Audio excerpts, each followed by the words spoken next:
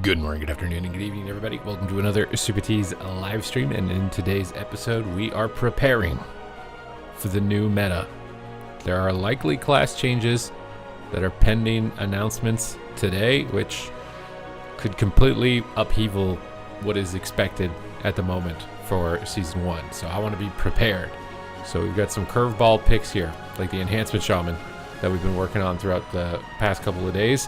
And it's honestly been pretty good as it stands right now. So if things flip, I think you shift pretty close to the top. But it just depends on what exactly flips. So this is more like, I'm buying a stock when it's low for the long-term return. We're not investing high and then selling low. We're buying low and then selling high. Okay. So what's up, Flappy Bird? What I recommend is you pick a class that you think is really cool and fun no matter what, and that's the class that you make.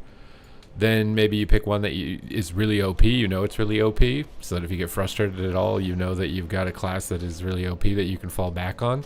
And then you invest in a class that sucks, or it's like towards the bottom of the meta, just in case it flips to the top. To me, that's the best.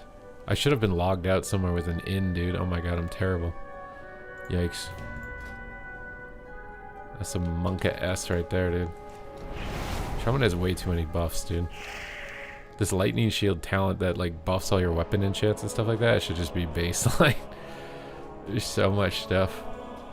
There's so much stuff you have to do, man.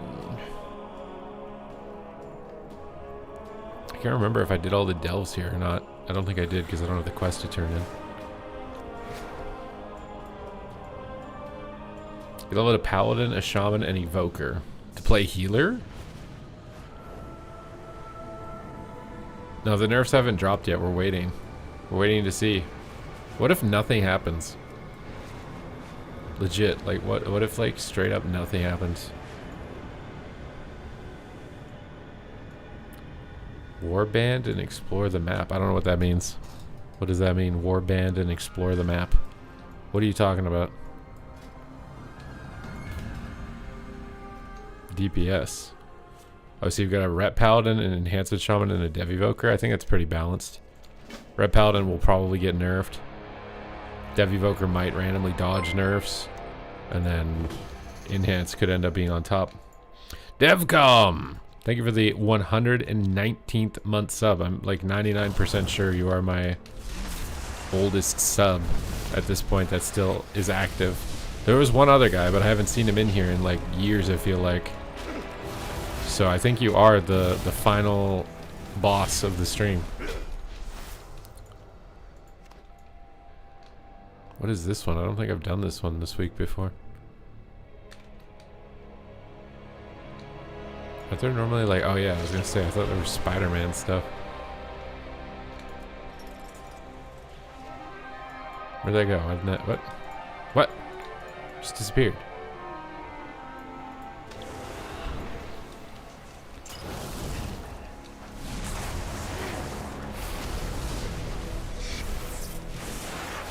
I hope they do release the patch notes today. I do as well. I think like a lot of people are waiting for that because the viability of your future depends on it.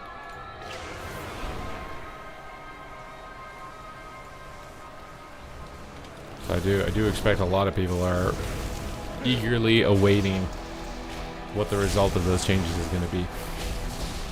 You think Sub-Rogue will get destroyed with the nerfs? I think I've made a tier list predicting the changes. I think Sub-Rogue probably receives at least a minor nerf just because of PvE that they'll likely keep in PvP as well.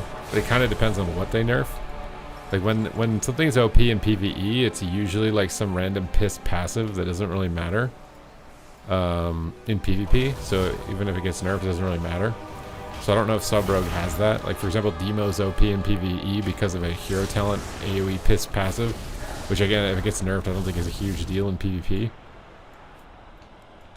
But if they nerf your like direct abilities, I think that can be a bigger deal. What's going on? Why can't I see the thing to click? Oh, because it's up there.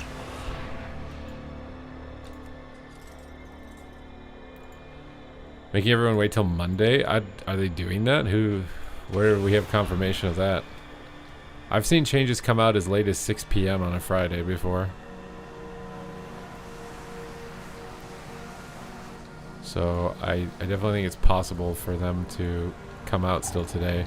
I think after 6 is probably not, it's not happening today.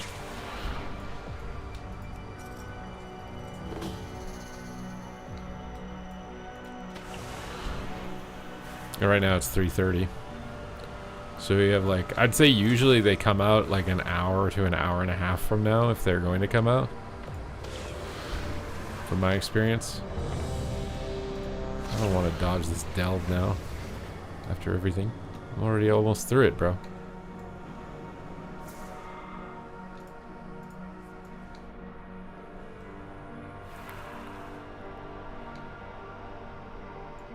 You're gonna level a Disc Priest and a Sub Rogue at the moment. Those are, I mean, Disc Priest maybe not as much, but those are both high risk. That's why I said like pick one class that you just really want to play, even if it sucks or if it's still really OP, whatever. Pick it because you really want to play it, and then pick one character that's giga OP, and then pick one character that's towards the bottom of like the average trend on tier lists.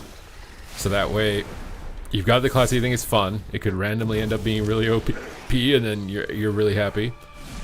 You got a spec that's really OP, so if the thing you wanted to play for fun ends up being miserable, you can just switch to the thing that's OP. And then if they nerf your fun class and they nerf your OP class, you pick the class that's on the weaker side, so it's still going to end up being like really good for you. That, to me, that's the best strat. That's what I would do. Well, that's what I am doing. Good afternoon, XPS. You have returned. Welcome. We had a Rinley list and XPS list day yesterday. It was the first day. Where am I going? I think I need to go over here.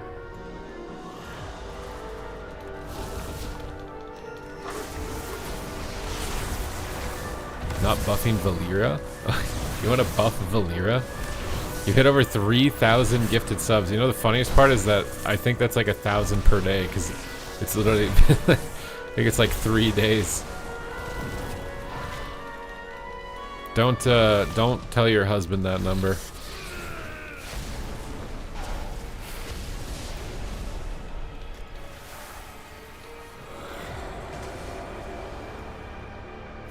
Where do I need to go?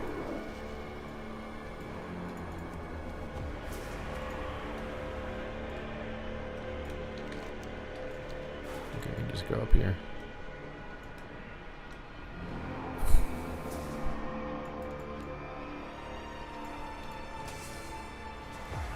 Only 6,000 to go yet. What? I mean, 3,000 is insane in itself. Oh, I have to kill more things.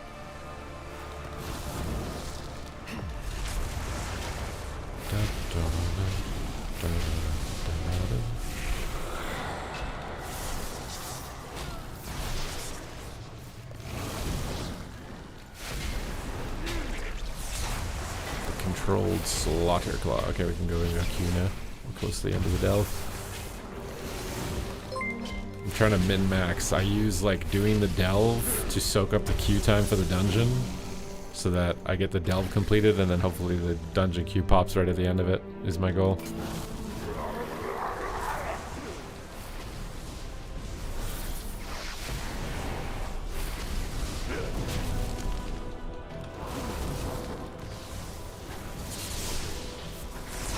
And Blood Honor, thank you for the 19 months. I think I don't remember if I said thank you. I'm so spaced out. I'm feeling zonked.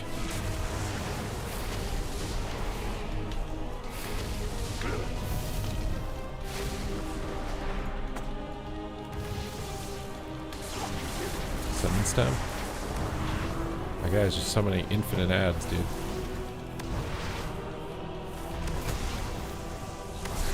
When you have Ascendance and you get a Tempest, it's just so OP. It's so OP.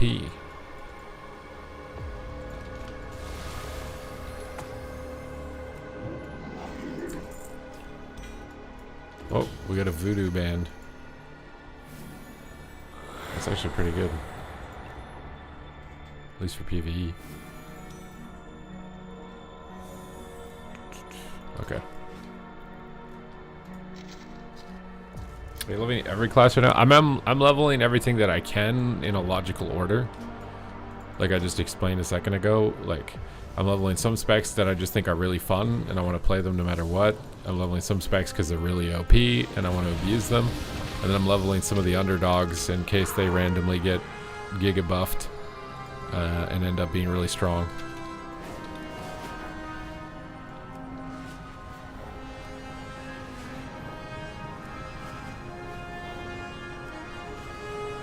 But yeah, it really depends on your time. Like, it takes a lot to be able to have that many characters, right? Like, I'm playing every day, and I still don't have, like, every class at max level.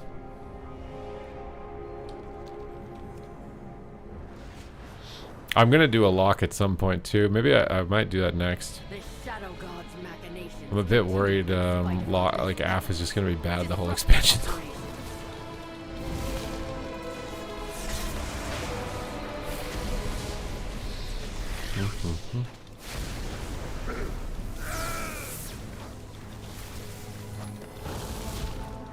Yeah, Destro is really good. Destro and Demo are the safe lock picks right now.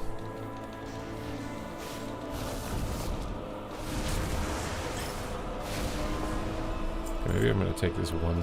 I like being able to read the chat though. The one button rotation like makes it really easy for me to just read the chat.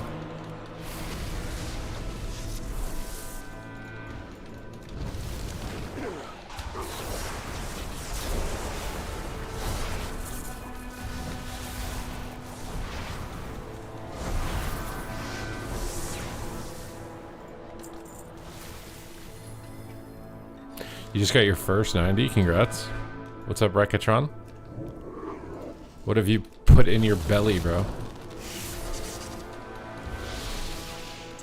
SBA is better than most players? It is, yeah. Single button rotation is probably better than 80% of the people who play World of Warcraft. Like, 80% of the people should use the one button rotation if they don't have intents on getting better.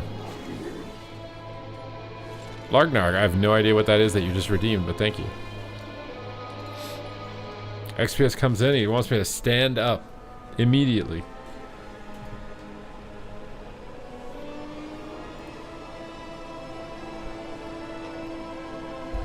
I have to readjust the entire layout of everything. Gigantify? Gigantify!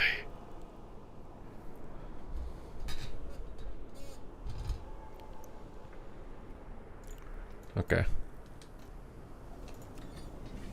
Bro, I swear this, it's like such a meme that you can just do the sit down thing immediately after, and I don't know how to fix that.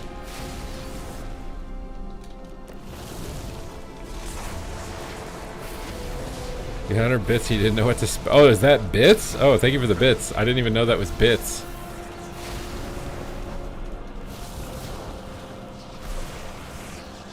I thought those were like channel point things.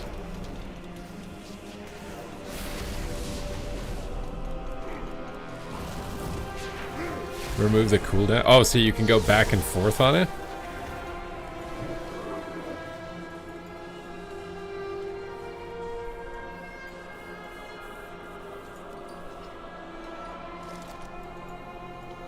I mean, if you want to spend the channel points on something else and just credit it for the standing up, I can also just do that in the short term. The in term. Trying to make me do squats, dude. I don't think squats are channel points. Squats are more expensive than channel points.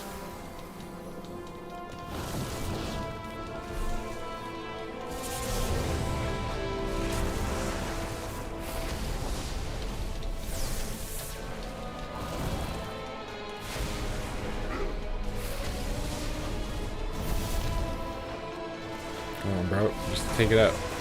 Alright. Ooh. I'm so bloated.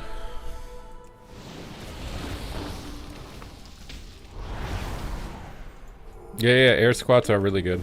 There's a study that says that doing air squats is better than like going for a 20-minute walk or something, as long as you're doing them regularly throughout the day.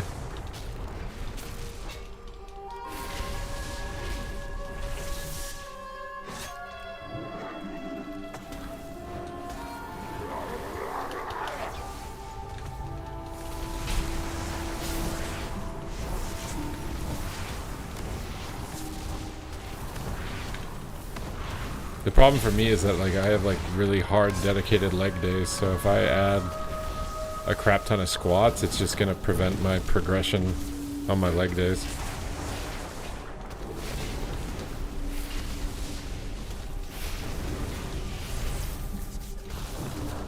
You finished there camping on your first guy, you're almost 89, but XP feels bad. You need to turn in the delves. You're supposed to use delves and professions to get from level 88 to 90. Otherwise, it's extremely monotonous.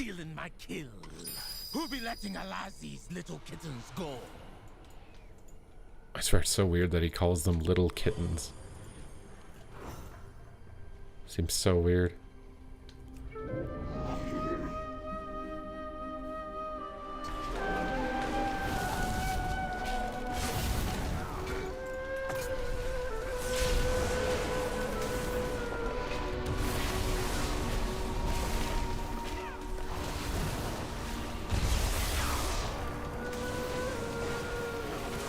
You didn't do any? Well, yeah, if you did the professions, you might even just get 90 right now. Like, you just need to Google how to do a first craft or whatever it is. Costs a little bit of gold, and then it's just free 90. No grinding. And the Delve turning quests give a crap ton of XP as well. Those are the best things to go after. A bunch of these random like buffs in some of these dungeons. I saw one actually in whatever the Blight Bloom one is. What are we pinging Warnie about? Oh, I aggroed something.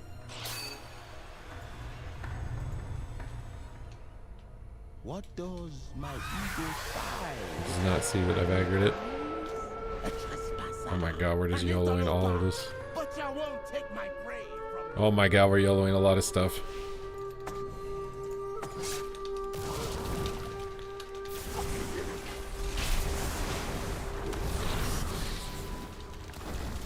Earth alien this.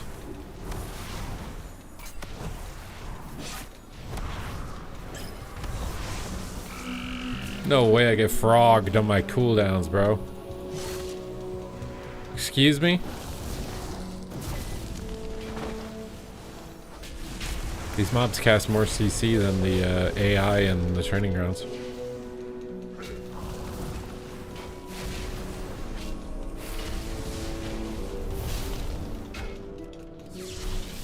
I saw someone getting mad about having to do the training grounds, and I'm just like, bro, training grounds is legit just a dungeon.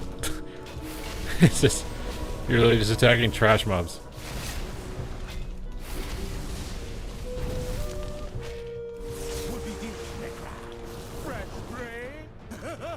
This guy's speed running like the MDI.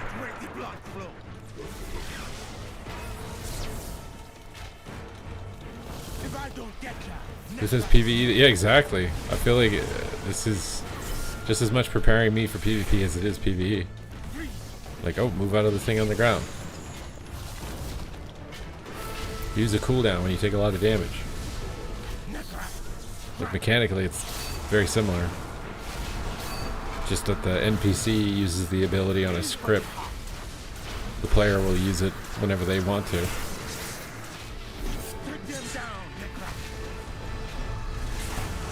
You're getting frogged when you pop your own CD. The Feral Lunge is really good on this boss because of the knockback.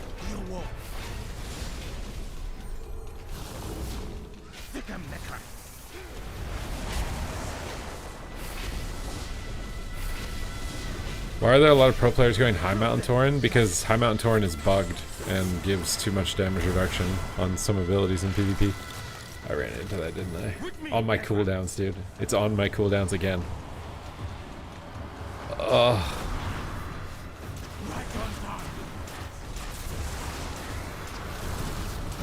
Ever since I've stood up, everything's going bad for me. Can I not hit the boss with this or something?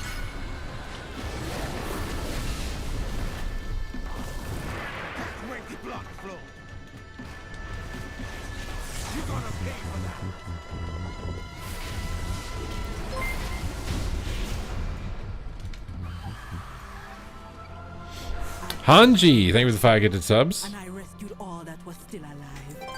Thank you. Bring them here. The kidnapping won't stop until we get to the root of the evil. Follow me. It's usually the opposite. Okay, bro. That not be natural. And the energy flowing into it. This is hex magic. Using the souls of the dead in powerful magic spells. You love the one button showcase? It's just the best way to be a streamer, bro. I swear. And honestly, the one button rotation is better than 80% of players. The one button rotation is going to be better than me trying to read the chat and actually play at the same time, so. Yeah, those shoulders for transmog do look really cool. That's one of the downsides of this new transmog system, is that it automatically mogs whatever you get, like a new item, into your previous mog, but it means you might miss like noticing what something looks like.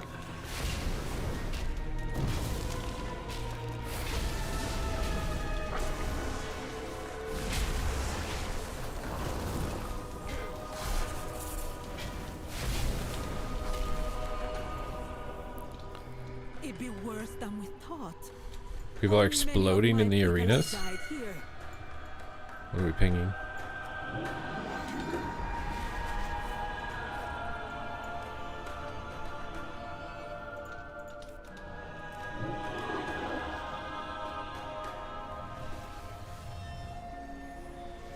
One button mythic plus your raid could get? You could get really far with one button, I swear. Like really far. Further, like, again, 80% of people would get further using the one button than trying to play the game themselves, I think. It just depends on their long-term skill development. Like, do they care about getting better? If they don't care about getting better, then it's just better to use the one button. We are doing the most omega large pull I've ever seen in this dungeon. I got rooted.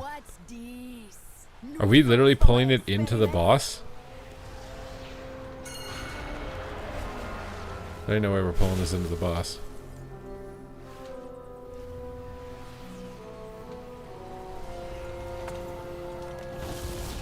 Am I gonna get frogged on my cooldowns again?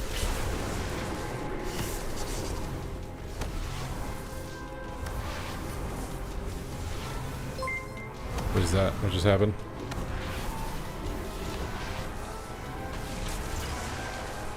Just done everything.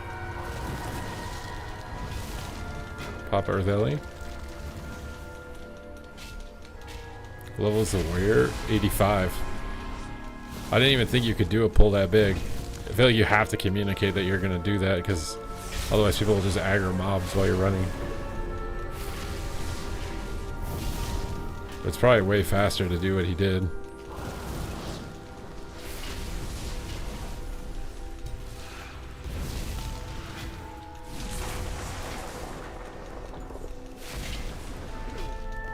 I thought Prot was not that insane. Or maybe it was Blood Decay? Blood Decay is not that insane?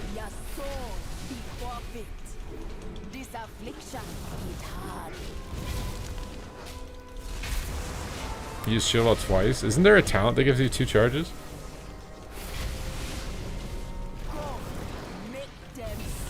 Oh my god, I'm just bouncing into tornadoes over and over.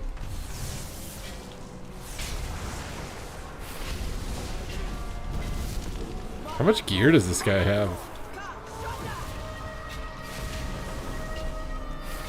Brew and Guardian? Yeah, Brew and Guardian are for sure the most OP. For sure. You have 2 60% walls.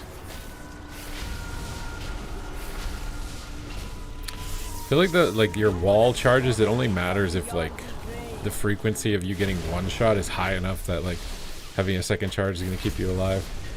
He says crash them. Well, he's like got a TBC warrior mog, bro. I'm just running into this guy's beam.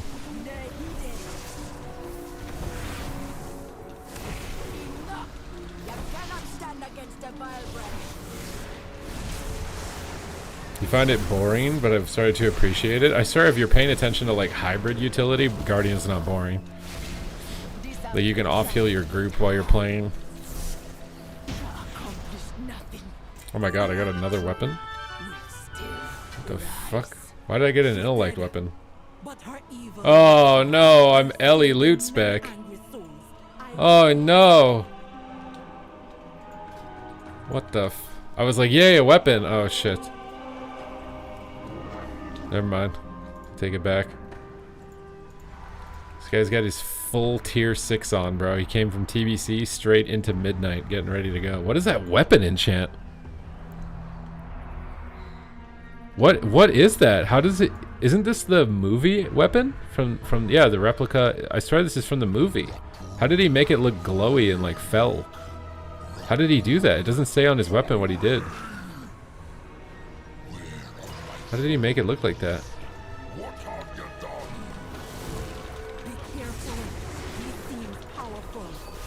I don't know what's going on.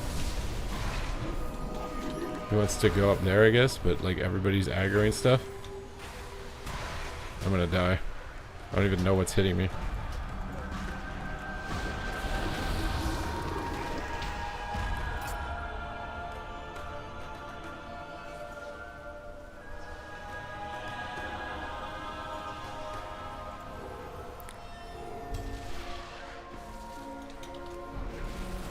I feel like they've changed the tuning on these mobs. Like it's harder than it was before.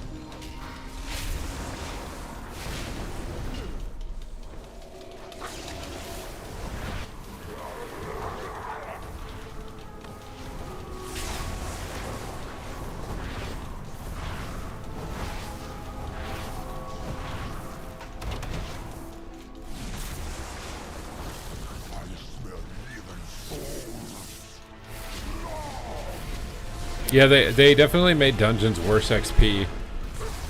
They really made like professions and delves give way more XP. Tuesday needs to hurry up. Did they announce the changes? Do we even know what's changing?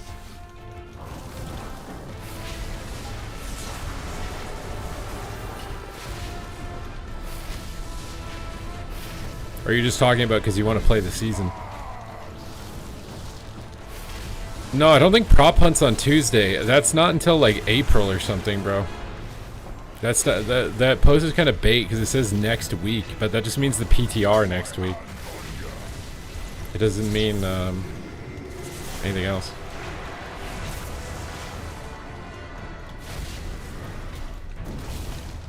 Yeah, I don't think there's been any balance changes yet. If they come, I would guess they're going to be at 5 p.m., which is like an hour and 15 minutes.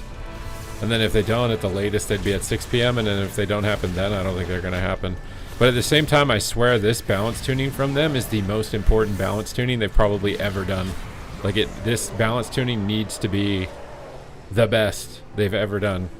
Because this is where people make or break staying in the game. If their class sucks balls and they feel like they can't get in groups, they will quit. If people think there's only one viable healer and then they have no competition, people will quit. And this is where they have the highest volume of players still remaining. So this is literally the most important tuning that they can do for like the entire expansion, honestly, if they care about like player retention for this patch.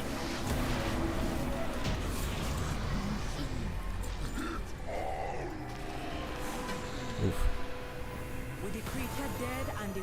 I guess I'll go into Sundering to try and get the haste buff. For now, we will always be looking over our shoulders at the Vile Branch. Come back with me. The chief behind. You predict a lot of people. I think no matter what, people are gonna quit. It's just how games are now. But if you want to have a shot of retaining people, this round of tuning will matter so much. Disrupt their operations.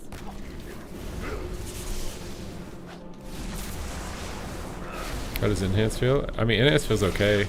Again, the only issue with enhance is the getting kited part. I think it's good other than that. Not having mortal strike, it makes it a little bit rough in some situations too. I kind of feel like they should experiment removing Mortal Strike and just reducing healing for all classes across the board, just to see what happens. Maybe the game is better. And there's more viable comps and just everything. Literally, maybe just everything is better if they remove Mortal Strike off classes and just have a baseline healing reduction in PvP. You're waiting for the tier list after the patch? We have to see. Maybe they don't do any PvP tuning.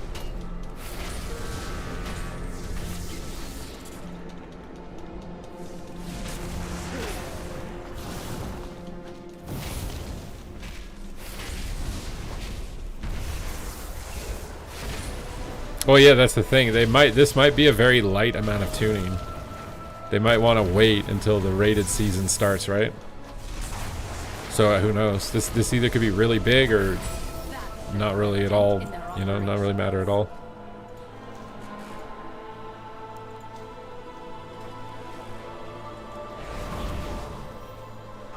The big lore reveal? What lore?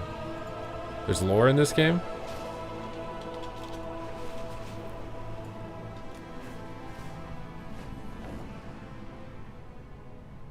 It depends what their approach is. I think like things that are really egregious and obvious, they'll probably be more heavy-handed. But then like what would make the most logical sense to me is the things that are most egregious, you'd be a little bit heavy-handed with. And then things that you're not so certain, you'd be kind of light, like a 5% buff or whatever, you know? Or a 5% nerf.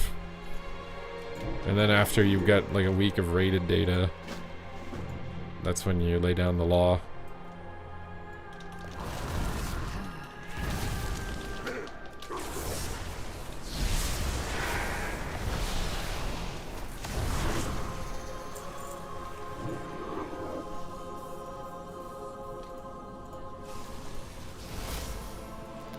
What does this do? Where am I supposed to go?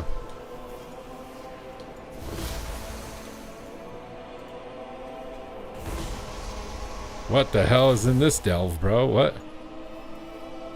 I never did this one.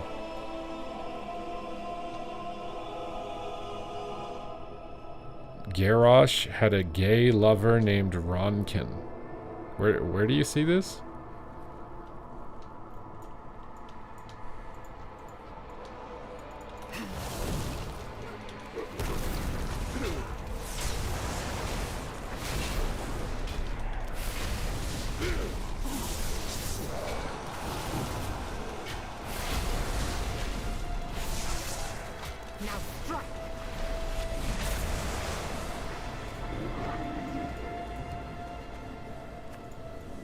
For Silver Moon Chain Quest. Did you see like a YouTube video of it or something?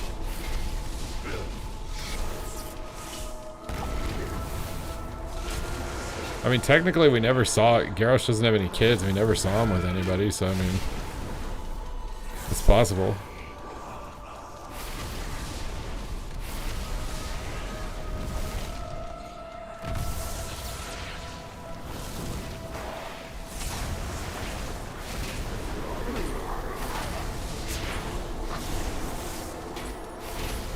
You want to play a warrior, but my heart says yes, my body's saying no?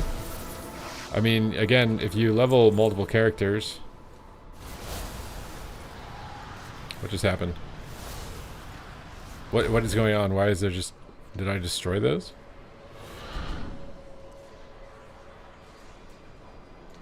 I guess I destroyed that.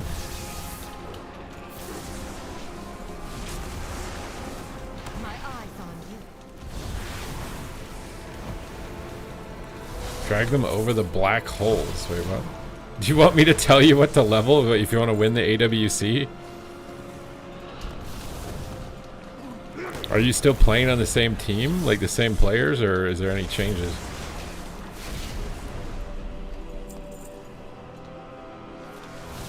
Like if your team is still playing RMP, I don't know why that wouldn't still be like the best option to have. And then probably some Hunter comp. Like Hunter DK and RMP is probably more than enough. If nothing changed.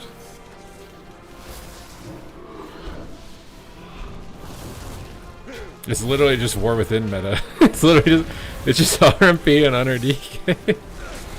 Or maybe there's some ret paladin stuff too. It might not only be that. Oh god.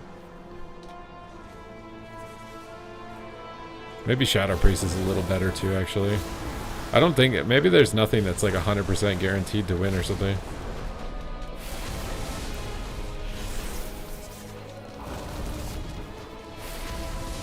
Yeah, that's what I don't... I feel like, honestly, like right now, if there was a tournament, I wouldn't know 100% what would win. I would... If I was betting money, I'd bet money on Echo RMP, but... Like, if somebody had a really good Demo, like Shadow Priest comp, maybe, or Demo Ret even, maybe that beats RMP. But who has a good Demo Ret team?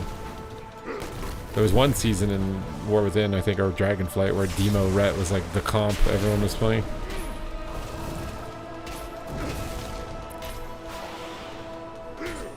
But, I mean, yeah, Demo is pretty broken right now. Do you not have a lock leveled? Ugh. If your team had RMP, DK Hunter, like Demo DK maybe even, I think you'd be pretty well-rounded.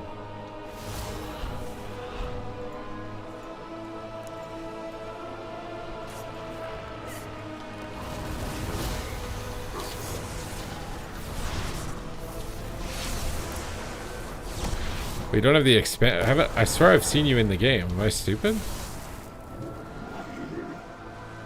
It takes a long time to level your first character. It's probably like at least 10 hours. And then gearing it is like another 4. Unless you do some BGs while you're leveling. And then it's still the same total time though. Do I know? I don't know with 100% certainty if the patch notes are today. I don't know 100%. They usually do, and they usually happen an hour from now. But if there's other things they have more considerations, or maybe they would working on something else. I don't know. Like maybe it doesn't happen. It's possible.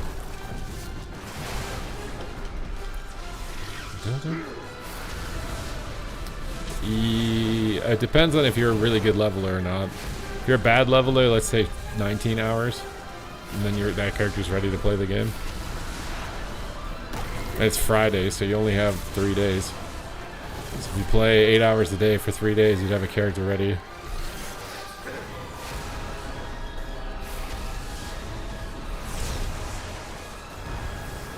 Can I copy your heals UI? What do you mean my heals UI? What does that mean? I can give you my UI code. I don't know what heal UI means though.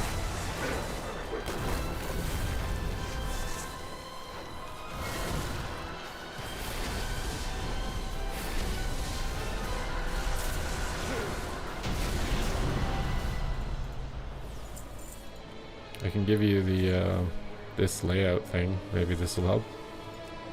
Maybe this will help.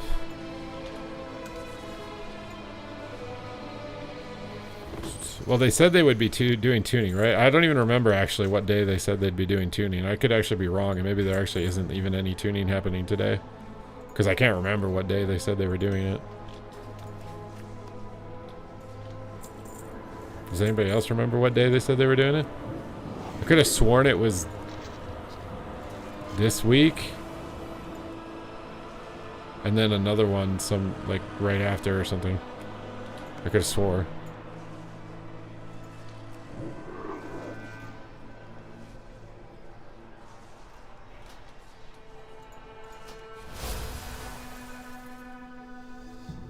Like as long as they go based on their announcement, unless something happened and they can't announce it, maybe. Then I'm expecting it to be today. Perfect timing, dude. See, you do delves and dungeons at the same time. You just get the Q pop exactly when you get out of the delve. They made a blue post saying PvE looks balanced. Yeah, but PvE is not balanced. Latraxian, Give up this foolishness. It might balance down the downtime on Tuesday and not release the notes. There's no way they're just gonna make a bunch of changes without announcing it. That would be unprecedented. There seem to be a few pieces missing. We have to find them if we're going to stop Lefraxian.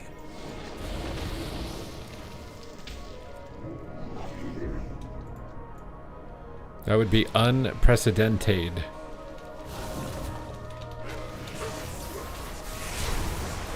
But Sam, you can just do another slot stream. You get a max win, 100k. You don't even have to level a character.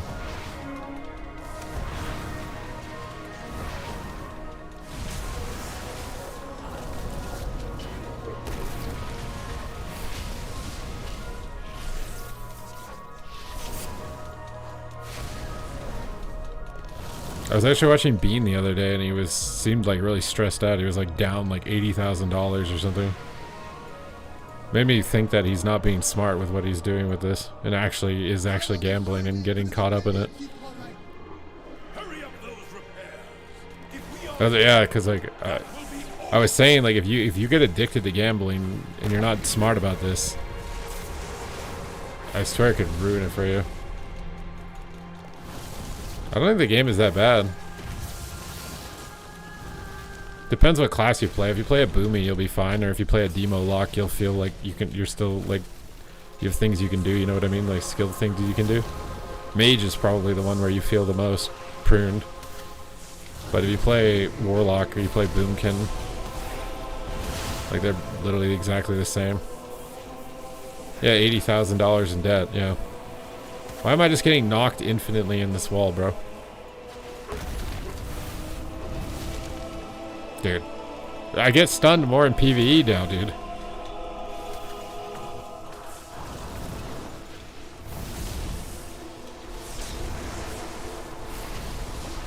I don't even understand what's on my screen. There's so much just arcane lightning.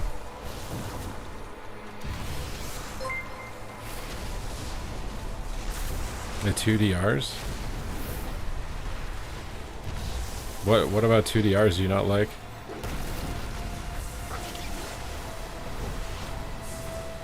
Oh god. Why are we taking so much damage? I'm not going near the pole, dude.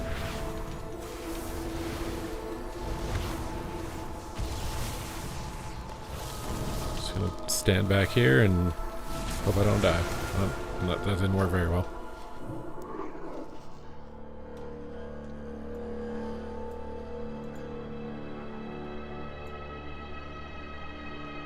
You think they'll nerf XP? I have no idea.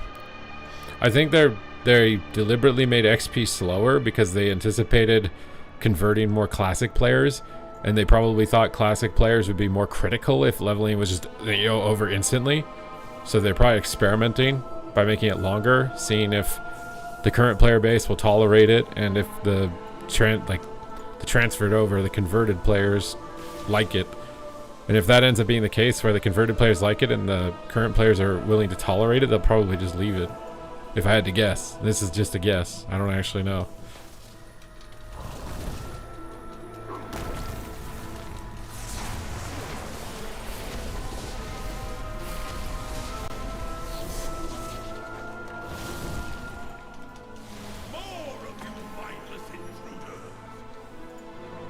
War Stomp is useless with 2 DRs.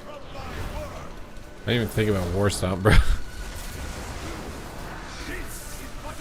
I don't think it's that useless. It depends on what class you are. Like, as a druid, I wouldn't think War Stomp is useless because you can still War Stomp Cyclone.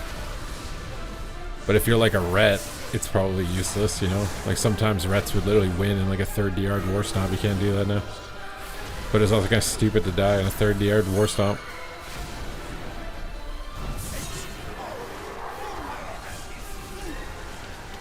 Am I supposed to go in this thing?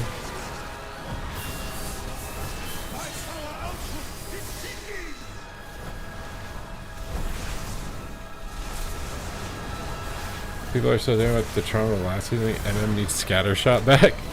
Yeah, Marksman feels pretty pruned again. Like, it depends on what class you play. If you play Warlock or Druid, like, I feel like you feel the same or maybe better But Hunter and Mage is like really pruned. Don't forget to send the conduits.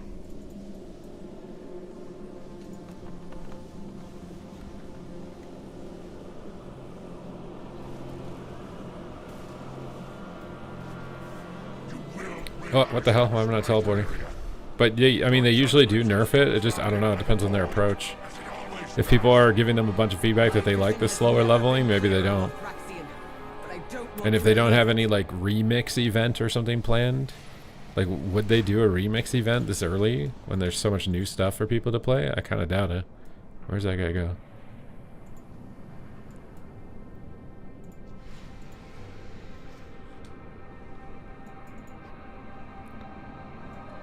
Do the beams lost you? I don't think so. I think they just do damage, or maybe you can't run through them.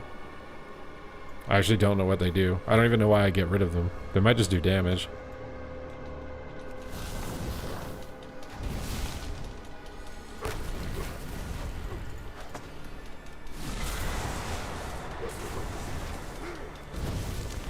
It's crazy how good Cap Totem is in dungeons.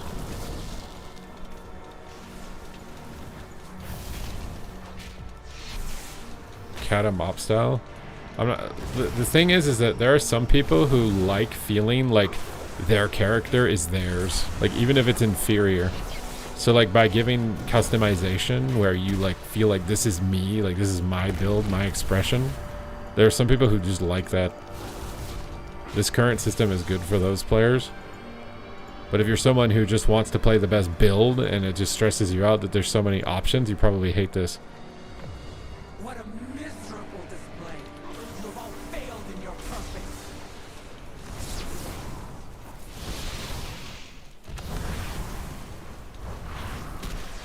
But fundamentally, like, there is a best build. It's just whether or not you can actually comprehend to figure it out.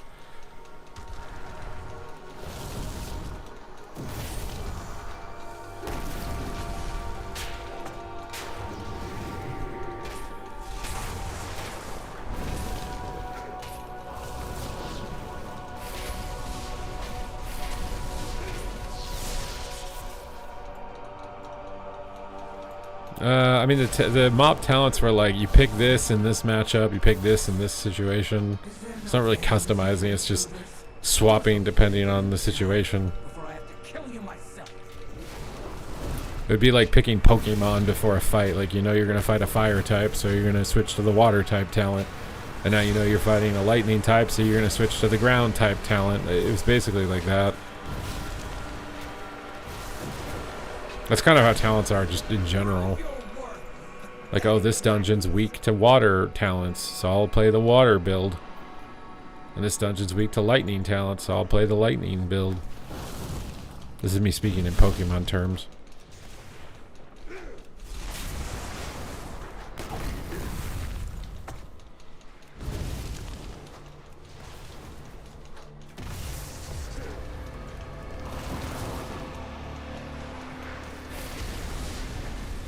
For me, I just get overloaded by the amount of talents there are. I just usually just end up copying a build. And then I might tweak it a little bit if I'm struggling with it, but if things are going smoothly, I just don't even bother looking at them most of the time.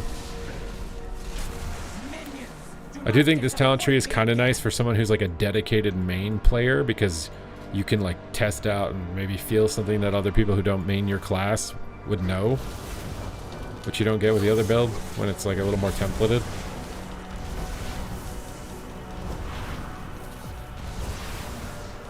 Well, I mean, you losing Displacer Beast doesn't necessarily mean it would come back with a mop tree. They pruned those abilities because they didn't want the class to have them. I don't think it had much to do with just that it was a mop talent.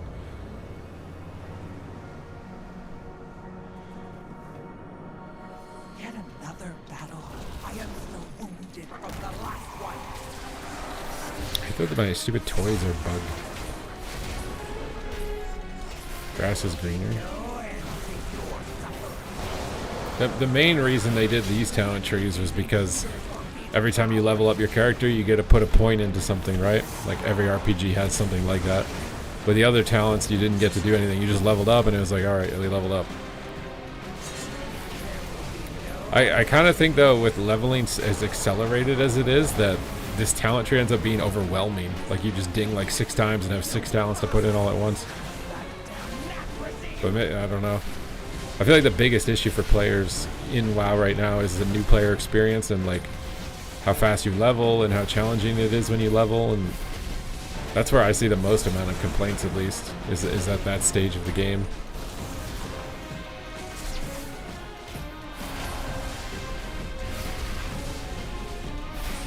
You expecting enhance to be the meta? I mean, I'm leveling it just in case, bro. This is my just in case character.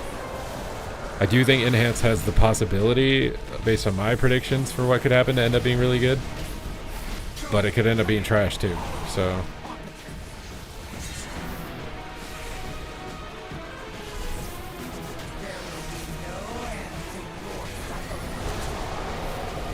The people in dungeons today are a lot better. You got the last conduit. Make sure to send them over. Wait, you get a talent of an ability that you don't even have? Yeah, it's just... It's not, like... It's not designed with much intricacy. Intricacy? It's not very intricate in the leveling process. The talent tree basically is designed to assume that you're already max level. So, like you say, where you filling in talents, and then you can get to a talent for an ability that you don't even have, right? Like, that's an oversight. And it's probably not seen as a big deal because, like, well, you spend all of 5 minutes at that level anyways, right? And then you get the ability. So maybe, it doesn't really matter. But I think there is maybe some validity to the congruence of your leveling experience.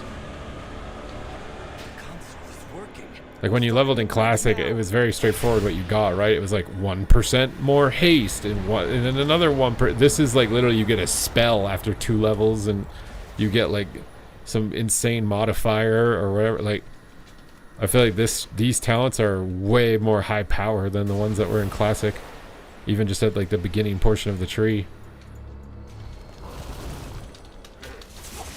I think Shaman's fun, yeah. What's up, Undead? We're doing good. How are you? I would assume we're gonna get a tuning preview. It's just not out yet. Oh shit.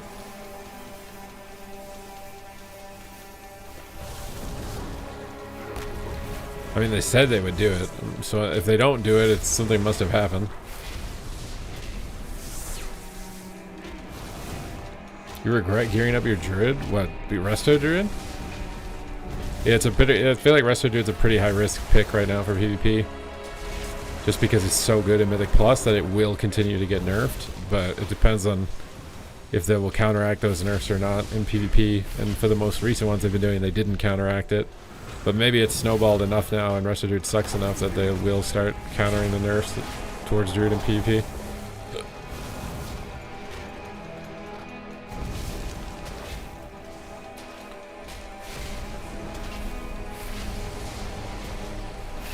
It's always middle good or worse resto druid. I'm gonna be honest though, like resto druid meta, especially for tournaments, is dog shit.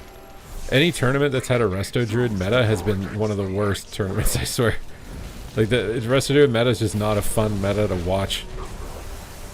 It's mostly just because resto druid, for the most part, the gameplay is sit 80 yards away and win on mana, and that's just not interesting to watch.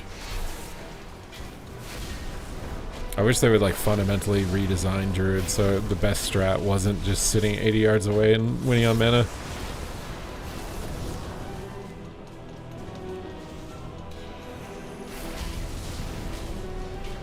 Hoping I can still ask a question. I mean, you don't have to be giving me money to ask a question, I guess. You can remove what, trank shot against a paladin? You want to remove blessing of freedom? You want to remove Blessing of Protection. You cannot remove Blessing of Spell Warding. But you can remove Blessing of Protection, and you can remove Freedom. And if they're playing Herald of the Sun, occasionally removing Eternal Flame is not a bad idea either. It's this one.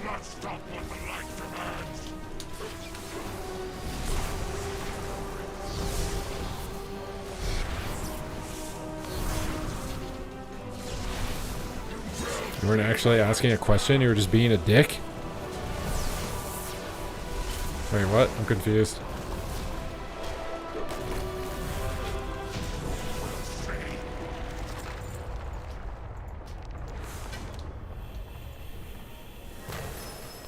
Farewell, old friend. Arsham meta soon? That would be high risk. I would be high risk. Ugh, because Resto Shaman just lost so much. I don't know if they can do enough to compensate for everything that it's lost. Like, they basically removed all of its healing cooldowns. It has to hard cast more than any other healer. It does 0 damage. It would require so much personal attention. I don't know if they'll allocate that level of attention.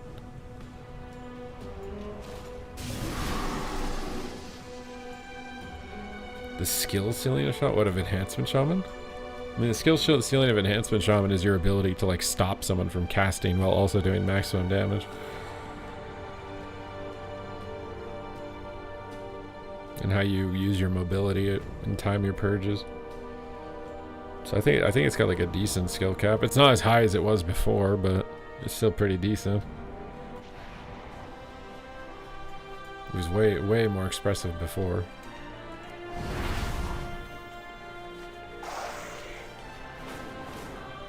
What's this quest I have over here? How do I have a spark already? I'm not even max level.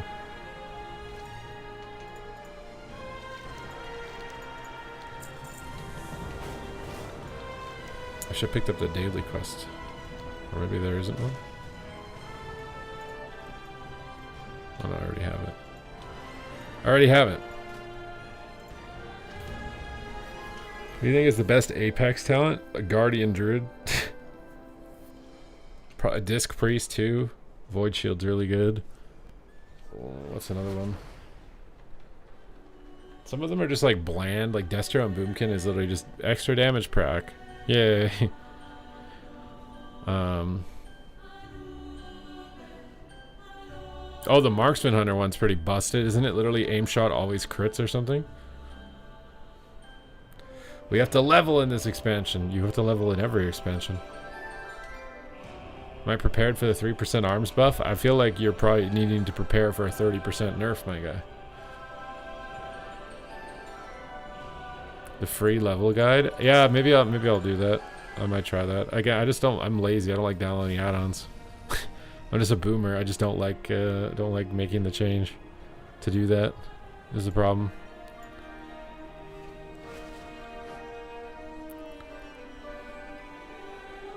I mean, I think Shaman's pretty good.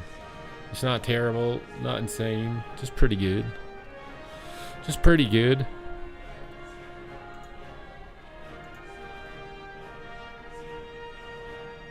Arms needs 3 nerfs in a row. Yes, exactly. That's what I'm trying to say. I'm glad that we're on the same page with Arms Warrior and understanding that it needs to be nerfed again and again and again. And again, 300 lashes for Arms Warriors. They need to learn their lesson.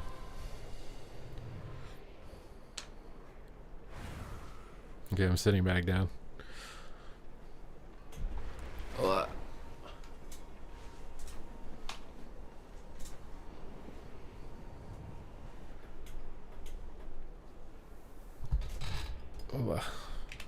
Is that the right camera angle? Do we have the right camera angle?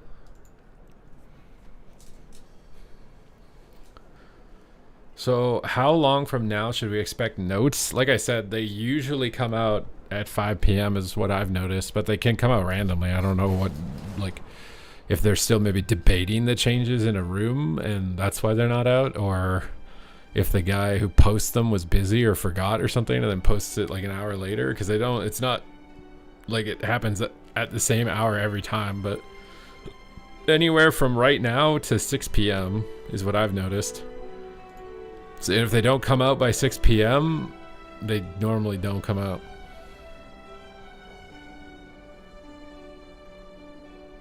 But then sometimes I've seen them make emergency stuff and that sometimes randomly shows up on a Saturday, so like I have no idea. Oh, they used to come out literally on like Wednesdays and then it moved to Thursdays, so I don't know if they like changed their schedule or I have no idea. Like some of it is like really random for trying to figure out like what the schedule is for changes like that. How long until AI does the tuning? I mean, you could like theoretically upload all of the game data into AI. You could, right? And it would just analyze everything and tell you like, well, this class is this high because this ability is contributing to this percent of their damage. So if you take it down by this amount, it will put it in line with the other classes. I would think that AI would be able to do it. I don't know if it would right now. That it would require a little bit of nuance probably on a prompt to make it actually able to do it and be correct.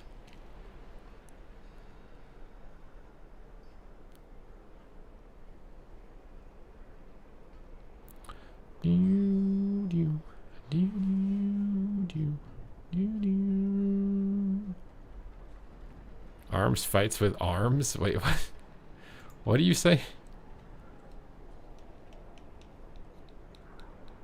AI will never do their work. However, I feel their maps are, well, I mean, never say never also. Is it like, I think it's pretty bold to say that you never will. Because like, I mean, theoretically, some random person could maybe use AI to create a World of Warcraft clone. And then if the AI developed clone is just a better game, it could theoretically steal your audience. That's the thing that they're debating right now in software. Because like Adobe stock just tanked a lot because people think that AI will literally just be able to make Adobe for you. So why would you pay for Adobe, right? Like you can pay for AI and AI can make you any software app. And that's what tanked a bunch of stocks recently. So I don't think you can concretely be safe saying anything right now as far as AI's implementation or not.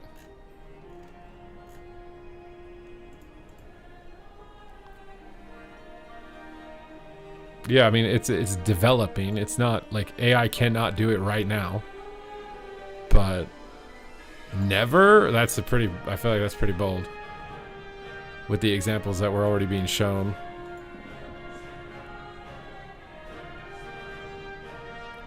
So I wouldn't, I don't know. Everything's so random, man.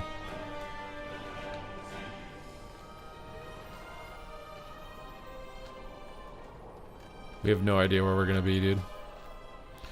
We could be in the dirt if people start pew-pewing around the world.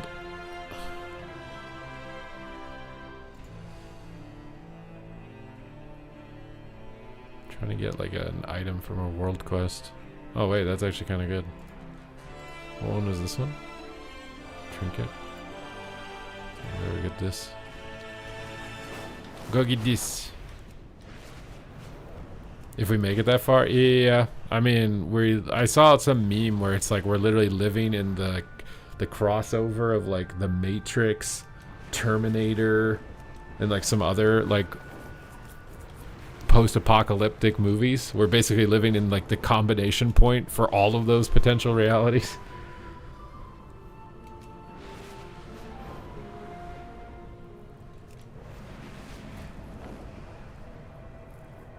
Because like right now, I think AI works pretty good as like a customer support bot. I think it probably will work pretty good for like financing and lawyers, which is just memorizing information and then cross-referencing it to your situation. Like that type of stuff, AI could replace that stuff really fast, I think.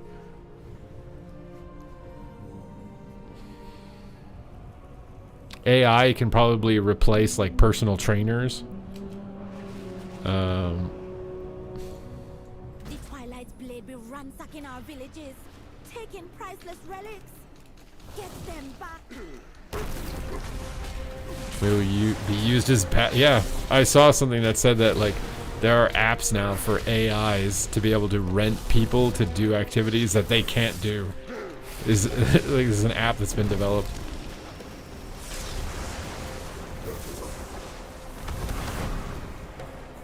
Oh, am I supposed to loot this?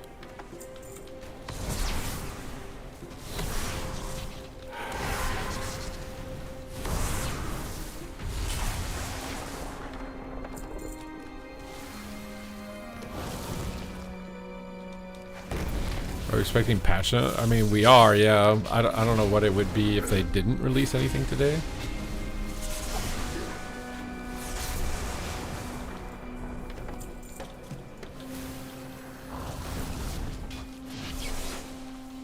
I mean, all it would take is one person to show that they lost a bunch of weight or whatever using AI as a personal trainer, and then everybody would do it.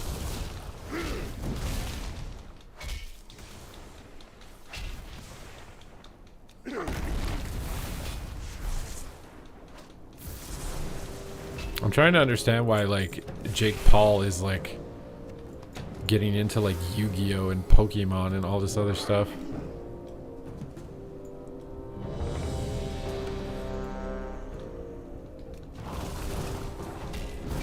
Yeah, but Ozempic, you have to put a needle in your butt, bro, and pay for it. I can't believe people are willing to do that. They would rather do that than just not put food in their mouth. Like, what?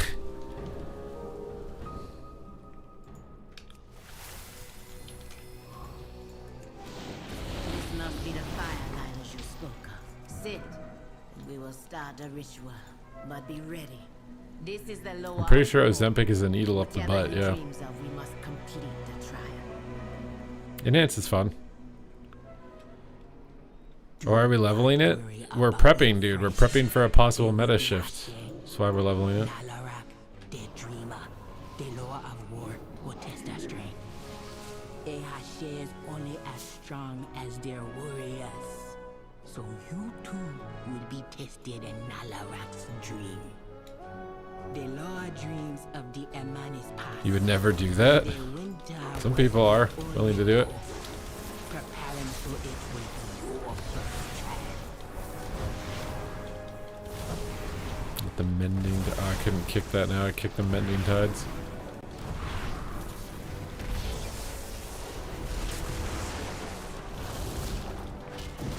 It'd be kind of nice if mobs that cast like CC moved away from the group and then started casting or something, maybe? I don't know if that's possible to code that. It's just like so annoying if you have like a giant pole to be able to actually even target them. Because like some of them, I like that bird, it starts glowing and it gets bigger. I think that's good, but when there's just a lot of health bars on top of each other, even that is not enough.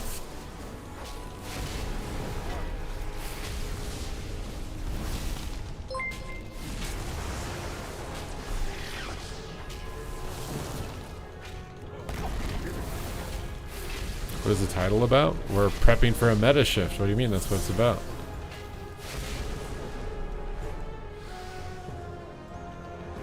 What do you not understand? We're preparing for a meta shift. We could have a big meta shift on our hands, man. You want to just risk it? Not be prepared? I actually like that the bird's HP bar goes like, you see how it goes up above? Oh my god, why is it casting it again? In a way, this thing cast it like 20 trillion times, bro.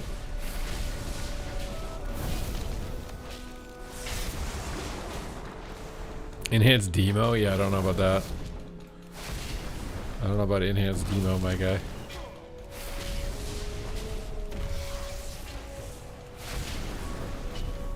I'm getting preparation H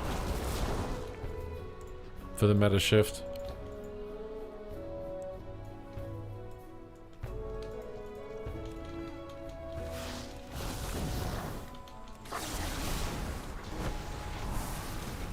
The mic auto adjusting? It shouldn't be. I mean, I might be leaning back from it occasionally or leaning too far in, or maybe I'm yelling.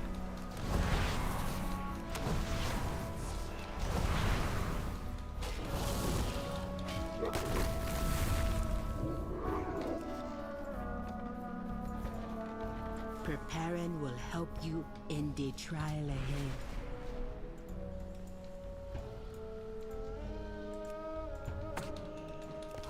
Target the screechers, dude. Screech! Oh my god. Oh my god, I can't stop everything.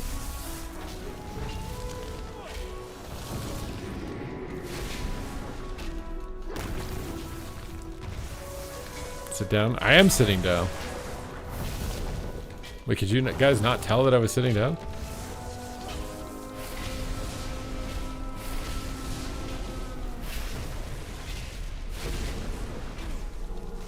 If you knew who was going to be meta with class women's.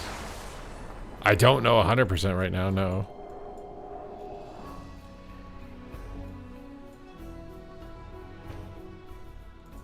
I can make assumptions, you know, about like what their priorities are, maybe how busy they might be based on, you know, release cadence, and try and guess and estimate what's going to be the meta. Not guaranteed to be on 100%. Dude, why is everybody just making me sit up and down, bro? Where's Hanji with the 5 gifted subs and he just doesn't even say anything? He just comes in and he's like, here's money. I like Hanji right now. All you other guys are just like, make him stand up. Make the monkey dance. Make him dance. Make him sit down. Make him dance. Where did Hanji go?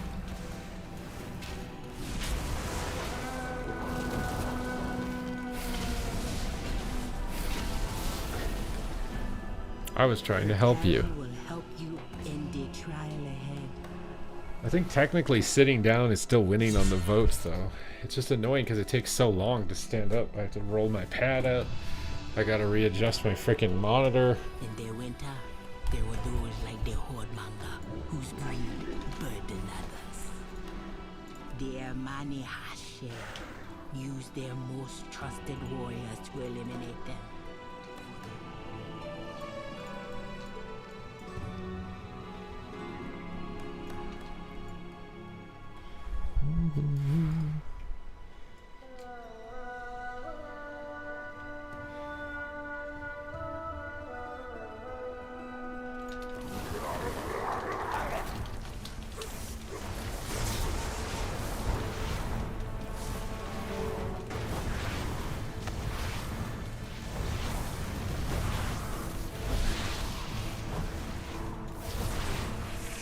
How do you know the meta is changing?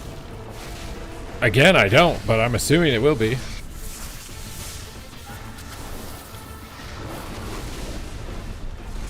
You know the nice part about one button rotation too is I can scratch my butt and play the game at the same time.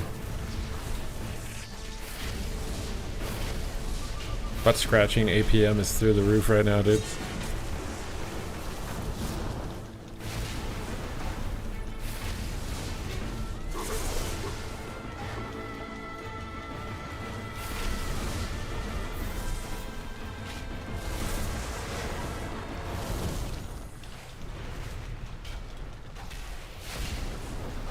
It's a crucial stat. It's a very important one.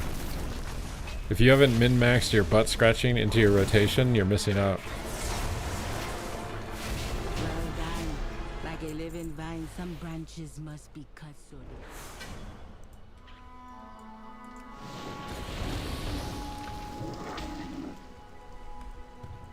I'm preparing for all possible outcomes. Alright?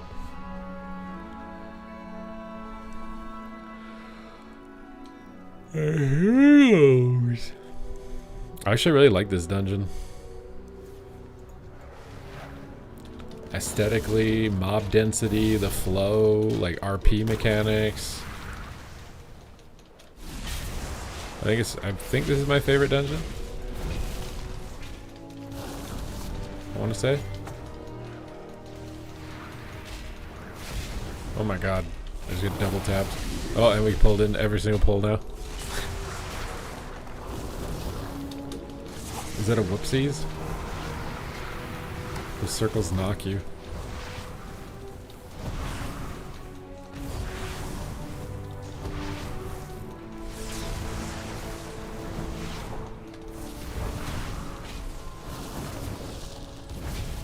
You're optimistic about it?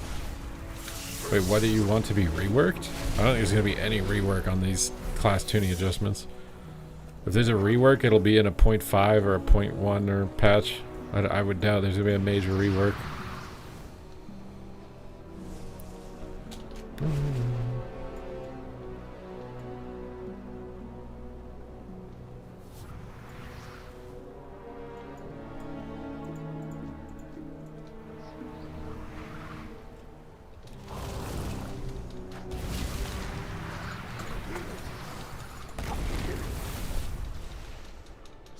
listen in Deloa's minor.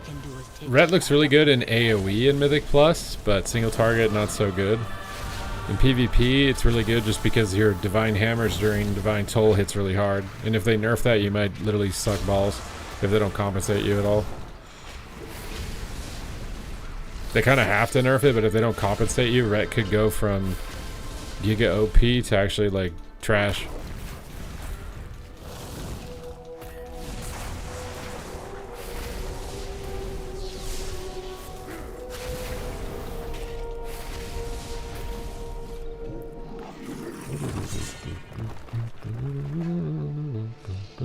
How many 90s? I think 3 3/4. I almost have 5 basically, but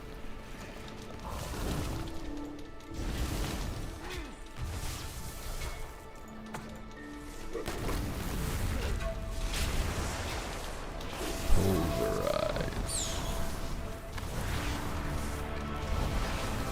You hate that they're arranged? Yeah, Red Paladins went from perma, can't move or hit anything to instant cast, fully ranged, 20 billion cooldowns.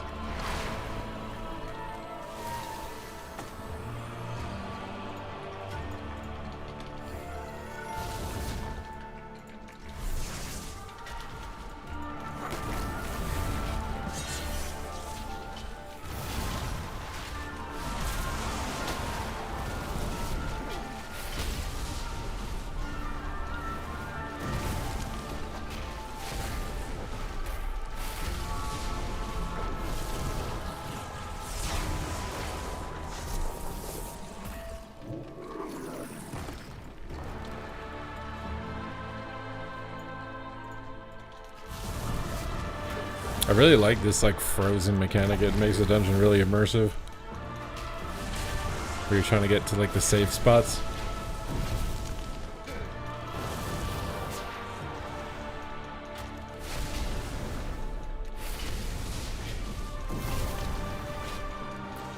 I always remember like the original Zalaman raid and thinking it was so cool when you tried to like do the gauntlet at the beginning. You had to pull all the mobs consistently, and if you wiped, you had to do the gauntlet all over from the beginning. I thought that was really fun.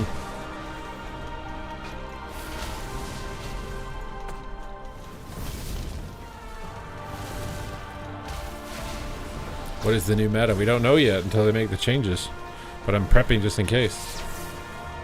Prepping. Always prepping, bro. I'm doomsday prepping for meta changes as well as the world ending. That's why I need Twitch Primes. Can you guys give me some Twitch Primes for my doomsday prep? I gotta buy like canned beans and shit. Can you guys help me out? Ideally, I'd get enough Twitch Primes that I could build my own bunker. Would you guys want to like live in a bunker for the rest of your life, or just die to the nuclear blast wave? If you had to choose, hypothetically.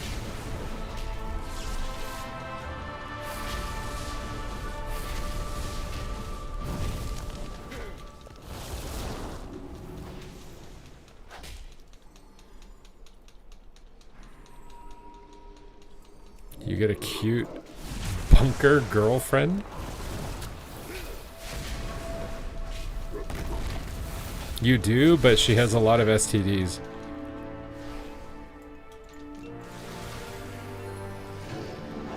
The winter do not care who you are.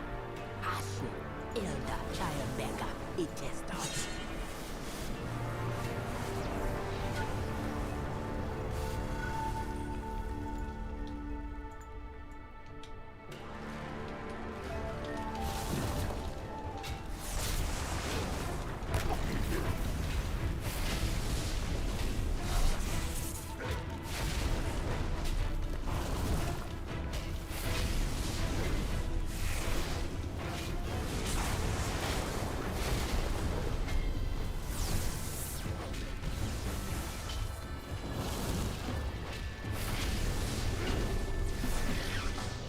You're going next.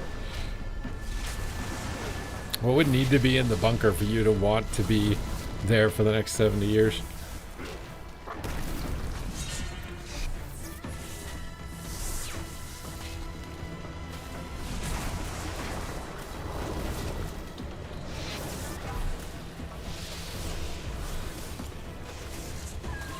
I'm not just pressing a summons, dude.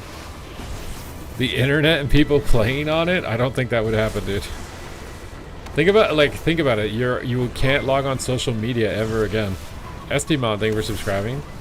I think most people would rather get hit by the blast wave. They literally wouldn't be able to survive life without the internet, without constantly being distracted. You imagine you just have to be bored. There'd be nothing. Impressive. You have proved your strength and endurance. I swear so many people would just rather check out. Come back to the fire. What's up, dropped as a child? Hello, hello. Did I take this right? I did. Well, I appreciate the support so I can keep making the contents. I'm hoping big contents today with tuning knob adjustments, but we'll see, I guess. We will see, I guess.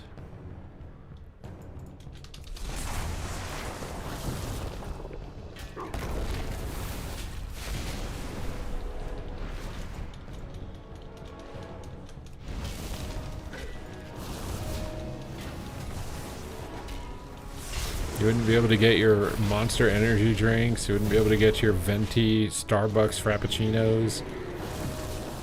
You'd be eating beans and being bored.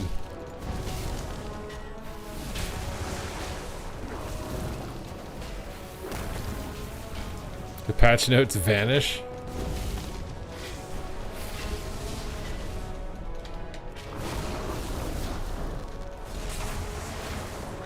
Where are the notes? You act like I'm the one that makes them.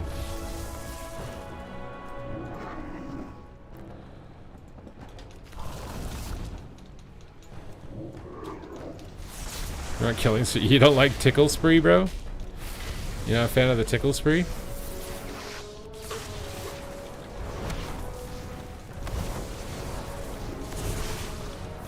I already made a prediction video, dude. I literally already did that. I did that the day before I thought the notes would come out, so we could like run it side by side to see what happens.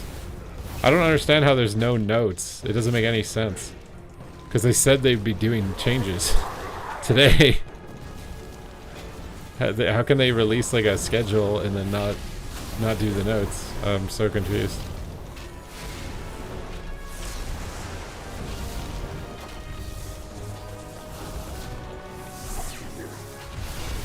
They just think everything's perfectly balanced. Yeah, but even that should require them to fire like up the party train. They should make a post saying we're actually happy with the balance, like something. They said something would happen today. So if they legitimately think it's balanced, then they should say they think it's balanced. If they say nothing, I swear it's really weird.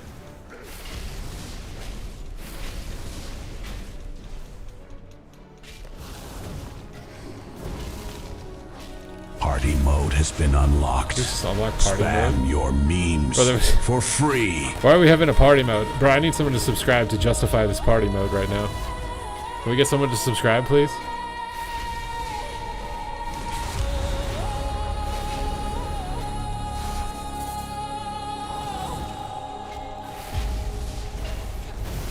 They're watching. I swear it looks really bad if they don't say anything. Like even just we want more time. You know what I mean? Like even just a we want more time post would be good. J-Mon, thank you for the gifted sub. I swear saying nothing looks so bad. It's fine if they think they need more time. But they should say we need more time. But is it just because it costs too much money to pay someone to post that? They don't want to do it? Like, I don't want to get it. Count2, thank you for subscribing. You want to play a new caster for fun? Stormwind duels? Subscribed. The best dueling casters? Shadow Priest is a really good one. I think Warlock is too.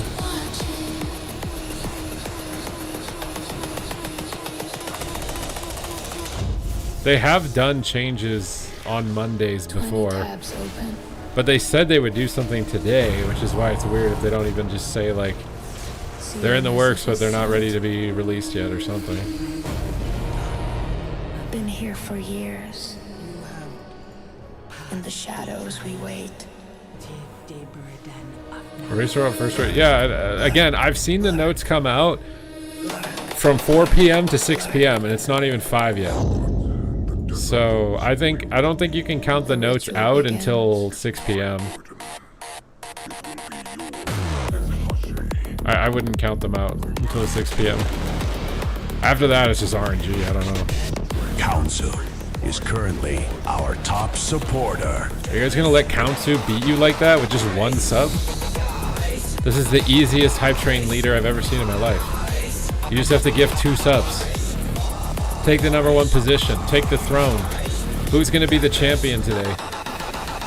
Time remaining 2 minutes. Who wants to be a champion? Give 2 subs to become the hype train champion.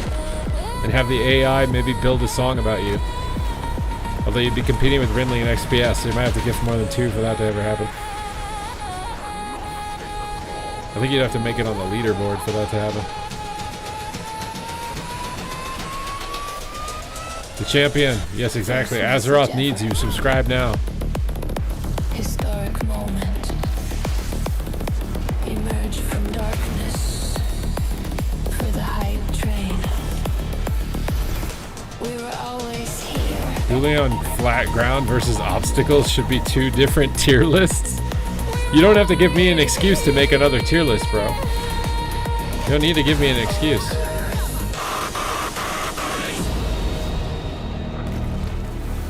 Back to shadows. Time remaining 1 minute. 1 minute.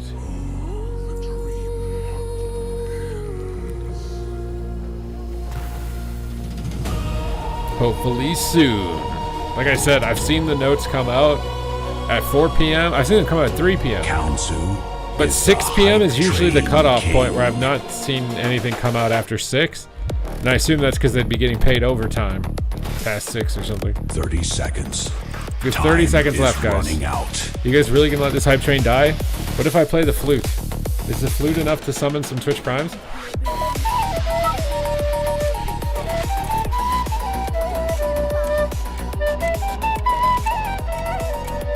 There is only 12 seconds left.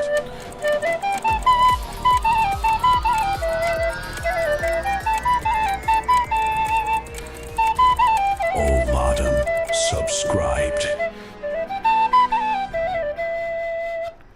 It wasn't enough? It wasn't enough? The hype train has reached You guys its don't care? destination. You guys don't care about the flute anymore? You guys just hate me now? No love?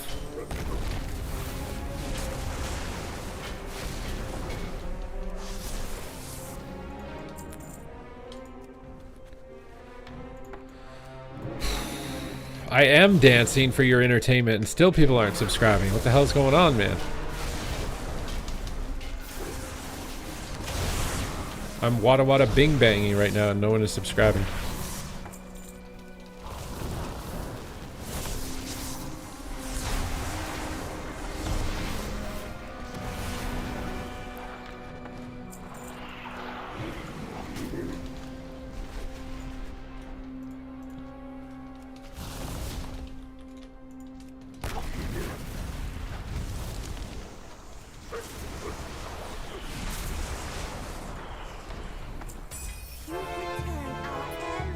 Got a weapon.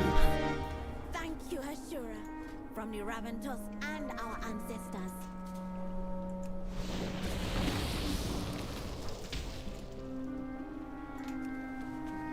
How many tunes at 90? 4.5, I think.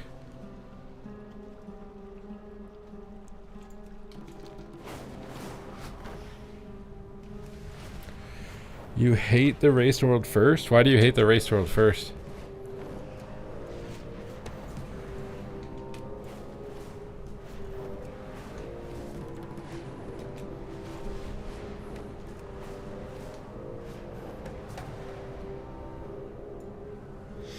I think the patch notes will happen. If they don't, then they should make a post saying why.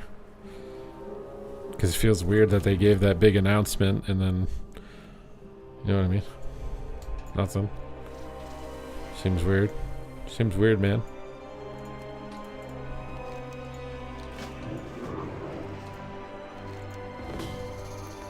The Twilight Crypts.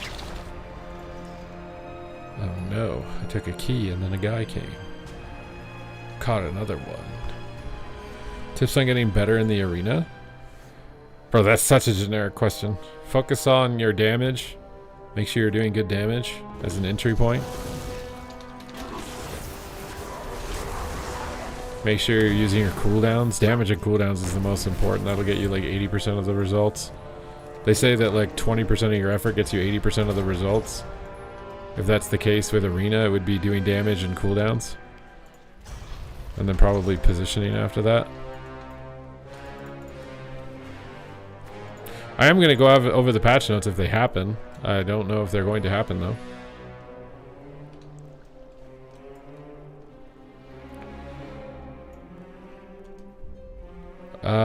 Yeah, it doesn't matter if your friend does the delve with you. It'll be the same XP. You're not getting XP from the monsters in the delve. You're trying to get XP from the quest after completing it. So if the friend makes you do it faster, it's actually better to do it with a friend. You boosted it? Oh, I just read that.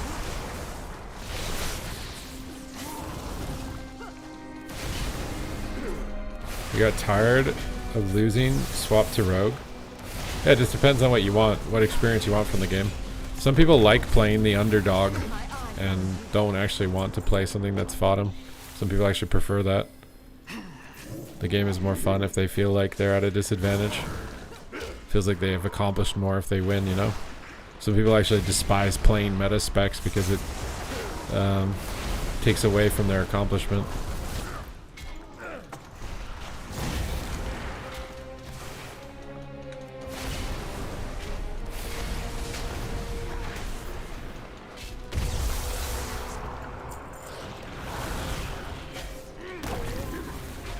That's literally me! In before everyone says literally me.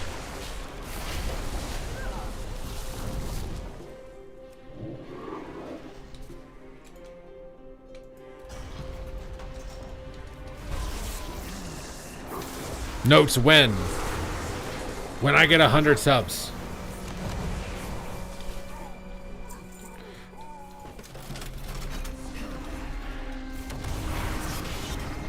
I'm holding them hostage right now. In game. I'm holding the notes hostage. If you want the notes, you're gonna have to sub.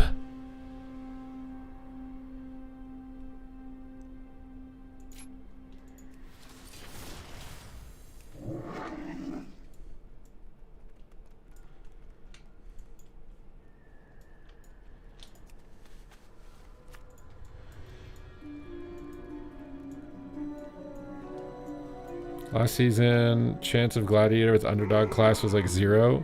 Yeah, Gladiator is going to be pretty low. But like if you want to do Shuffle or Blitz, you can definitely play whatever you want.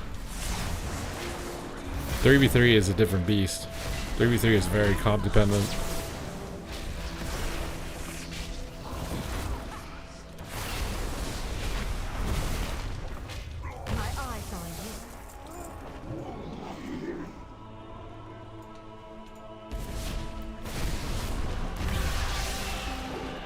I mean, it's possible Mistweaver doesn't get nerfed, who knows? I would be concerned if it doesn't, but...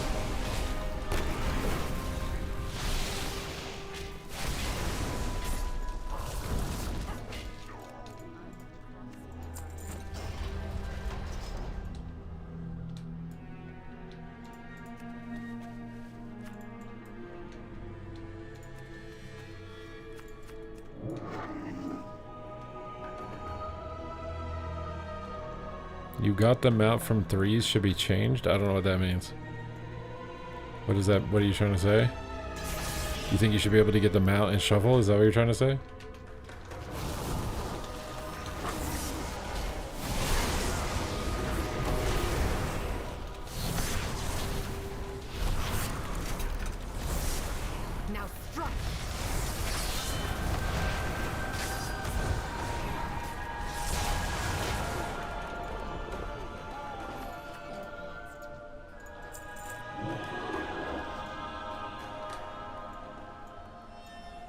What the hell? Did I not pull all the levers? Oh, what the frick?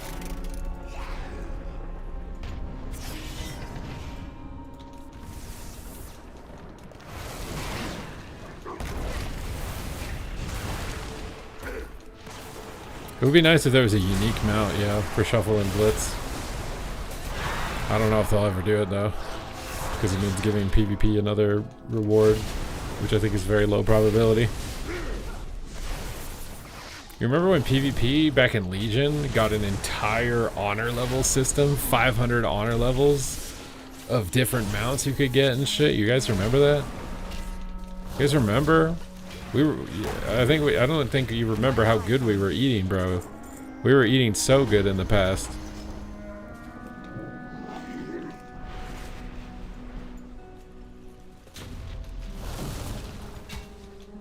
Did that just bug out because she jumped out of the room?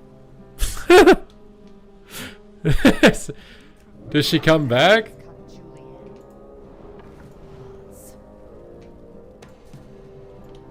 Dusty cockroach, dude. Is this Asmongold's room?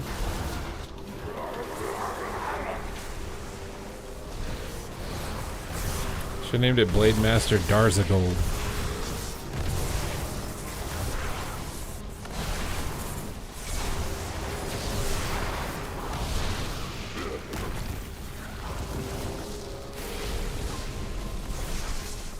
You think Frostmage feels 10 times more fun?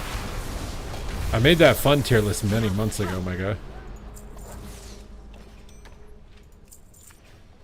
What did I get? A ring? I really want pants, bro. My pants are 98 item level. I need pants, bro.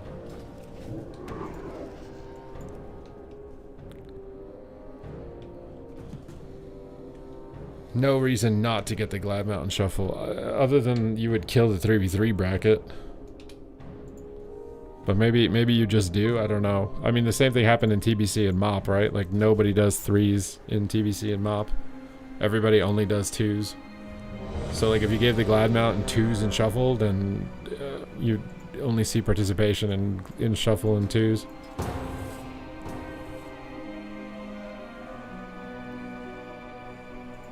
Because that's the only reward driving participation, and everyone in this game is driven by rewards. I mean, a recolor it would be ideal, but like I said, I don't think they're going to put more PvP rewards in the game. At least they haven't shown evidence that they are okay to do that.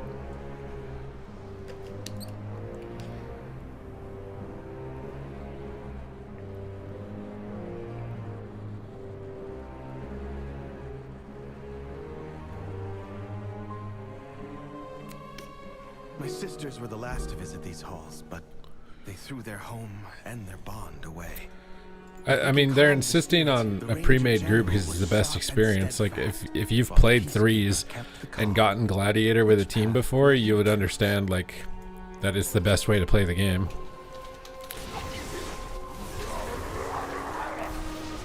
But when everybody's 30 years old with kids, they don't have the ability to necessarily be able to log on at the same time as their friends is the issue.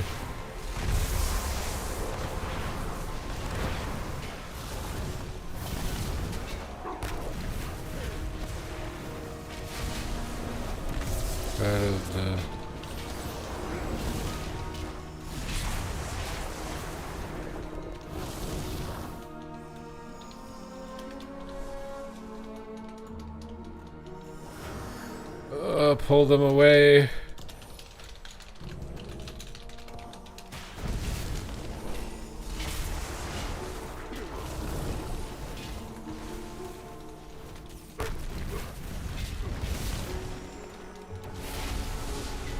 We haven't, there's no tuning notes yet.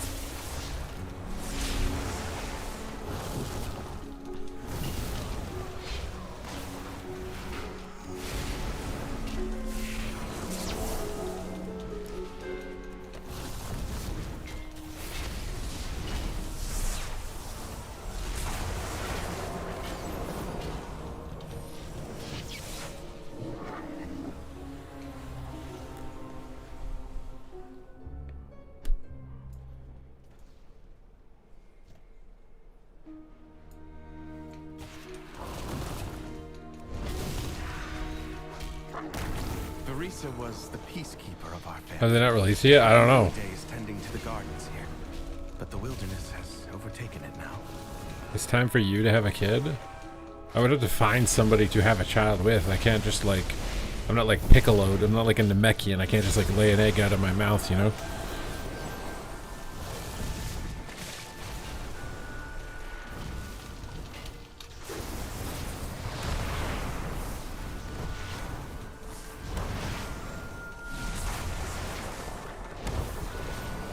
The real tuning notes were the friends we made along the way. True. You can be like the Olympic ice skater whose dad bought an IVF baby? What the hell is that? Whereas I send my sperm away and then they impregnate an egg of somebody and then I get the baby later?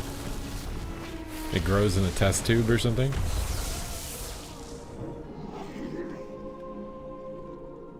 How much does that even cost? What?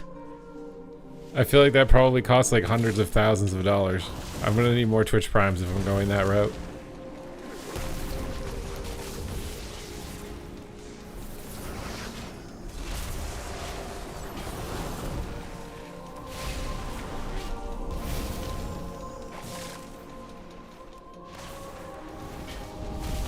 I am kind of the opinion that having a kid is like pretty selfish.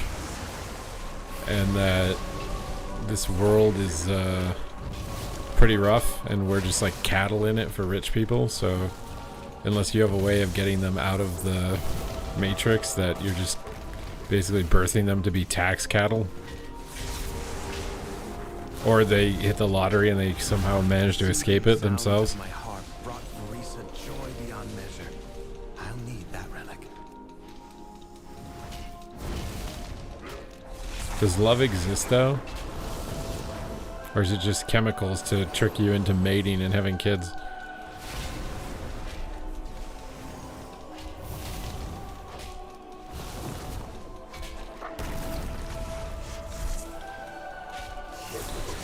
Still no notes.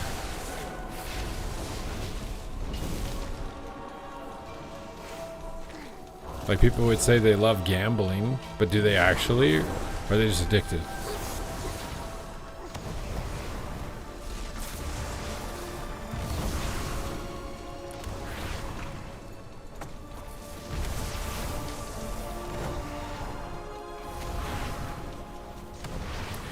And then people are like, oh, you should have a kid. It's the best experience of your life. Yeah, your life. That's a selfish reason.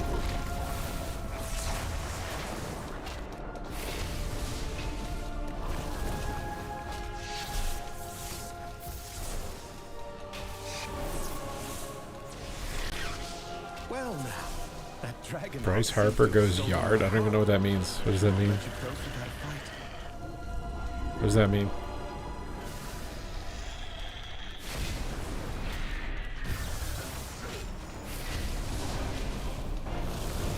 Do you need a hug? I need calories, and Twitch Prime is what I need, man. I've been dieting. I've lost 17 pounds. The Twitch Primes have been very light as of yesterday and today. I think it's because XPS and Rinley ruined me, and now I just expect to get like 50 subs in a day. And so if I only get like 2, it feels bad now. Oh.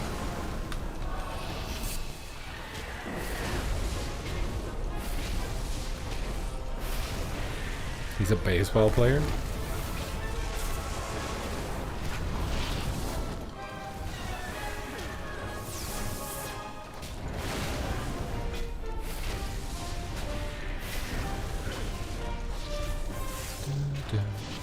I think having kids when your kid could just go to school, walk into an office, get a job for the rest of their life that has a pension and benefits, and they can buy a house within 3 years. Yeah, that seemed like a fair system to bring a kid into, right? Like that seems like a fair system. Oh, that makes sense, and that seems achievable. And people can do that. Basically now, if you want to have the equivalent of that, you have to do something illegal, become a prostitute, like an internet prostitute, get really fucking lucky. It's like it's all or nothing. You're either getting all of the most insane benefits that the world can offer, or you're going to be in abject poverty and just a tax donkey and have nothing. You'll own nothing. Right? Like when you compare both systems statistically, like the amount of people who get to experience what kids got to experience as adults in like the 70s through the 90s, it's not even remotely comparable, bro. It's not even remotely comparable. The system throughout the 60s to the 90s made sense. You had a clear path, a clear route that made sense, and you knew what you would get. Now if you want to get that same route, you can't do the same stuff. It won't work.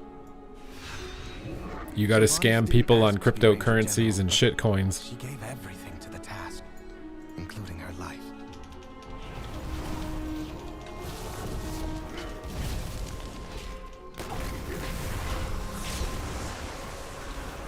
Or you have to become a Twitch streamer and get really lucky if someone like Rinley or XPS watches you. Fanatics have invaded to loot it and anything else that belonged to her.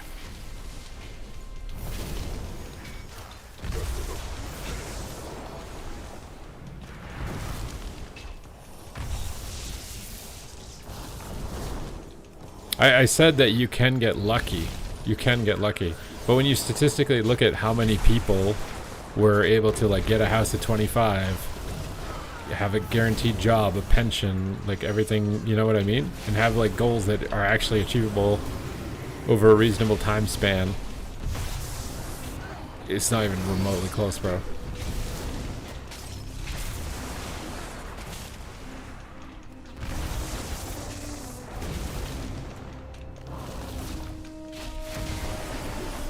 Invest in precious metals. What is this comment? Why did you say that? What does what we're talking about have to do with precious metals?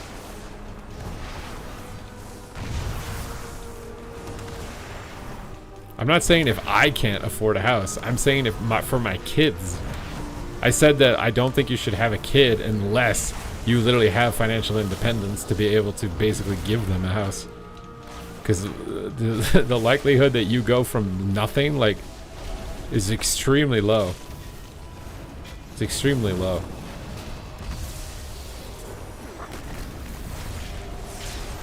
Are we getting notes? I don't know.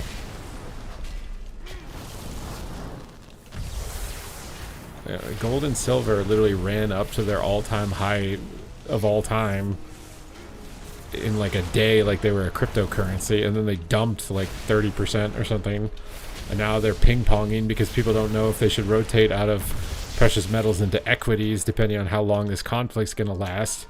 So a lot of people are selling their precious metals with the bet that like this war is going to go on a little bit and it'll cause damage to the economy, which means then they could buy equities at a lower price, because like people don't want to hold gold. They just hold gold when everything else looks like dog shit. But now it's like, oh, there's a war that could tank the market. So now it's like, I made a huge profit in gold. Let's sell that profit, sit in cash for a little bit if this war goes anywhere, and then buy the equities is what I think is happening. But I'm not a tax or economic professional, but if I had to guess, that's what I would assume. Because gold is this, it's just the same as crypto. It's speculative assets, only worth what someone's willing to pay for it. And people usually only buy it when there's just no other good options, and with everything else that's going on, there's just no other options.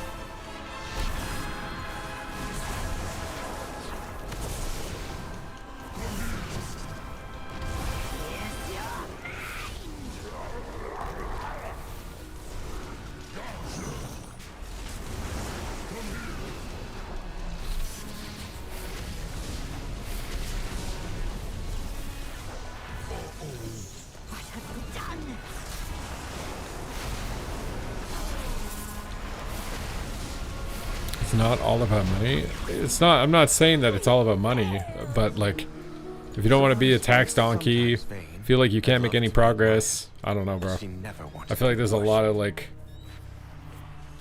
very miserable young people now, and I feel like it's just gonna get worse before it gets better for young people.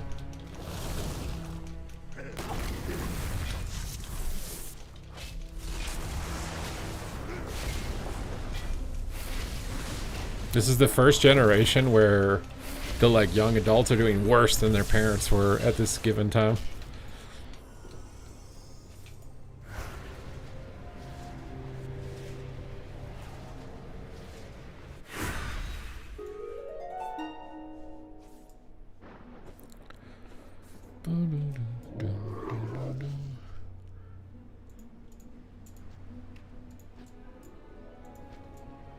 I'm doing fine. This has nothing to do with me. This is me projecting what it's going to be like for people in the future based on other people that aren't myself, because I can recognize a lot of my success is luck.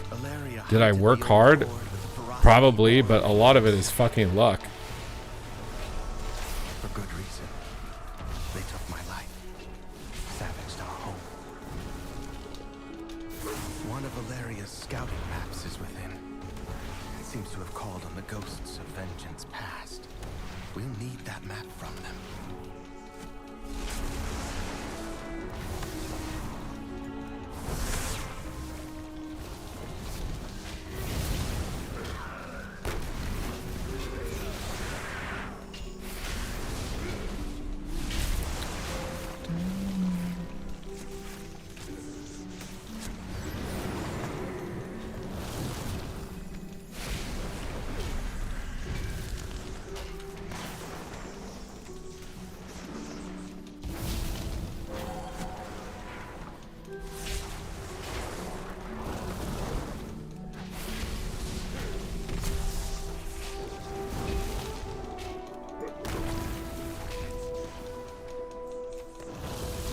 Why am I hiding my level? Wait, what do you mean hiding my level? I didn't even know you could do that.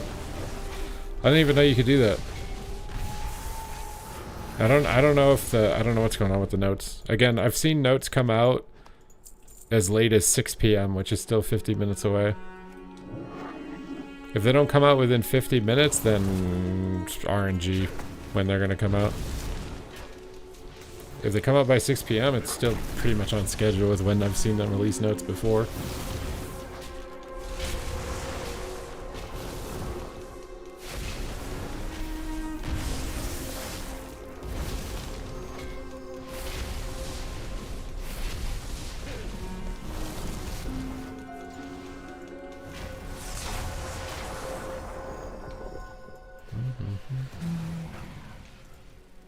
I mean, most of my success comes from frugality. I spend very little. That's where most of my success comes from. Like, if you put me in, like, the top percentile of savers, I'm probably in the top 5% of savers. I think I save, like, 80% or more of my money.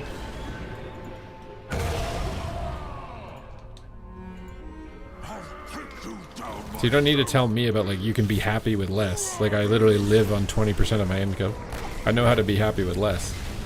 But I'm saying for just, like, basic goals, you have to be, like, on an extreme end of the spectrum of something in order to just get basic goals that previous generations got for much little effort in comparison.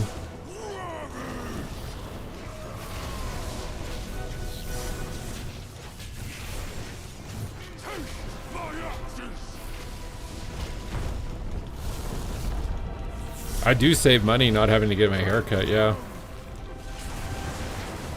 100%. I mean, how much is a haircut nowadays?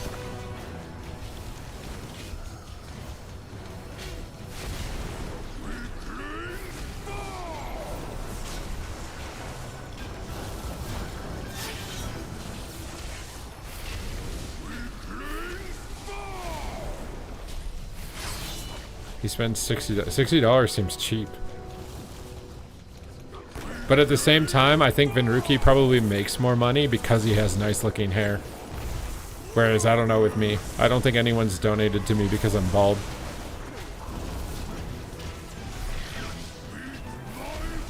But I could see somebody donating to somebody because they have a nice haircut.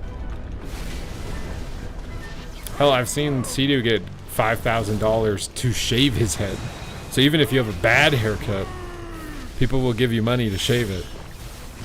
But if you have no hair, I don't think anybody gives you money because of your hair at that point. Unless somebody wants to prove me wrong.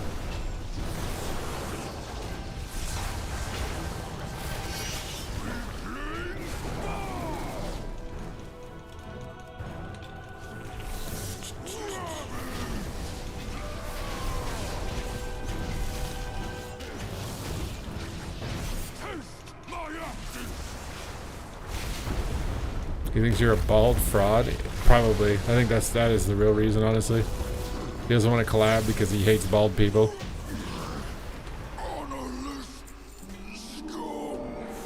We've done it. One last task remains. You got 10K for shaving half hair, half beard? Yeah, that's what I'm saying. Obviously, there are many other reasons to get donated money, man. Like, I'll use these hello? relics to return peace to the Spire.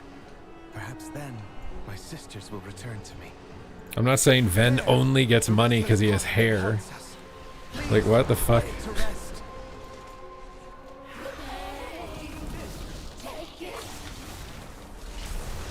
You could not pay me to shave your beard. Wait, what?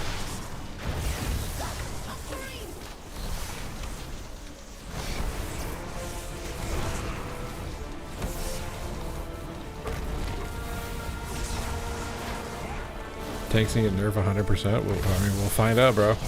Like I said, I think that this tuning and then the tuning after is like the most important tuning of the whole expansion. I don't even think I would want to. Dude, everybody just took all of the freaking arrows. I don't think I would want to do hair. I don't care that I'm bald. I'm just saying that I could see it being a possibility of somebody donating because they think your hair looks nice.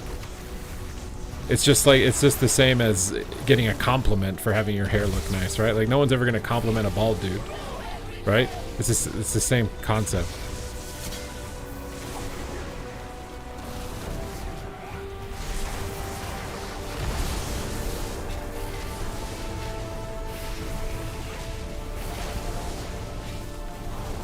Sounds like I literally don't care that I'm bald.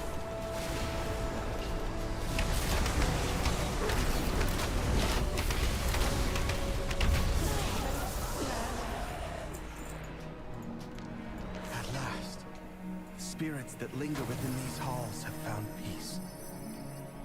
I hope that one day my sisters will be able to do the same.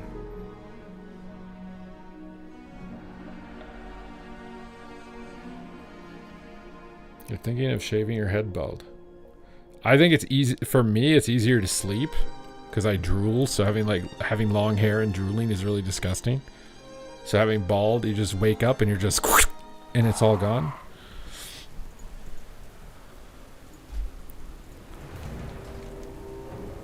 Your showers are also faster, so you save money on water. You save the money on haircuts. You save the time also on haircuts.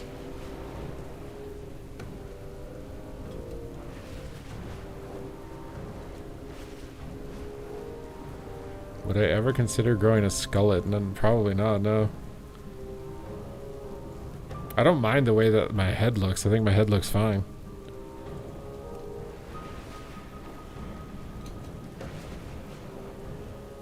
I mean, if you're struggling financially, shaving your head will save you money.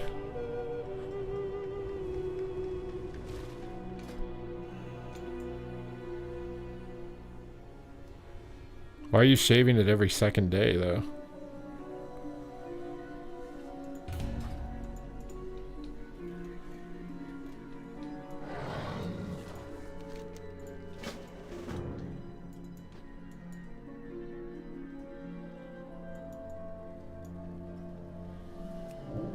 You like the shiny look?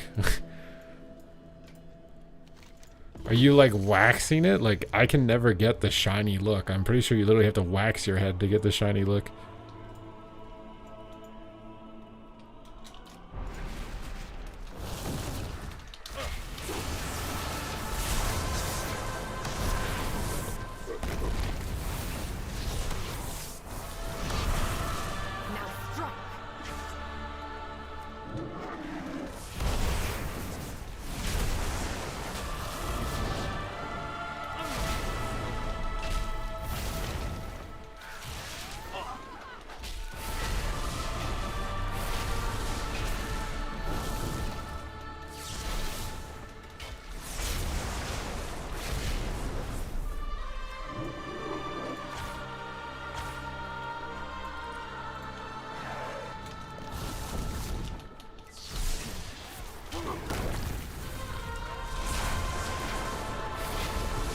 Your nuts are bald? You shave the nuts.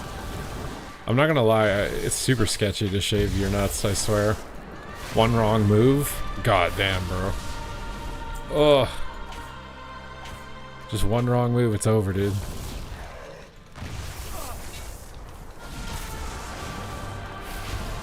Do I do a 2v2 stream?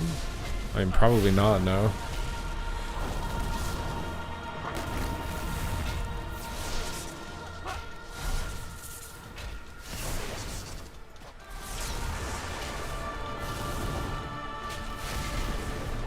Is Zarya even going to do arena? I feel like if Zarya does arena, it's gonna only be with Peekaboo.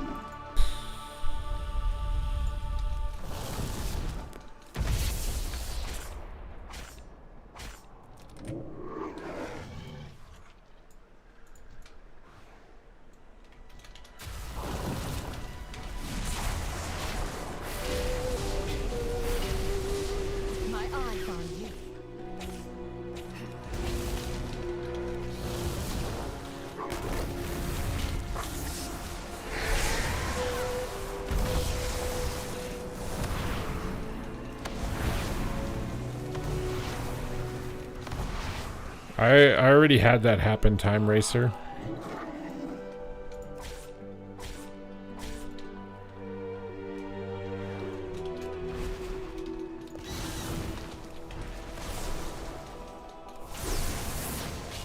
It's not as fun as you might think that it is.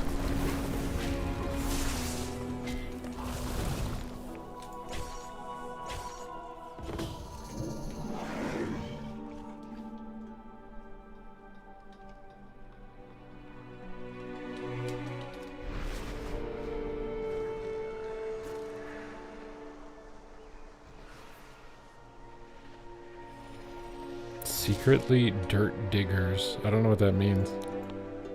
Are you good, bro?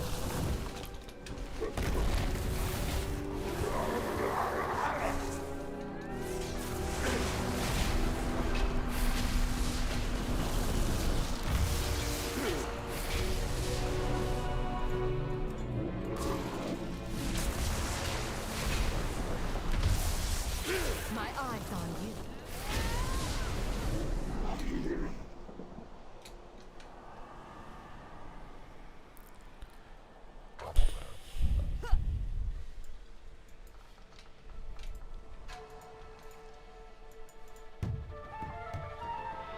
A pinch and a stretch. What are you guys doing?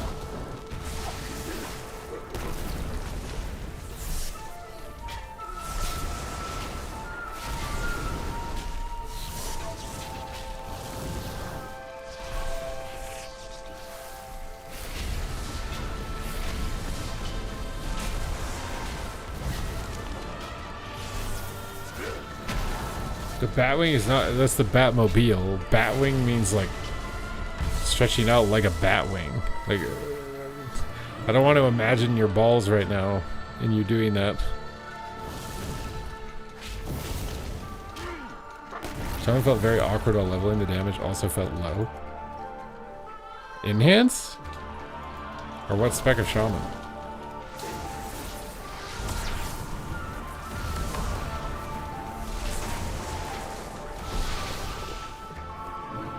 You watched a movie with a dude doing... Dude.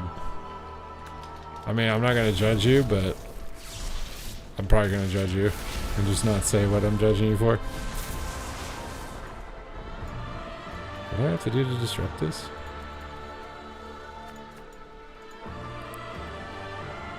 Consumption of Naralac.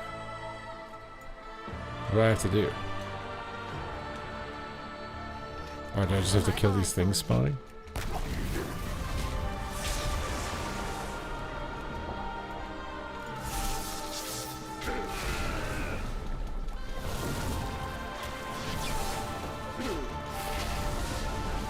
A lot of people have watched it.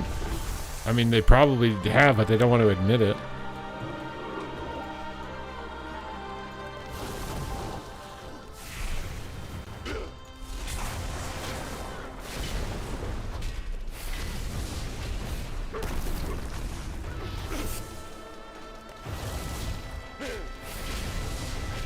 Will we ever do a gamble stream? Like, see, oh, are you being on a burner account right now? Is that what's going on?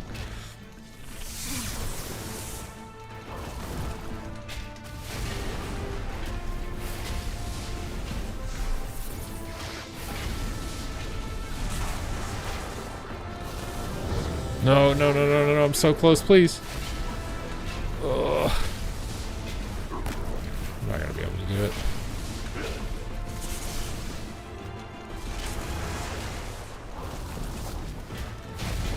Oh, please, give me the loot.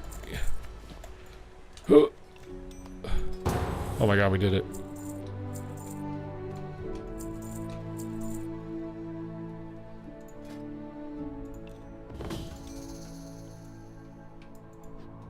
Maybe I can't equip more than... Oh, it's an epic version of it. They haven't released the new tuning changes yet, no.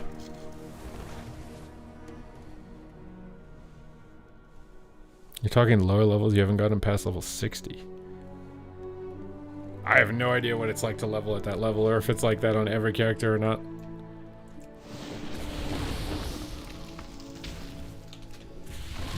Take the early advantage and get your spoils.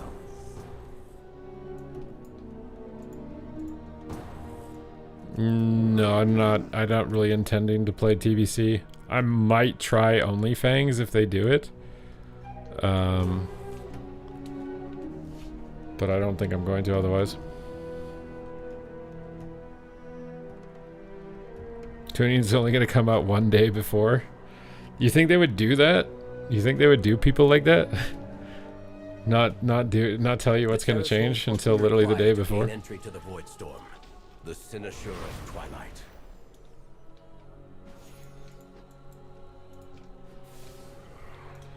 Makes TVC less boring than retail? I mean, this guy is just... I don't know. He's on a burner account, I think, and he's trolling.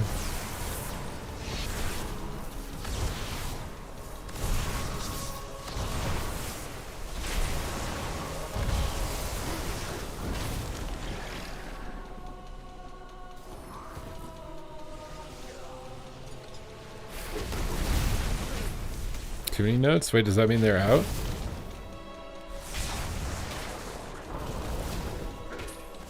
Wait, are you guys lying? Lika makes... I trust Lika to not troll me. Are there real notes? It would fall in schedule with when they normally come out.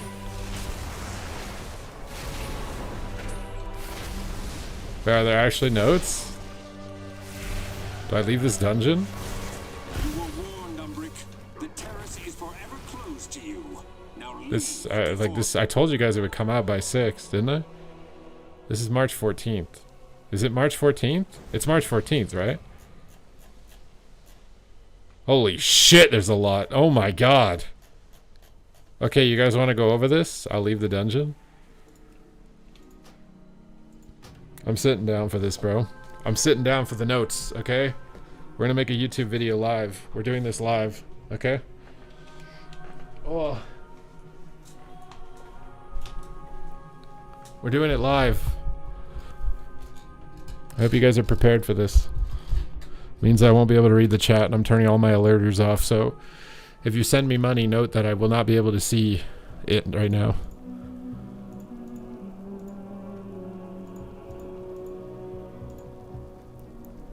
Okay. Just mute the game. It's gonna take me half an hour to read these notes anyways with the deserter, so... But I do need to figure out how to get them on the screen.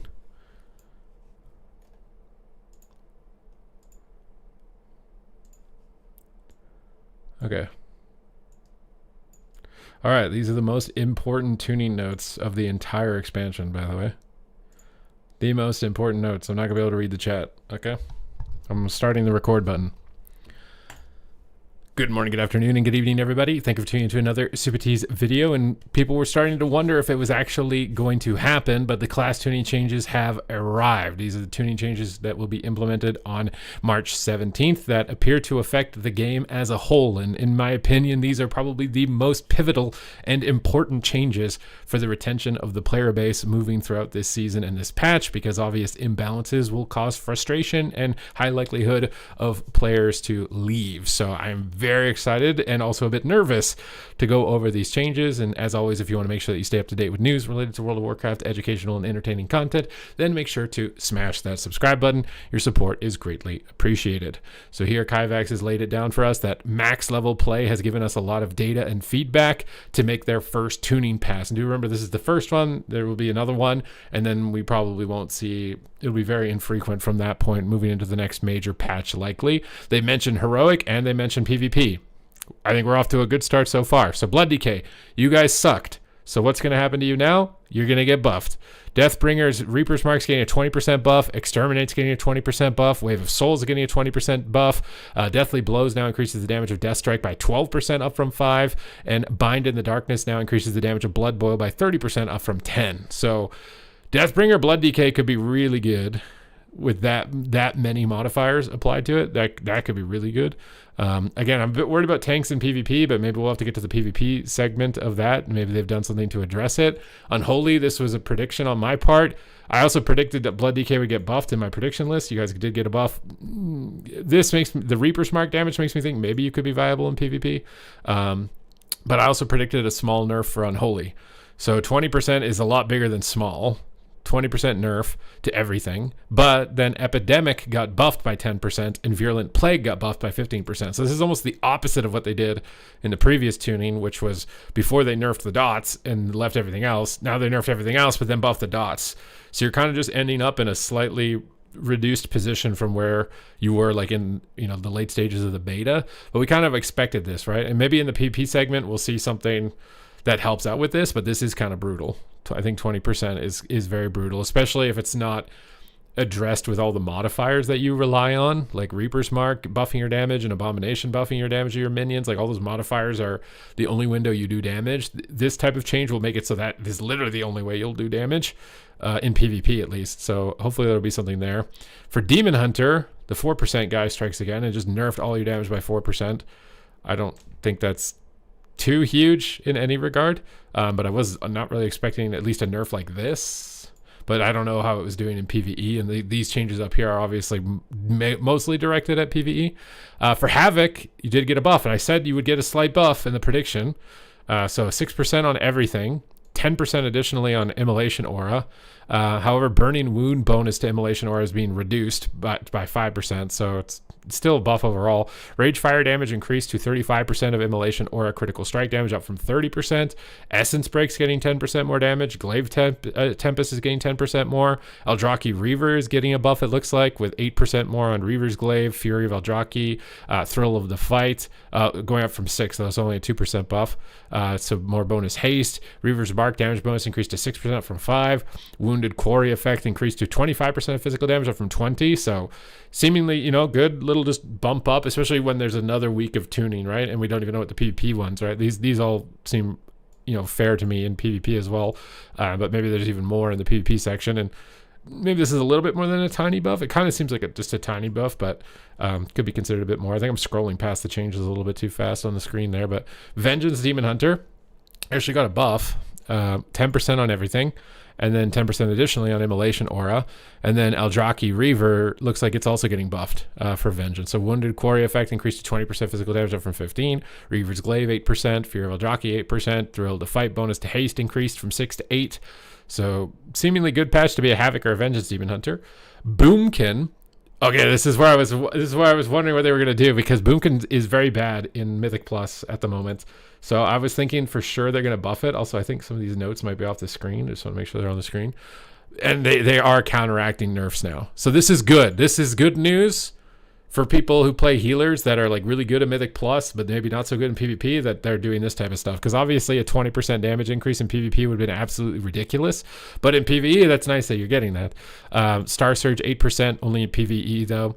Starfall decreased though by 14%, but not in PvP. So they're not. So Starfall staying about in the same spot. Wrath is getting a 10% buff. Maybe have let that one go through in PvP. No, wouldn't have been too mad about that. Elun's Chosen Lunar Calling increases Starfall damage to your primary target by 120%, but not in PvP. Your 2-set bonus increases Shooting Stars damage by 40%, down from 50, and that will be in PvP. So Shooting Stars will do less damage. Shooting stars outside of Eclipse generates 2 astral power down from 3. And for your 4-piece, chance for Star Surge or Starfall to generate an exploding star is reduced to 30%. So they've buffed all your baseline stuff and then nerfed the set bonus. And obviously the set bonus is already nerfed in PvP.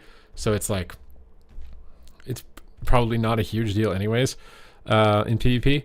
For Season 1 on the 4 set, they fixed a bug causing the exploding star to increment orbit breakers count by 1 for every target hit. It now always counts as 1 shooting star as intended. So I think that's a little bit of a damage loss. Feral Druid. I'm really interested to see what Resto Druid's got, because Resto Druid was a hot topic one. I think Feral Druid was too. I'm surprised they're not doing this. See, I thought Feral could possibly flip on the meta, but they're not giving you this in PvP. They're not giving you the 6% damage overall. They're not giving you the 20% rake bleed damage in PvP, but they are in PvE. They're giving 10% rip damage in PvE, but not PvP. You get a 10% swipe damage in PvP. You're never going to press that. Rampant Ferocity did get a 10% buff. Unseen Swipe gets a 15% buff. Frantic Frenzy, though, is getting a 10% nerf. Is that the one that has a lower cooldown? I know the Feral Frenzy's been split into like an AoE one versus a lower cooldown one. So Feral actually got nerfed, seemingly.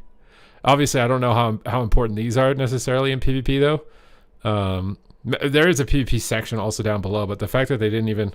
I feel like giving, this might have been okay. Or maybe even the rip damage might have been okay.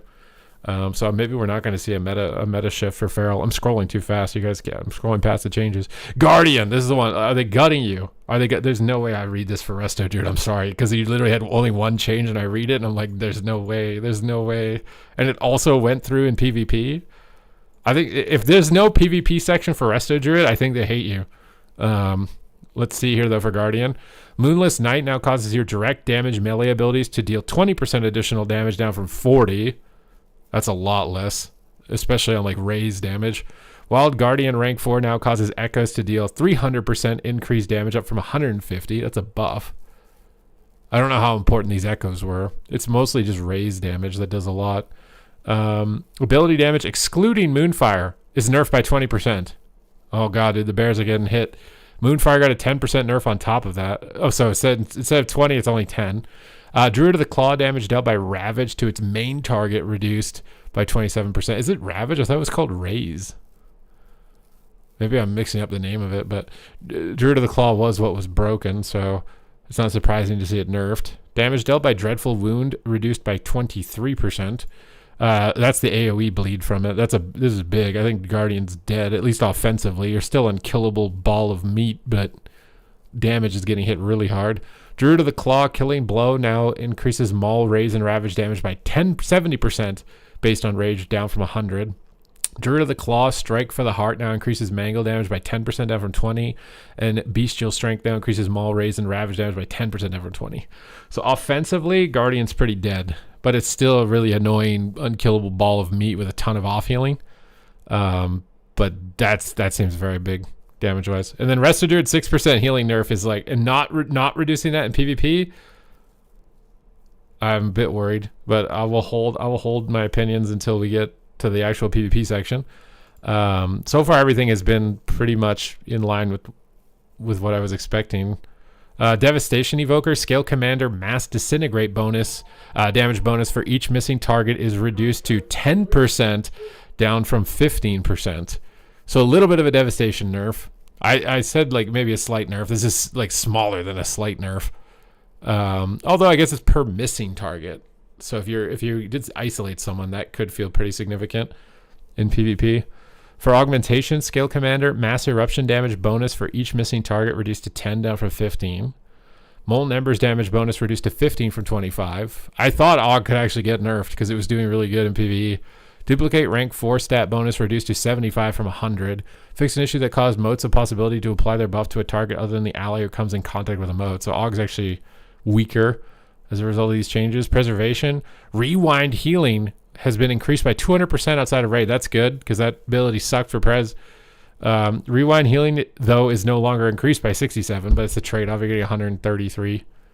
It doesn't work exactly like that, but it's still more than it was before. Marithra's Blessing increases the direct healing of Dream Breath by 250%, up from 125%. And Dream Breath's direct healing is just getting a 20% buff. Marithra's Blessing reverses 1% damage down from 2 on targets with reversion. So that's probably the raid nerf, right? Because preservation is doing really well in raid, but not good in smaller group content. So this damage reduction is probably good in raid or something. So bringing that down means they can bring up the healing of other spells. I mean, these are pretty big. We'll have to see the PvP section, because I feel like if they haven't done anything about healer damage, that's still going to be a really important factor. Survival actually got buffs, 35% on auto attack damage, and Wildfire Bomb got 20% on primary target. Raptor Strike got a 10% buff. Raptor Swipe will deal 35 to 70% increased damage to his primary target, up from 25 and 50.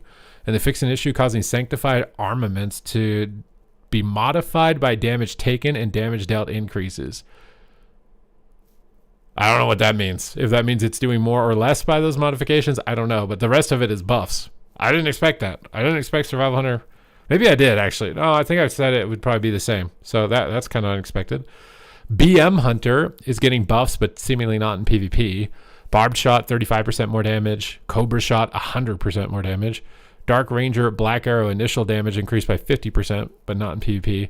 So the Dark Ranger build is the one that I think is starting to creep up for BM and PvP, so this is probably good. I don't know if I'm going to be able to do the Delve challenge with how badly they just ripped the damage out of Guardian Druid, bro. I don't know if an unkillable meatball is going to be enough to do the Delve challenge. Marksmanship, Sentinel, fix an issue, cause Sanctified Armaments to be modified by damage taken and damage dealt increases. I have a feeling we're going to see Marksman Hunter changes in the PvP section, because this is very light. I don't know. This isn't very specific with how big of a deal that was, so I'm not sure. Arcane Mage, they buffed Arcane Blast by 25%. I like that. I like Arcane Blast hitting hard. I feel like every Arcane Mage would love if Arcane Blast was actually an ability they could use like in PvP. So you're getting a single target buff in PvE, and then that's a buff in PvP. They're buffing Barrage as well. I can't believe they're buffing you in PvE. They're actually buffing you. Oh, but they're nerfing the Orb build, I think. So they're buffing your direct spells and nerfing the Orb build. Maybe Arcane Missiles comes back. Arcane Cleave. Additional targets receive 40% of Arcane Barrage's damage down from 60. So the Barrage Cleave is getting nerfed a lot. Spell Slinger, Splintering Orbs damage bonus reduced to 10% from 25. And Controlled Instincts Cleave percentage reduced to 40 from 60. That's a lot of cleave reduction for a very small amount of... Like in PvP, this will probably feel like more of a nerf, depending on what's down below for PvP changes. And I think Arcane was already kind of not the best mage spec in PvP. So that might feel really harsh. They're not doing anything to Frost? I can't believe they're not doing anything to Frost. Frost is so good in PvE. I mean, maybe there's something in the PvP section. I legitimately cannot believe that there's nothing for Frost after what I've been seeing, at least. For Fire, Ignition now increases Flame Strike's Ignite damage by 15% down from 50. We're nerfing Ignite? Or is that just Flame Strike's dot?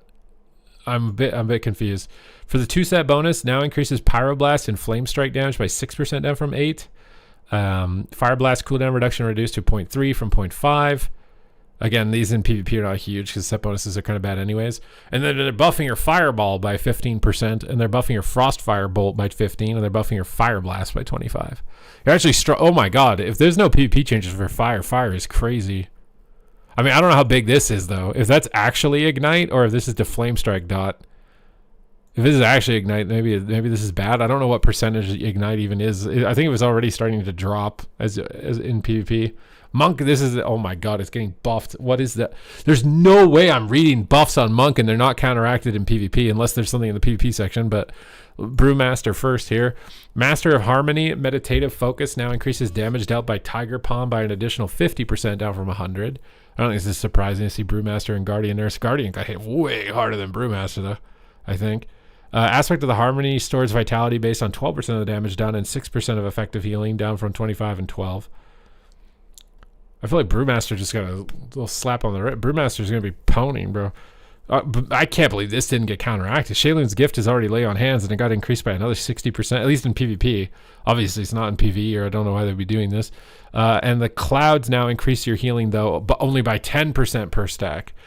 Okay, so it does more healing, so it can't get like to this excessive level with the stacks, I think is what the goal is here. But it does more if you use it like frequently at a lower stack count, maybe. Jadefire Teachings, they buffed Jadefire Teachings from Ancient Teachings to 260 from 200%. Bro, they must have been so bad in PvE. Way of the Crane now transfers 340% of damage into one ally, but now before it was 125 into 3. That's stronger, I feel like, depending on the comp you're playing against, but that's a lot of single target healing. Obviously, in Mythic Plus, maybe this is bad, but I don't know. It depends on how often that that many people are taking that much damage. These have really weird implications. Jadefire Stomp damage now transfers into Ancient Teachings at 20% effectiveness. Jadefire Stomp's tooltip will be updated to reflect this in a later patch. And then they also buffed Invigorating Mist, which isn't just your mastery, I think. Well, I mean, the PvP section of this is, for Resto Druid and Monk, is going to have to be really, really big. Oh my god, Ret Paladin buffs. No Holy Paladin, nothing Holy Paladin, nothing Pro, only Ret. Final Verdict, 30% more damage.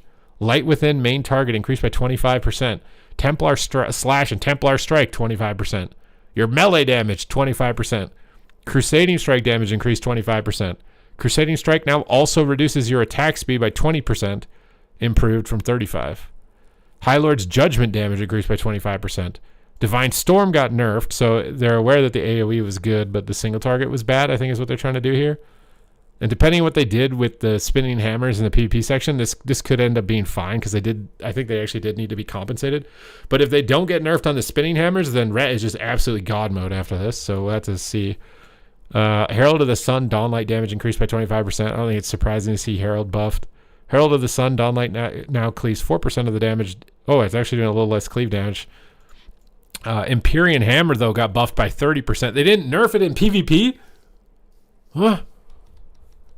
How'd they nerf in Feral Druid? They didn't let you get 6% as Feral Druid. 30% on this? Templar Wrathful Descent now deals 35% of Empyrean Hammer damage, though, down from 50. So Empyrean Hammers are doing less, but I'm confused if this ends up being a buff or a nerf mathematically between these two. And then Hammer of Light got a 10% buff. This PvP section has to be crazy, bro, to compensate for this. They actually buffed Disc. Penance damage and healing increased by 20%. It's not, I mean, maybe it's not massive. If you're playing Oracle, that's pretty big. For Shadow, they're not going to give the Shadow the buffs, but they're giving the Ret the buffs. They're giving the Monk the buffs. This PvP section at the bottom has to be crazy. There's no way. 10% damage for Shadow across the board, but not in PvP. So all of this is not in PvP. Shadow Word Death increased by 40%, Mind Blast by 20, Mind Flay by 20, Idol of Nazoth increased by 20, Shadow Word Madness increased by 20, Psychic Link now causes direct damage spells to inflict 20% of their damage to all targets afflicted by Vampiric Touch, though down from 60. Bro, I swear this talent gets like Giga buffed, Giga nerfed, Giga buffed, Giga nerfed, Giga, like every time I ever see it in a patch note. This time around it's getting nerfed, so all of your baseline damage is higher, which I assume means just more single target damage. But your cleave is going down probably pretty significantly, at least from Mind Blast. Subtlety Rogue, this was a big one. Oh my god, they buffed you. What? And they didn't nerf you in PvP. This PvP section has to be crazy, bro. There's no way they just let this go through without there being something in the PvP section. There's no way. Backstab and Gloomblade, I think that's a good spell to buff. It sucks by 20%. Shadow Strike's a scary spell to buff. It's getting buffed by 15. Eviscerate's really scary to buff. It's getting buffed by 8. Your auto attacks do 15% more, but they did nerf your AoE. So obviously in Mythic Plus, their AoE was too good, single target was too bad. So that's why they're doing this. But in PvP, obviously, these are the abilities that matter. Black Powder is irrelevant. Potent Powder bonus black powder damage. What did I just say? Potent Powder bonus black powder damage. That's a tongue twister. Reduced to 20% of mastery down from 30. Again, all black powder related. For Trickster, they buffed Trickster. You were already playing. Unseen Blade damage increased by 20%. However, this one, Nimble Flurry effect reduced to 50% of listed attack down from 65. Trickster, Clever Combatant crit bonus for Shirk and Storm reduced to 10 for 15. And we see nothing for Asa as far as like energy regeneration. This PvP section needs to be crazy, bro, because some of this stuff is like, some of this is going to be insane. Ellie Shaman is getting a 10% Chain Lightning buff and a 10% Earthquake buff. It's completely irrelevant for PvP. Hey, Enhance! Did I say we could maybe get a slight buff? I was just leveling one. You are getting buffed. 8% damage across the board. 10% on Lightning Bolt. 10% on Chain Lightning. 10% on Primordial Storm. I think mostly the Lightning Bolt in the overall is pretty big. For Restoration Shamans, this does nothing for you in PvP. Healing Rain increased by 45%. Chain Heal increased by 20%. Oh my god, wrestler. This PvP section down here isn't crazy. I'm concerned. Destruction Warlock, Hellcaller. Zalan's Cruelty now increases shadow damage dealt by 5% down from 8, so Destro nerfs. Zalan's Ferocity now increases fire damage dealt by 5% down from 8. Blackened Soul damage got nerfed by 50%. Through the Fellvine now increases Rain of Fire damage by 6% down from 8. And Through the Fellvine now increases Chaos Bolt damage by 35%, up from 10, but not in PvP. So just like a minor nerf to some of your dots as Hellcaller. Probably not major. Demo. This is the one that I thought would be getting absolutely floored. So Dominion of Argus and Tauren Inquisitor damage reduced by 5%. And Tauren Jailer damage reduced, so the random pets you summon are doing a lot less damage. Lady Sacrilege is 35. Oh, wait, no, this got buffed. Sometimes I mix this up. You guys comment on it in the comment section. This one was buffed. Lady Sacrilege and the Grand Warlock Alithis has been increased. I don't know if that means you're weaker or stronger at the end of the day, because like that's a 5% and a 45, it's like 50, but then the buffs are 35 and 35, but I don't know how much of a percent these were. I don't know. The intentions of these adjustments to ensure that all demons summoned by the Dominion of Argus are competitive, avoiding random Okay, so the goal was to just even this out, not lower your damage. However, this one was expected. Demonic Soul from Soul Harvester is reduced by 55%. Manifested Demonic Soul damage was reduced by 50%. Soul Anathema damage was reduced by 35%. Wicked Reaping was increased, though, by 50%. And Demonic's Fervor now increases damage dealt by Demonic Soul by 200% to the main target of Hannah Gul'dan. I don't know if that's a buff or not. I know all this is a nerf to their AoE. This Reaping is increased. I don't know how big of a deal this Reaping is. Again, Demo is probably still fine, and we haven't even gotten to the PvP section. Demo's, at least in PvP, it's probably still fine. In PvE, this could be major, because like this was a huge contribution of your damage. Warrior! Cross your fingers and hope they didn't nerf you 4 times in a row, bro. Because if they hate Resto Druid like that, that's probably the same guy hates Warrior. So let's see here. Piercing Howl is going up to a 90-second cooldown. What? You already have to pick between it and Fear, don't you? And an ally speed buff radius reduced to 6 yards. 12 with Battlefield Commander. Piercing Howl has been available more frequently than intended and does not align with similar effects. So we're making changes to bring this ability in line while keeping it distinct among somewhat. Piercing Howl? Am I mixing up what ability this is? Isn't that a slow? Isn't there like 8 classes in the game that have slows stronger than Piercing Howl that are up like all the time? Is it what? Am I on crazy pills? Why are we talking about Piercing Howl? I feel like I'm on crazy pills right now. And we're nerfing it by that much? Some Mythic Plus Race to World First Raider must be doing some crazy stuff, because I don't understand that at all. But let's look at Arms Warrior. You got 2. At least one of them's a buff. 15% damage. Master of Warfare's final rank Heroic Strike now increases the damage you deal to enemies affected by your next Colossus Smash by an additional 3%, stacking up to 5 times. I mean, at least you got buffed. This thing is just throwing me for a loop. I don't know what that is, unless I'm misunderstanding what Piercing Howl is. Fury Warrior got a 10% buff. However, Reap the Storm got a lower chance to trigger from 30 to 20%. For protection, rank 1 on Falnix, which I think is your Apex talent. Thunderclap now causes your next Shield Slam to deal 10% additional damage and unleash a wave of force, dealing physical damage to all enemies in front of you. Rank 4, in addition to existing effects, enemies damaged by Phalanx Wave of Force deal 5% reduced damage to you for 8 seconds. They buffed all your so Warriors got buffed, except Piercing Howl. For whatever reason, they just flipped Piercing Howl off, said just go away. I don't understand how. Out of all of the slows in the game that I get annoyed by, that was not one that I was considering. But PvP changes. Oh, they're dead. Are they dead? I don't know if this is enough, but maybe they're dead. All tank roll specs. Self-healing has been reduced by 25%. I don't know if that's enough. I actually don't know if that's enough. That actually feels like pretty light. It seems big, but I feel like that's pretty light. Frosty Case. Look at that, dude. You didn't get nerfed. It's the first round of tuning and expansion. Well, you kind of got nerfed, but I think this is a good way of doing about it. There's buffed all your damage and then nerfed Reaper's Mark. You probably want that. This direction is better, right? Like, this is first round of tuning. This direction is better than you being a cheesy Reaper Mark one-shot guy. I don't know if this will be enough in, like you probably need another iteration of this, but I think that direction is good.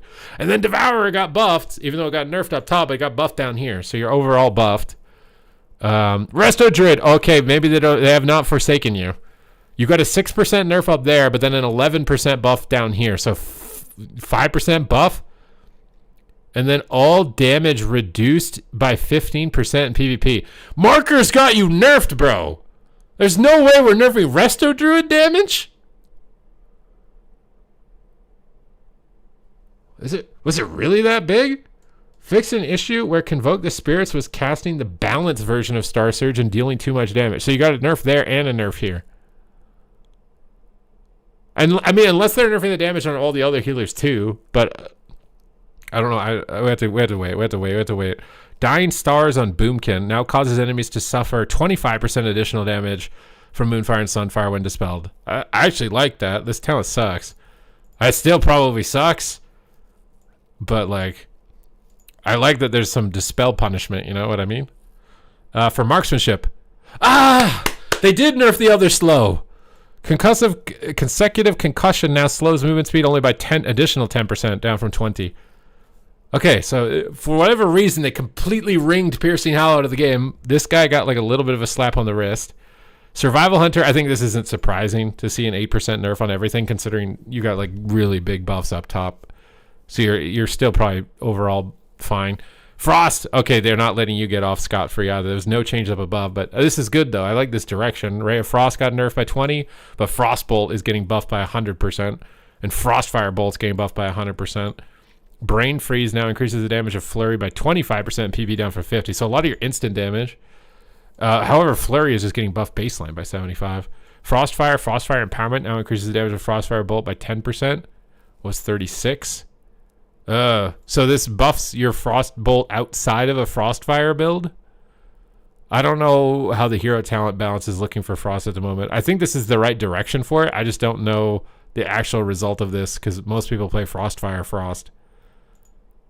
So I don't know if you can play the other one and it's still fine. I think it's Spellslinger. Maybe you're fine. I think that direction's good, but I don't know 100% what that will result in without actually seeing it. Monk. There's no way that's all you're getting. Wait a minute. Rushing Jade Wind Kick no longer deals 20% increased damage, so 20% nerf there. And Jade Fire Stomp, 50% nerf. Bro, they buffed your... This thing must be like huge outside of cooldowns or something. This must like be a huge nerf, this thing, for this to go through. They buffed... I swear Monk is still insane. I swear it's still insane. Even with an 8% nerf down here and a 20% nerf, it's overall, what, a 40% increase on the changes up top? I don't think this is enough. I can't believe Resto Druid got a 15% damage nerf, and you got... Well, I swear this doesn't... I mean, it's good. Like, it doesn't kill the spec, you know? It's like a very light touch. And maybe, you know, do a little light touch and then see how it plays at the rated season and then do another light touch if that's what's required. I think that's probably a safe way to approach it. But I still think it's probably the best healer. For Holy Paladin, adjust reward healing decreased by 50% in PvP. I don't know what that is. Is that the random proccing beacon? Divine Vision PvP talent now reduces the cooldown of Aura Mastery only by 30 seconds down from 60. That's an interesting one to target. I think it's because you can get Divine Toll with Aura Mastery. This is probably pretty strong on such a low cooldown. For Ret Paladin, you guys didn't get away completely scot-free. 15% nerf. Although, like, they didn't target the hammers, I don't think. I'm pretty sure they didn't target the spinny boys. I think Ret might be insane. I'm pretty sure Ret might be insane. Like, that's... Maybe you play Herald. I think Ret could still be insane. They didn't target the thing when you Divine Toll and hammer starts spinning around you. So I think that thing is still going to be good, unless it is the thing up there that I don't know 100%. For Priest, Psychic Shroud is only going to last 6 seconds instead of 15. So if you don't have a purge, it's not just making the priest immune for basically the whole duration. For Discipline, they nerfed your damage by 8%, but they buffed the healing of Powered Radiance by 40%. Again, very light. This is very light. You're still going to do a lot of damage. This is very light. Maybe Arms Warriors will, like, do the same damage with the buffs they got. This feels very light. Oh my god, Assassin Rogue's on here. They're nerfing you. Huh? 4% nerf? And then implacable strikes damage reduced by 35%? Is that the one where when you Kingsbane and it lashes out a bunch of times? I think that's what that is. No energy regen change? I think Asa is dead. No energy regen change and a nerf. They did buff Outlaw. 12% damage. They didn't do... Sub-Rogue got a 10% nerf, but like what? It got like Giga buffed up here, didn't it? 8%, 15%. It's like exactly the same. I think it's either exactly the same or stronger because they buffed your filler. I'm pretty sure it's exactly the same or stronger. So Subtlety Rogue and Ret still, I think, are really insane. Elemental. They buffed Tempest by 20%.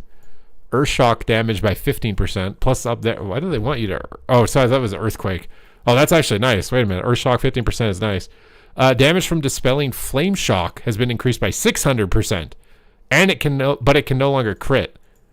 I like the Dispel protection mechanisms going on in here. I kind of wish they just deleted the Paladin talent that is super giga Dispel OP. Because we had some PvP talent change. I would rather they just delete that. But I like that they're giving you Dispel protection. And they're giving Dispel protection to Enhance as well. With this Flame Shock at 600%. For Restoration Shaman... Hey, at least they buffed heal. Like they didn't buff Ascendance though, so you're pretty much gonna have to play Healing Tide now. They did buff the cooldown on it, and they buffed you by 8%. And you got the Healing Rain buff. I don't know if there's some weird totemic Healing Rain thing. Maybe. I don't know if this is enough, considering like it's kind of been a like again. This seems very light, which again is a safe way of approaching this. It's a safe way of approaching the patch. And then if you on the next one you do it again with a nice little light thing. Oh, the Sub-Rogue one though I don't understand at all. They didn't target the stun mechanisms, and I swear your damage is higher after this. So yeah, Sub-Rogue is definitely good for day one. Athlock, they buffed all damage by 15%. They buffed Shadow Bolt by 20%. Why do they have to say in PvP combat when it's in the PP section? Oh, I guess they said that on everything now. Drained Soul 20%. Dark Harvest, though, got nerfed. That's good. You want Dark Harvest to be less important and everything else to hit hard. Because it's so stupid that you just... If you get the channel off, everyone on the team dies instantly. And if you don't get the channel off, you do nothing. I hated that so much about AF. So, like, this is a good... I think it's a good direction. I don't know if it's enough, but it's a good direction. Unstable Affliction Dispelling also got punished. It's getting increased by 25%. I think that's pretty decent. Like, AF was really bad. I think this is... pretty decent, but at the same time, the Dark Harvest was your win condition, so your win condition got nerfed more than when you add everything together. Maybe it's a bigger buff, but it's the biggest number.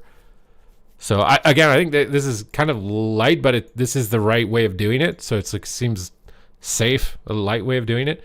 And then what did we do for Warrior?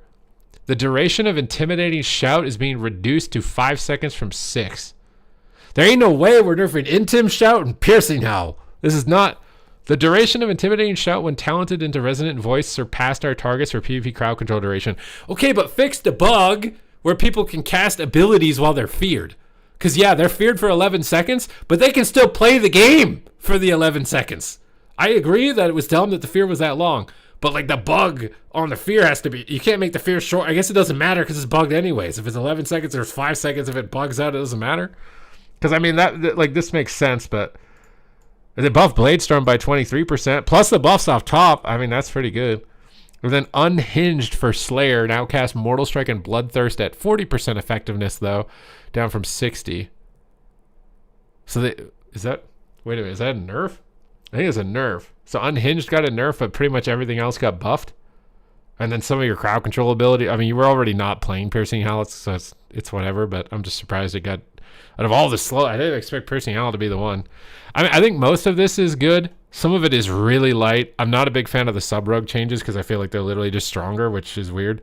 But I think everything else is like a very light approach. I'm glad that we are looking at stuff like this with a concussive shot. That was going to be really annoying. But maybe they need to also consider bringing Scatter Shot back at some point. There's some interesting ones here. They definitely targeted like the tank guys, which is nice.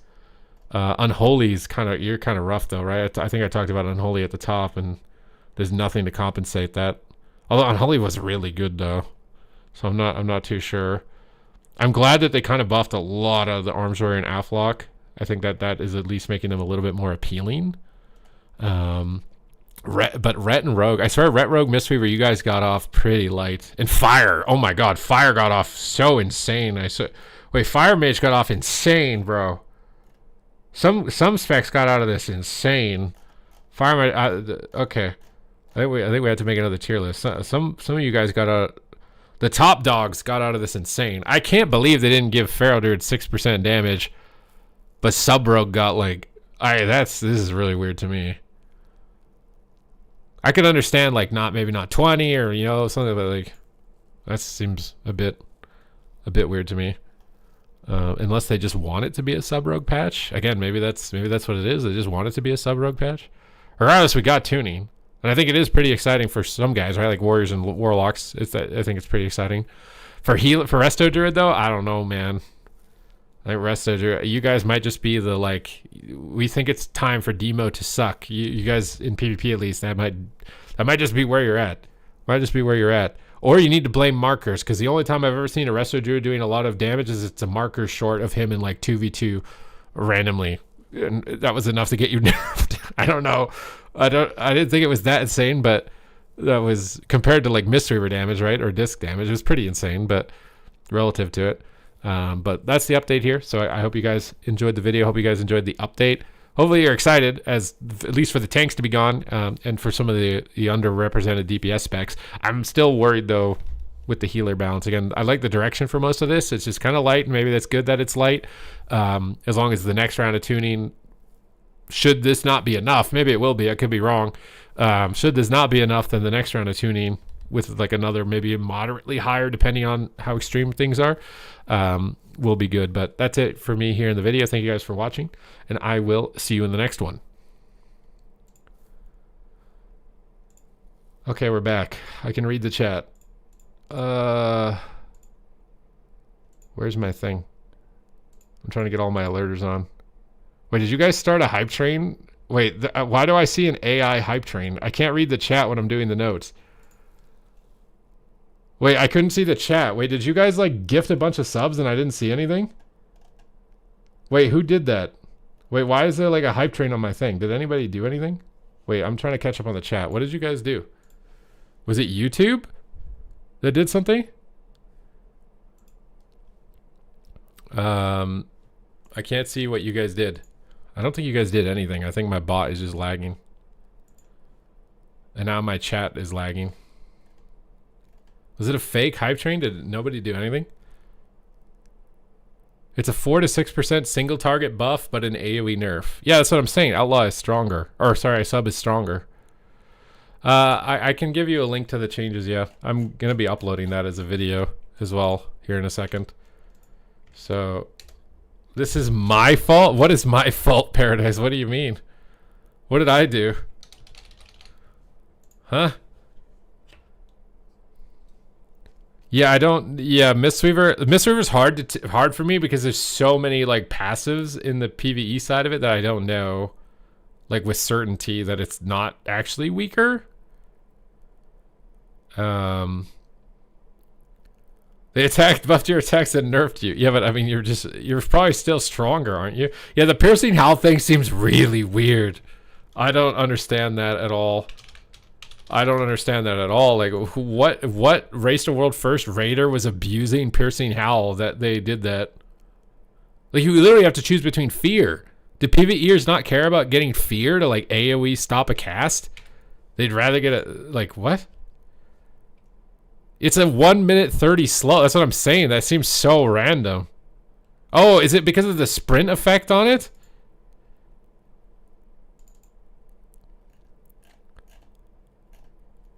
Wait, why does it have a sprint effect on it?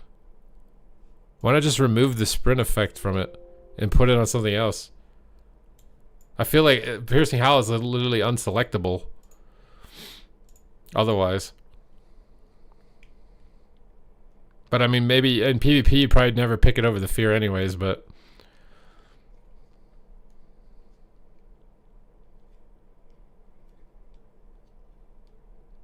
I like that they buffed the dispel mechanics on the dots. I kind of wish that they just deleted the paladin talent that dispels things though when they heal. But they probably needed to buff the dispel mechanic anyways, even with that.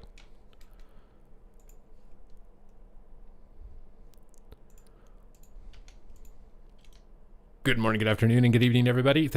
Okay, now I gotta export this. Class tuning. Okay, I have no idea how long that's gonna take. I can't remember what they did to enhance. They buffed you, right? I'm pretty sure they buffed. Yeah, they buffed all damage. They buffed lightning bolt. I think Sub-Rogue, dude, Sub-Rogue got away with robbery though. What?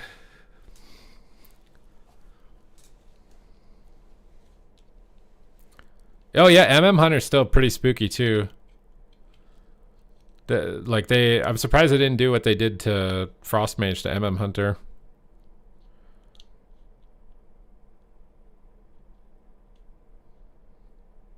Well, like the Kingsbane talent did hit hard with Asa, but not compensating them because their energy regen sucks. Like I feel like not compensating them, like targeting that's probably fine, but not compensating them means I think they're just bad.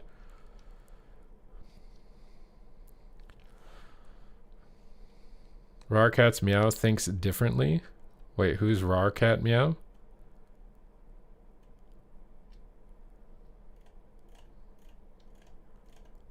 Big Dam's very happy, I think.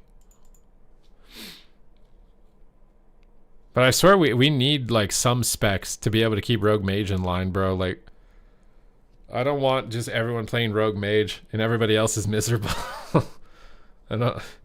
But Resto Druid is, I don't know. Resto Druid is, and Resto Shaman might still be.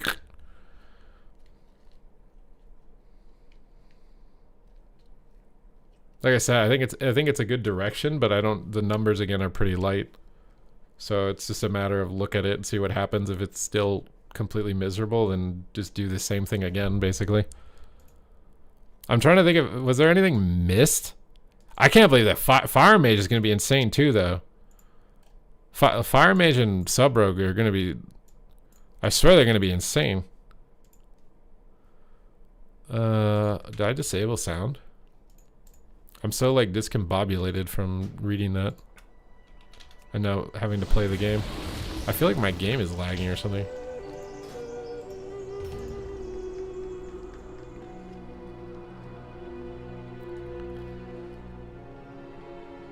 Where are your chest and shoulders on Shaman from?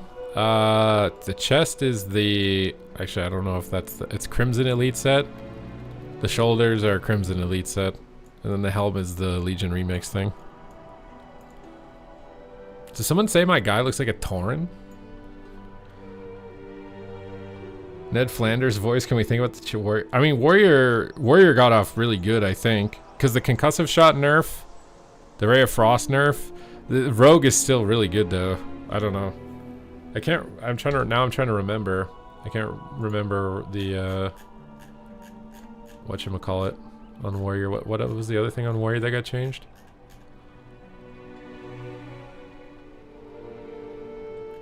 No, there wasn't anything.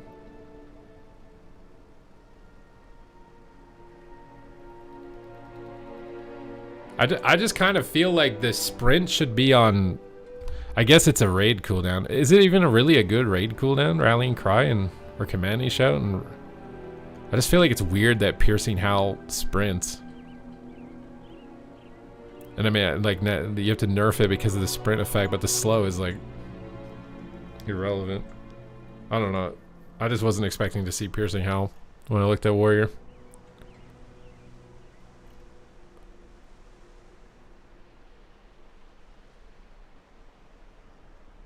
I can't believe Feral didn't get any of these buffs though. I feel like it could have gotten like either like rake damage maybe or rip damage.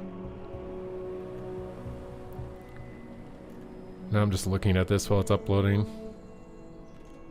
I think Havoc Demon Hunter probably doesn't move at all because Subtlety Rogue is still going to be crazy. I think Unholy DK is the one that I think might have the most movement in terms of viability, but it was really good. Oh, and Arcane. Arcane is probably a lot worse.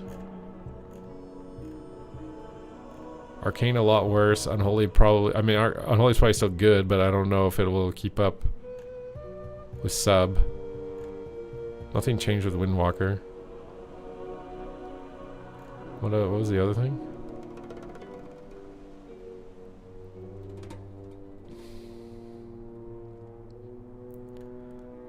The damage reduction on Monk and Priestess just looks really light.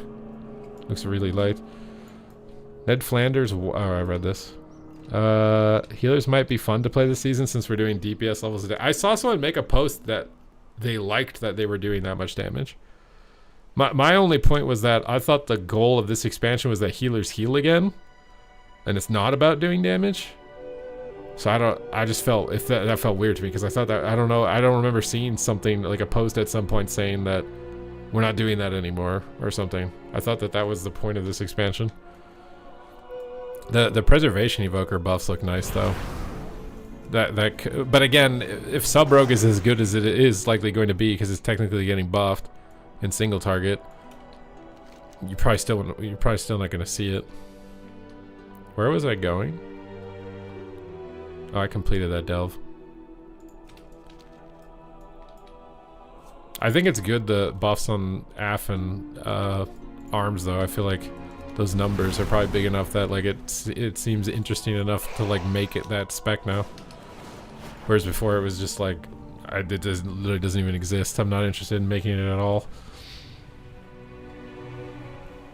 Yeah, the unholy, like again, they buffed your dots, but if the meta is burst, then that doesn't matter. You would have to buff the dots by so much for it to actually matter. It's like Moonkin dots, right? Like Moonkin dots on damage meter show up really high, but they're not really doing anything.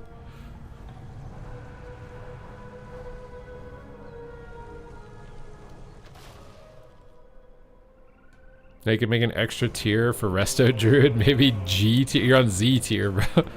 I swear markers got you nerfed. Like, I mean, Resto Druid damage can be like a bit in like 2v2 or whatever, but I did not think Resto Druid damage was that crazy in like 3v3 or BG Blitz or something.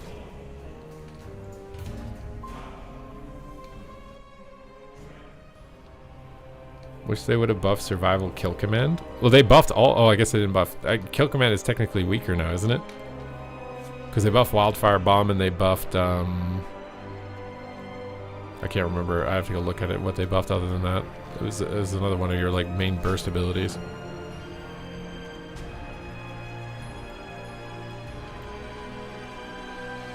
I think the changes are good. I think the Sub Rogue and the Fire Mage one I'm worried about. And then I think again, it's like this is a good like lead in, and then get more data, and then see how much it moved it on the needle, and then do it again basically. And in PvE, I have no idea. PvE, it looks like they ripped Guardian Druid out of the game.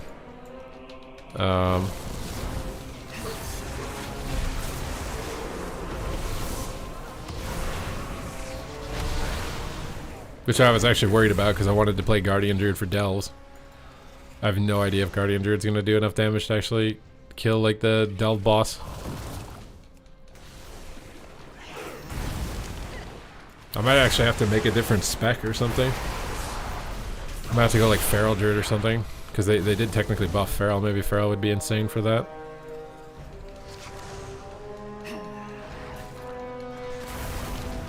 Wait, is my chat broken? I can't see any messages.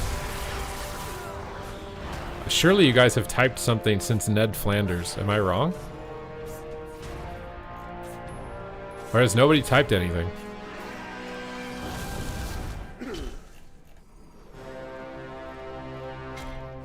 Wait, is my stream lagging? I feel like everything is lagging. I need to...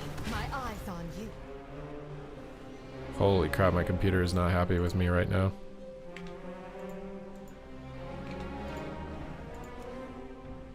Am I... Yeah, I feel like I must be lagging or something. Because I can't see anything in the chat. The last message I see is Ned Flanders' voice. Which I feel like was literally like 10 minutes ago.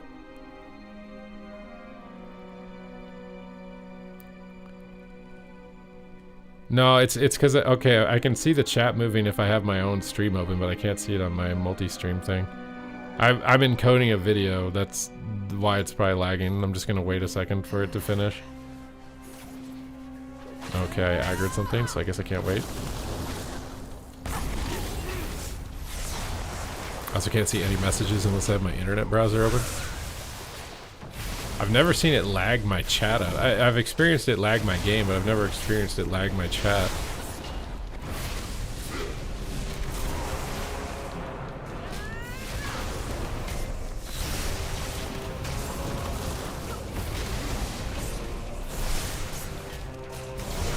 I don't think I can take that. There's no way. Well, thankfully someone dodged it. No, they didn't dodge it. Okay, what are you guys saying?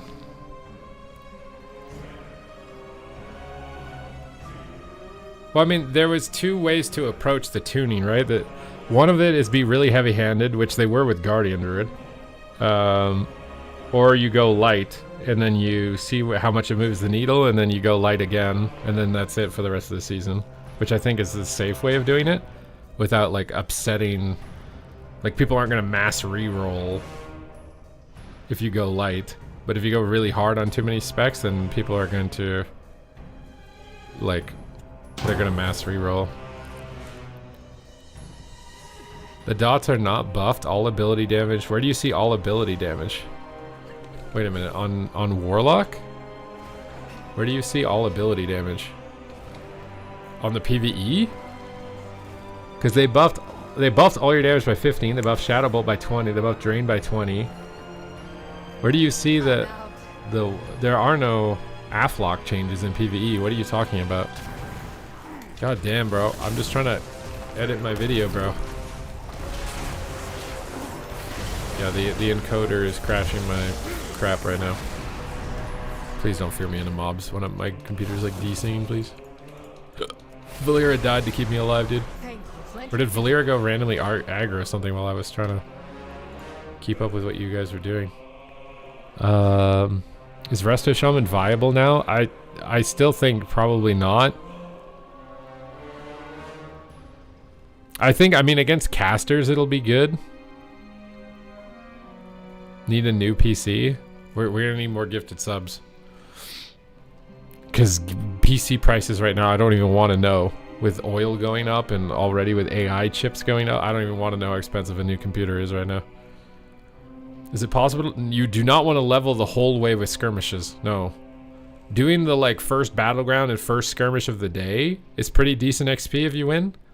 But, like, spamming them is very bad for XP. No, Guardian Druid PvP is dead. I think Guardian Druid is dead in the game as a whole. At least from the damage side of things.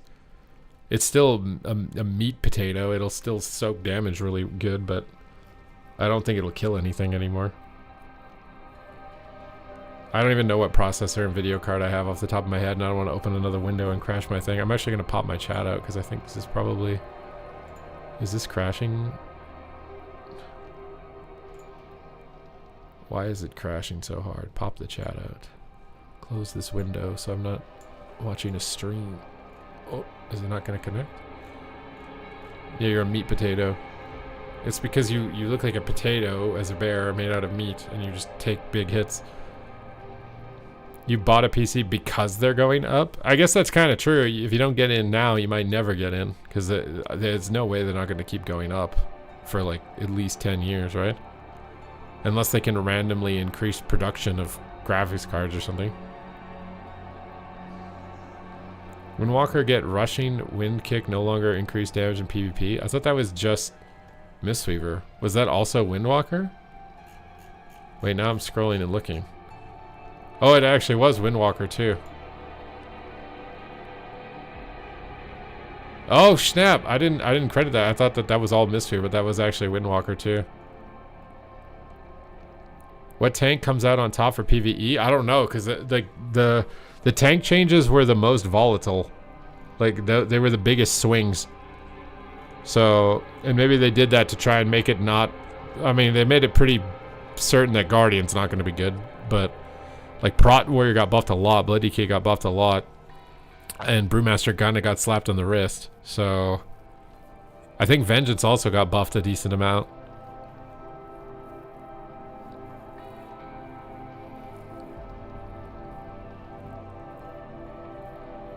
Yeah, Vengeance can be really... I think the tank changes they made has made it at least pretty hard to determine what's the best tank on like day one. But I think after like a couple days, people will probably know. Arms Warrior is a lot better. I think the main thing with Arms Warrior is that they also nerfed the concussive shot slow on top of buffing the damage. You're still kind of squishy is the only thing. Like I feel like a sub-rogue fire mage is getting 100 OU.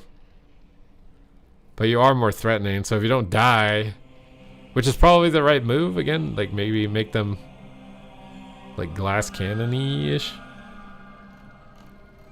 They didn't delete Shadow Priest. Shadow Priest is net neutral in PvP and it's a buff in PvE. What do you mean they deleted Shadow Priest? Actually, wait, did this apply in PvP? Oh, they actually nerfed Psychic Link in PvP. Wait, why did they nerf Psychic Link in PvP but not anything else? Was it that good in like Battlegrounds or something? Psychic Link now causes direct spells to do it. The camera crashed? Bro, my whole PC is dying. There's no way the camera crashed on top of me lagging out right now. Switch the camera? Is that gonna work? Deactivate, activate? Okay, we have crappy lighting now. We have crappy lighting. The camera was only lagging and not the stream. I'm just waiting for this video to finish encoding. It's a freaking 40-minute video. How did that take me 40 minutes to go through the patch notes? I don't think I've ever taken 40 minutes to go through patch notes.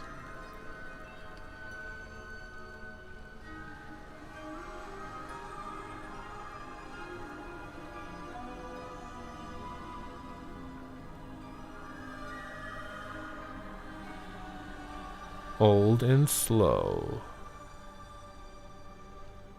Yeah, on Holy DK it was pretty big. I think on Holy DK probably sees the most movement as far as downward trajectory. What sees the most movement up? Is it honestly Warrior? I think it's Ret. I feel like Ret and Enhance. Ret and Enhance maybe are the most upward trajectory out of everything. Well, Sub-Rogue was already the best, so it's like it just continues to be the best. RMP will 100%, but the thing is there's going to be another round of tuning. There's going to be another round of tuning, and if there's another round, there's no way it survives 2, right? There's no way. Unless they just want Sub to be OP, because this is like the first time that Sub-Rogue has kind of been more accessible as a spec. So like maybe test it out and, you know, kind of have it be more OP and see how many people play it, because Sub-Rogue usually has very low participation. Maybe that's a consideration. This is me again making assumptions. I don't know if that's a consideration or not, but maybe it is.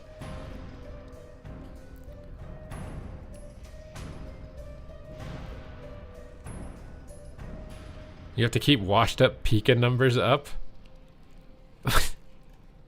If they were worried about streamer numbers, they wouldn't have gutted Arcane, right? Isn't Zaryu playing Arcane in PvE?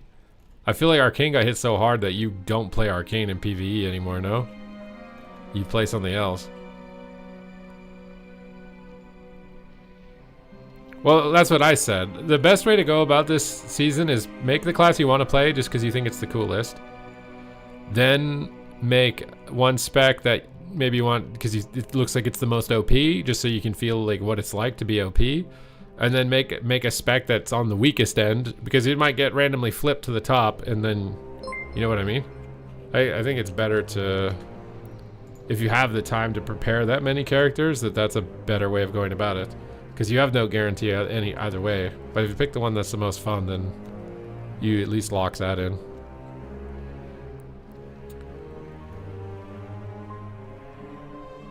At least one of the mage specs will be good. Is that? There's been a few seasons where mage isn't the best, I think, like any of the specs. Like there's been tournaments where like Boomkin's every game and Shadow Priest every game, or Demo Locks every game, Destro every game.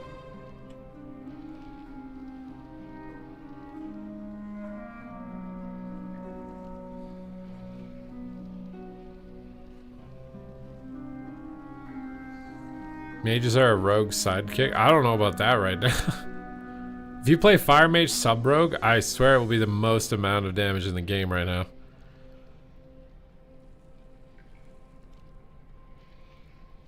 It's a 6% buff, 10%. Well, it's an AoE nerf, but it's not a single target nerf.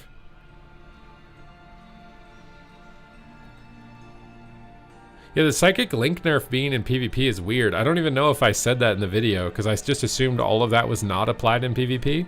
But I'm looking at it, and the Psychic Link doesn't have not applied in PvP. Even though everything else does. Like, everything else is not applied in PvP for Shadow Priest.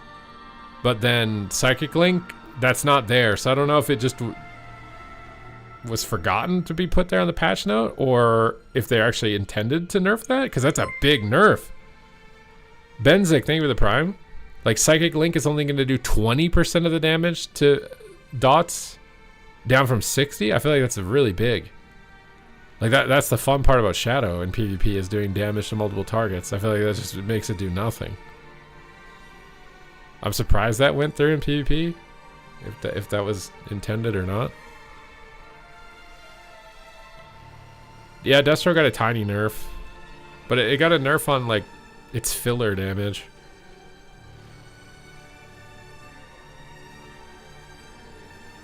Shadow Priest was strong. I mean, at like the highest competitive level, yeah, I think early season, like in this item level, Shadow's not going to be huge, but like at max item level, it definitely was really good. The hard part with determining Shadow Priest viability in PvP is that, especially when you're listening to pro player feedback, is that it's hard to know if someone's biased because they know Shadow counters them. So if Shadow is even remotely as good as what they have, they're scared because they don't want that to happen. So you got, like, it's really hard. But I'm having played Shadow myself and looked at it, it was good, like in Shuffle, but like in threes maybe it's crazy, where you have more control. Which one is the best in PvP and PvE? DPS, Hunter or Ret Pally? I honestly think Marksman Hunter is pretty decent in PvE right now, from what I just leveled as it. I feel like it's... Marksman Hunter is probably like... Actually, I swear it's Sleeper in Mythic Plus. But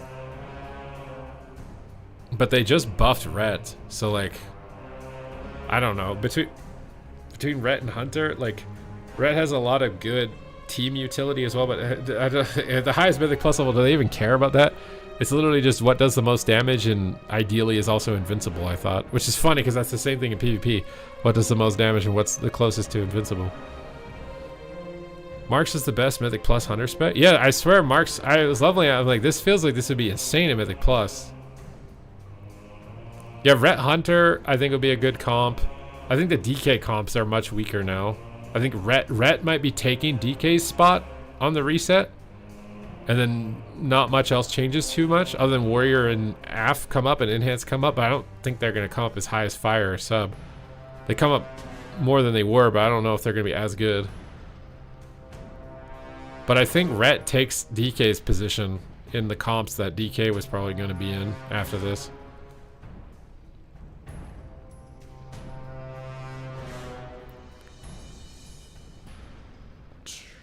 I mean, I don't think the balance changes are drunk Russian bad or something. Like, why do you... I don't think they're that, like...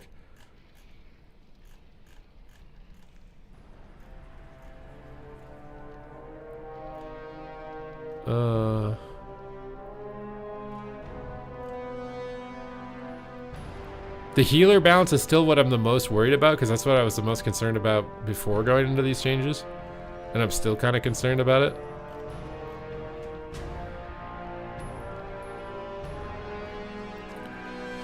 Well, I mean, we want to move the classes away from one-shotting to more sustain, don't we? I thought that's what we want to do. Obviously, if you are slowly moving towards that and haven't fully moved to it and other classes still one-shot, then those classes just become better than you. It's something that, like, everything has to be moved at the same time. Otherwise, you don't have the one-shot anymore, which means you're not competitive with everybody else that does. I mean, I think Shadow is still good. I like... It nerfs your AoE, but maybe that doesn't matter. Like, if you play with a sub rogue, it doesn't really matter.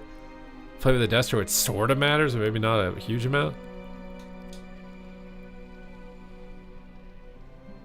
I think Shadow will be harder to play early season, though. I mean, Shadow might be harder because Enhance and Warrior got buffed a lot. Maybe Shadow is actually weaker. If these buffs are enough that like a significant amount of people are going to play Warrior and play Enhance, maybe Shadow just gets weaker because of that. Because there's a lot of like, you have to consider the baseline balance tuning and then consider the rock, paper, scissors. Like some specs just do worse than other specs. Typically, Shadow doesn't do well if Windwalker, Warrior, and Enhance are good. Windwalker's good, Warrior just got buffed, and Enhance just got buffed. So maybe Shadow ends up feeling weaker just because those specs can actually kill Shadow Priest. You'll still be good into the specs that you counter, which is like most casters. And honestly, more like most like burst-based melee that aren't sustained, you do pretty well into. I can play the Epic Sax Guy song, but not for free.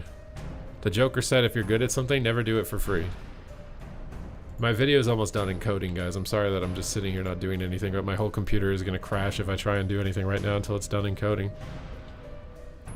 Will Honor be Warbound transferable? They said when it's going to be. I don't remember if it's this week or this reset or the next one. I want to say it's this reset. I think it's this reset, but it might be the one after.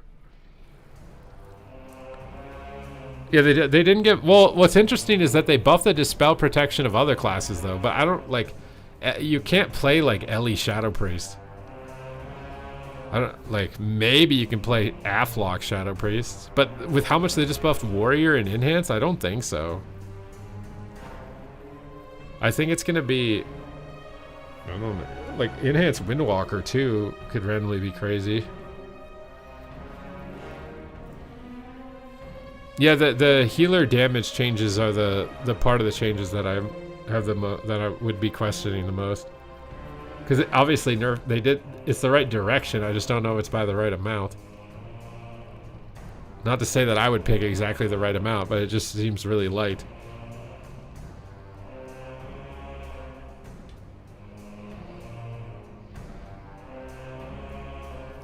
You're gonna play Ellie Shadow Priest. The problem is that it doesn't have Mortal Strike. So it's like, okay, we buff Flame Shock Dispel Protection.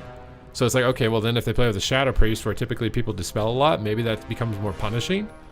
And then maybe if you can't spam Dispel, maybe that comp is more viable. Like that's what I'm trying to think of. Like maybe there's a possibility for new comps if that Dispel Protection is actually significant. Like it's 600%, but it didn't do anything, right? Like 600% increase of nothing is still nothing. So you have to be a little bit concerned, I think, there.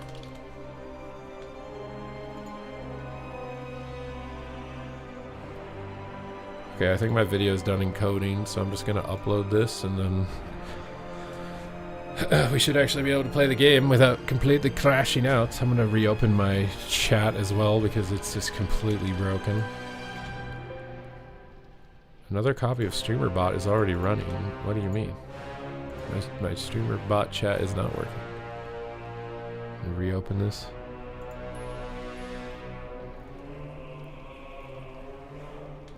What do they do to your boy Guardian? Dude, Guardian got the... I knew Guardian was gonna get hit. There's no way it wasn't.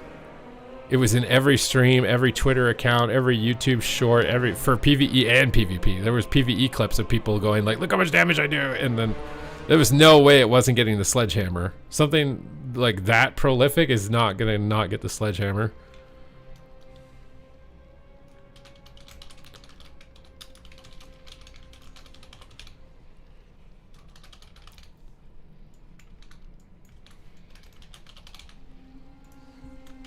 Okay, I'm just putting the tags on this video really quick. Yeah, I mean, Psyfiend is good for possibly giving Shadow Priest more flexibility with specs. I just don't know if the Dispel Protection is enough. Like, if it's punishing enough. If it was punishing enough that, like, if you fought a Shadow Priest and an Ellie, and you pressed a spell and you literally died, then maybe then there's some potential there, but like I still kind of think people will ignore it. And if they can just ignore it, then what are you gonna do? You can't play the comp if they can just ignore it.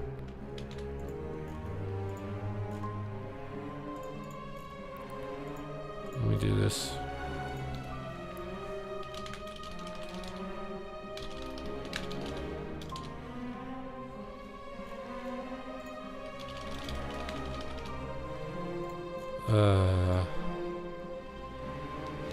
Yeah, no, Shadow is tanky, but they nerfed your damage. You see what I'm saying? Like, you're still tanky.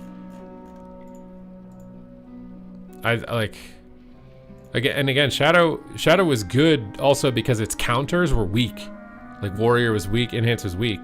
So if Warrior and Enhance are better, which are your counters, then you know, maybe you're not gonna be that strong. But you'd still be strong into like RMP, which I think is what Shadow should be good into. To me, like DPS Shaman, Shadow, and Hunter, and DK should be like the counters to RMP. The way their kits are, they function as like the scissors to the paper. They can do a lot of damage to a mage. They can purge shields. Like, to me, they should be like the bullies for the mage specs.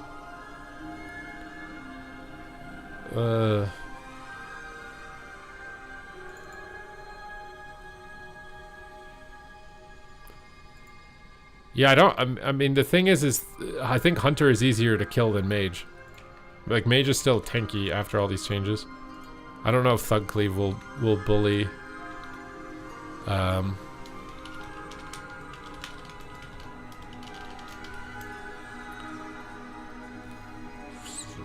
Sorry again, I'm just making a thumbnail very fast.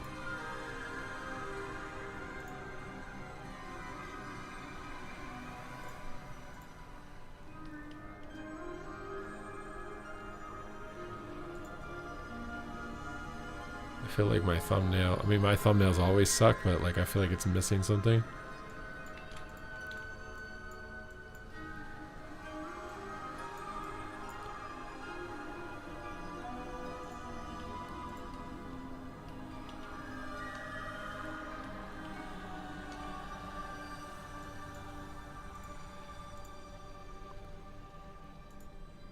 Okay, I got my thumbnail. I got my thingy. Yeah, I swear Markers got Resto Druid damage nerfed. I blame Markers. Because Markers is the only Druid I've seen where I'm like, you know, Resto Druid damage looks kind of good. But I think that it's a very niche situation where it's actually good. In like competitive formats like BG Blitz and Shuffle and Threes, there's no way a Druid's ever adding any significant damage compared to like a Monk or a Priest. I don't think it's ever happening. But in like 1v1s, you know. Okay, this video is uploading. That was mostly, yeah, 2s or something like that. But even still, like Monk and Priest are still really good in 2s. I don't know if it needed to be nerfed that hard. Wasn't it literally 60% overall? You know, it's not even just like Convoke or Feral Frenzy. Like, am I dumb? It literally was 60% damage overall, right? I have to look at it again to make sure, but I'm pretty sure it was 60% overall. The hell is this? Why do I have a picture of Xal'atath?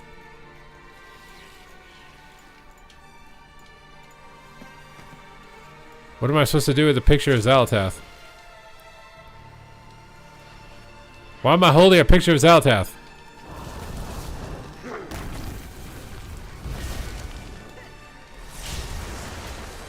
$600k damage in the opener every shuffle. I mean, it was just Feral Frenzy though. I feel like it's weird to nerf Moonfire by 60%.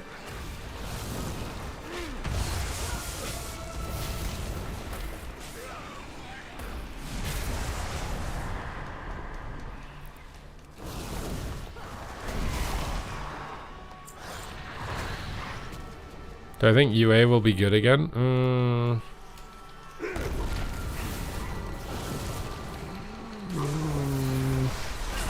I think it's better than it was, but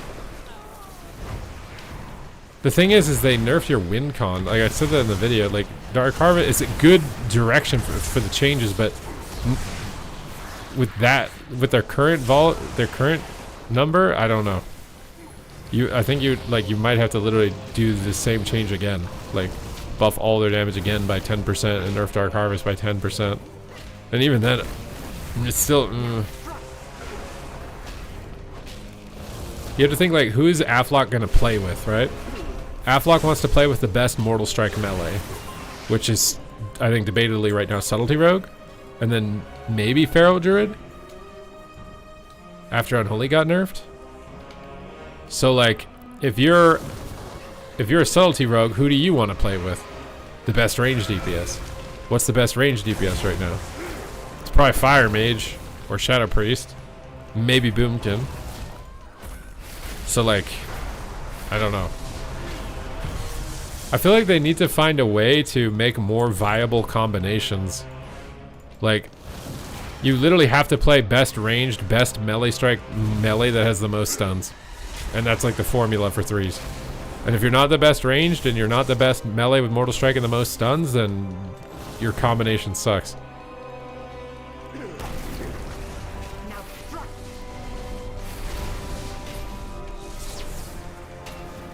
Yeah, you guys being doomers are weird. I don't think the tuning is that bad. I think it's fine as long as there's follow-up to it, because the direction of it is good. But I think it's probably gonna need more of basically the same stuff. Yeah, the Asa Rogue one is weird. Like, mostly just because its energy regeneration is just so bad. Like, yeah, the cheesy Kingbane poison thingy was hitting really hard, but like, I don't know. I think it needed a little compensation.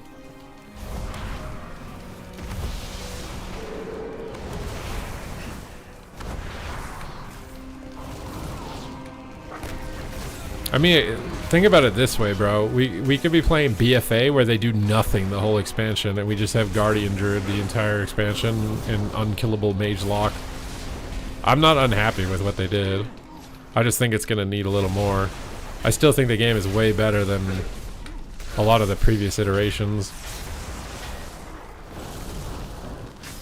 I'm just worried if healer balance is off, that like if you're not playing the most meta healer, then everyone gives up, because that has happened.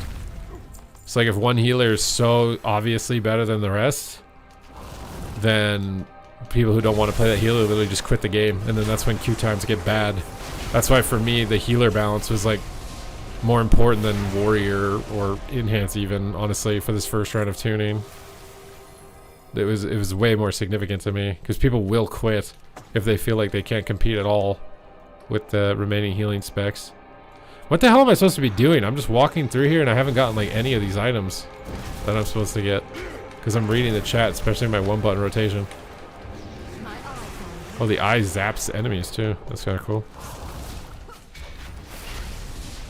Yeah, I feel like Monk was way too light. Like, Monk was as OP as Guardian Druid. I feel like Monk was way too light.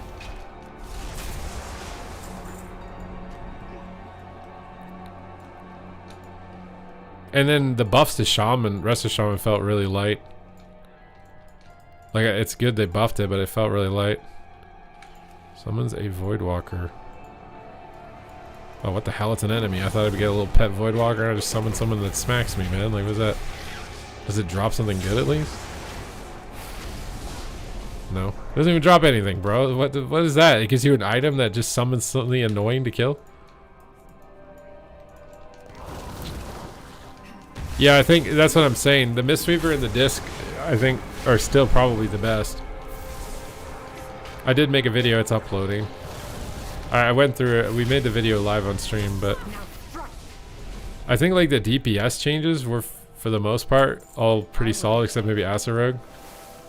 But the healer one, I'm still very worried.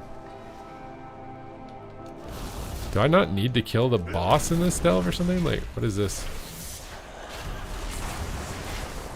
I don't know what that did.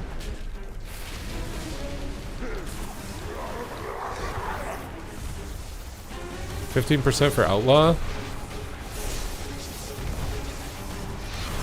I mean, it might have been if Sub-Rogue actually got nerfed, but again, you're literally just competing with Sub-Rogue, right? Like, you literally have almost exactly the same kit. Except you do less burst and you stun less frequently. And your rotation's more annoying to pull off. But you're like almost exactly the same class. You build up combo points, you spend combo points, and you're stunned. Like, you're literally the same class. Except instead of Shadow Step, you grapple. Which maybe sometimes creates like a difference. And there's no way I killed the end boss without being able to complete the other objective. What is this delve? This delve feels so weird to me. Well, that's what I'm saying. That's what I'm saying. Like, the healer balance, like, it's the same thing with tanks in PvE, which I think it's kind of good they did what they did with the tanks, because now it's like really mixing it up, like which tank's actually good. People will probably be more open, at least at the start, to just invite anyone playing anything. But the healer balance in PvP is still, I think, really top heavy.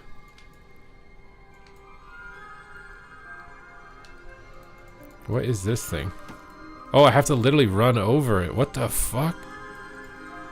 I didn't know that. Holy shit, it's all over the place. I thought I had to click. This is the first time I've had to run over something. What was that?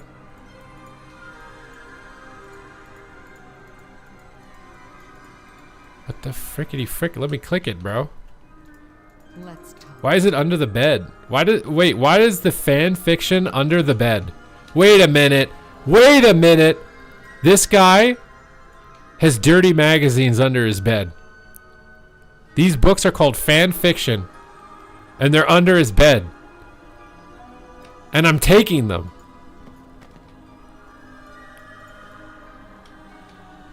Bro.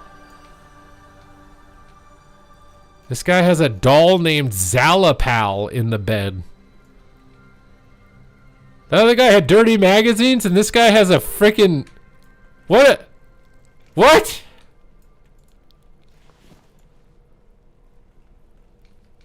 Hello?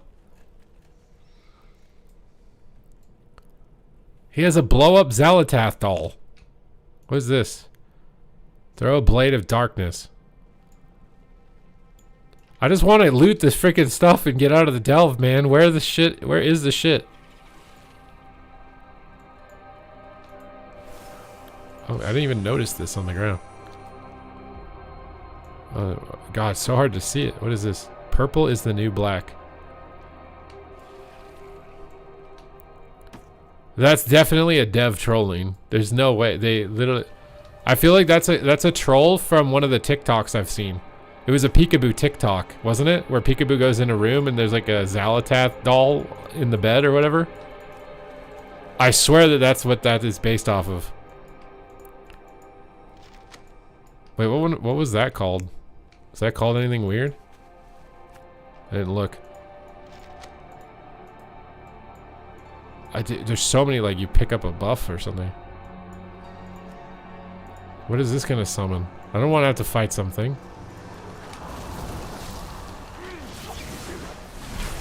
We have the... Again, the monk stuff, I don't have a lot of experience on monk.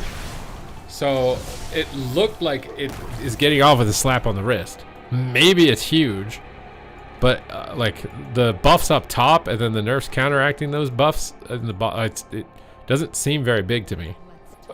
I'm completely open to being wrong about that. But, it looked like it was not going to be that good. Or it looks like it's not going to nerf them a lot.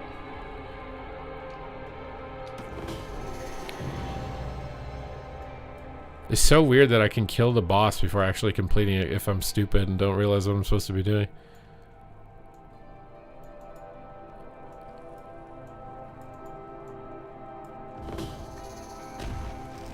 Oh, the wall actually falls down. What else do we get? 159 ring. That's nice. Well, you want to be doing each delve once because the quest for turning it in is like 100 KXP. So when you ding like level 88, you can just fly around turning in the quest and you'll basically be level 90.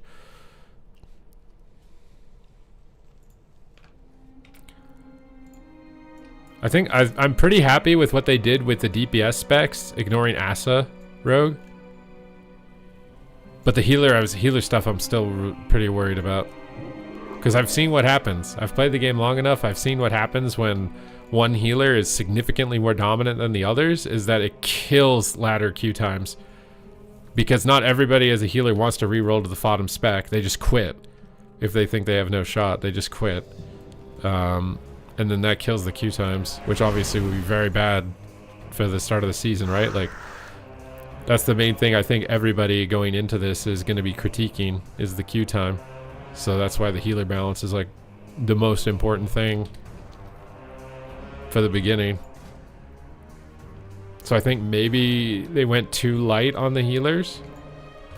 They should have been a little bit heavier on the healers.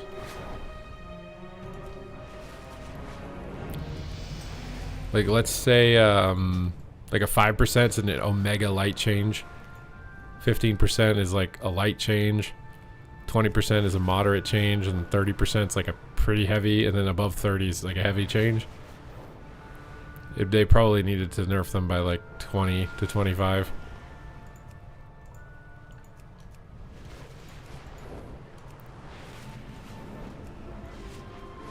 Well, they said when the next tuning is, isn't it literally like a week later, or maybe 2 weeks later? Again, as long as the direction is good, I think it's fine, right? And as long as they do another round of changes, like maybe these changes are enough, right? Maybe I don't understand Monk enough and it's enough. So the fact that they said they're going to do another round of tuning, I know they said there's going to be more tuning. I swear they said there's going to be another round of tuning. So I think with that, then it should be fine. But there's a lot to consider, right? Like, this is my perspective with what I have available to me and what I've experienced personally and what I've observed and out of players I've talked to. Like, and you have to take into account that maybe we haven't discovered everything. Maybe some people are biased. Maybe some people are bad. You know, there's a lot of variables. So I don't think it's bad to go light. I just, if it gets to the point where it's like we're not making changes anymore on the season and Monk is still 30% better than every other healer, we're cooked. Like, the season will be completely cooked if that ends up happening. I don't know if it's as big of a deal if it's just the first week and then they do another round of changes and whatever. I think it's probably not going to leave a great taste in people's mouth if it's that big of a gap, right? Like, there's always going to be a gap. Like, one healer is going to be, you know, slightly better, but if it's more than like 15% better, like, I think it's gonna be bad.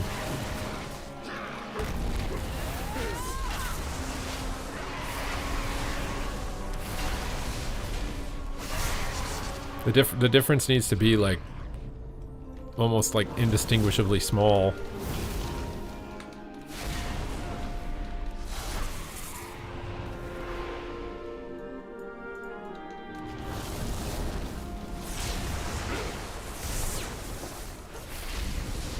I don't think I did this delve where you have to activate wards. I'm used to using the eyeball thingy.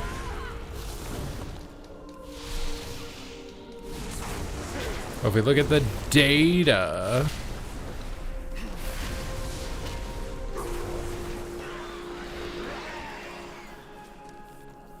what are all these random items? Surround the caster with a shield. Oh, I have to cast it?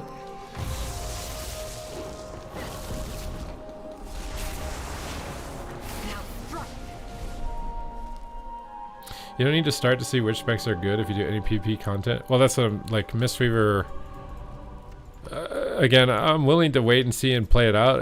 I'm kind of expecting Monk is still going to be at the top, at least for Solo Shuffle and Battleground Blitz. Now, it's possible Monk falls off in like rated 3s because coordinated Rogue Mage probably will still be very difficult for Mistweaver.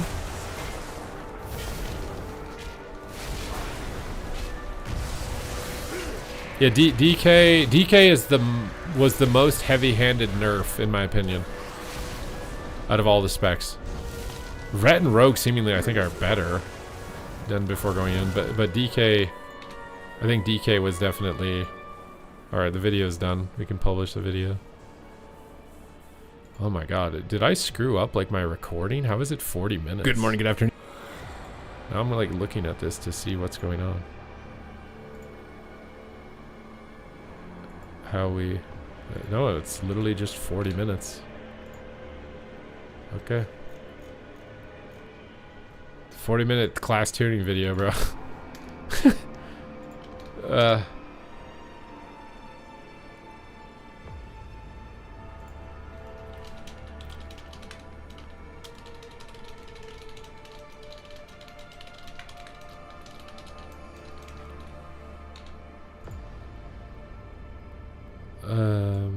Make a tweet, have to do all the social media bumps. Put it in my Discord. I think I did. Where's Discord? Yeah, I did. We're good there.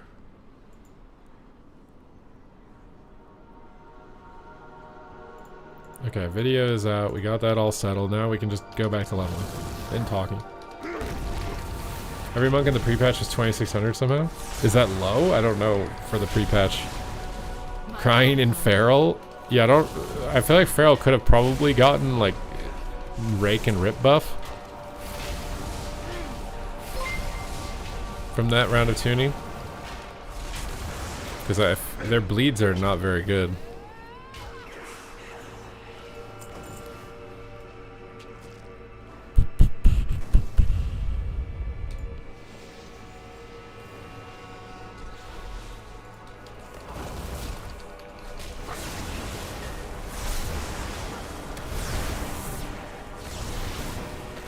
I mean, maybe it's again like the approach to balancing can be sometimes buff the weak and don't nerf the strong. That can sometimes be the approach.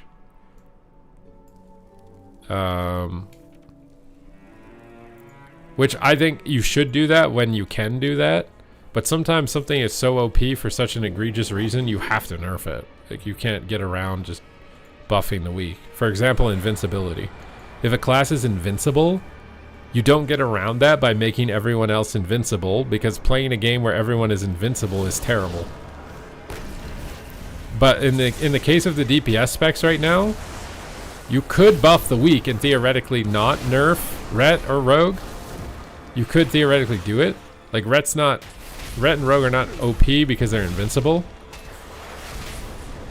They kind of are a little bit, at least Ret maybe a little bit. Game where everyone's invincible, like Dota.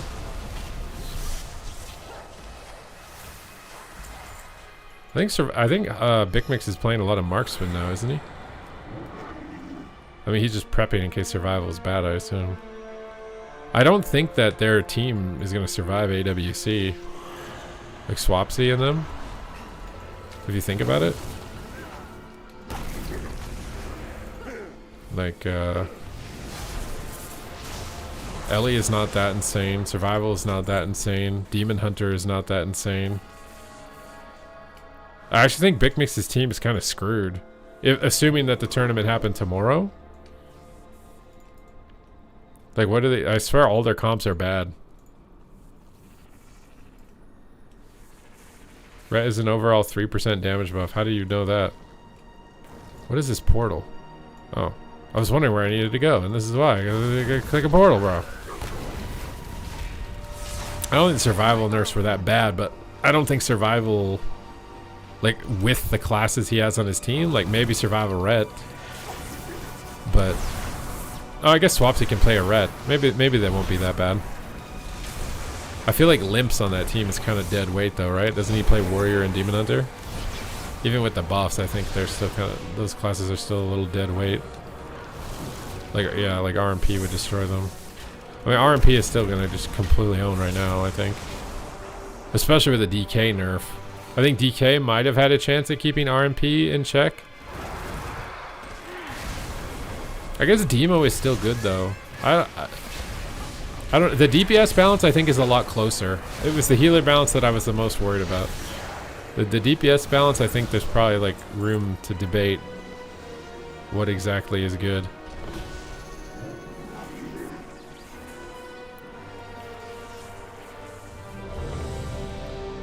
Well, they didn't buff. Why can't I take this? What is going on? What am I in combat with? The fuck are you doing, Valera? I'm gonna miss my dungeon queue, bro. You're aggroing random piss. You're a rogue, like go in stealth. How are you aggroing random piss?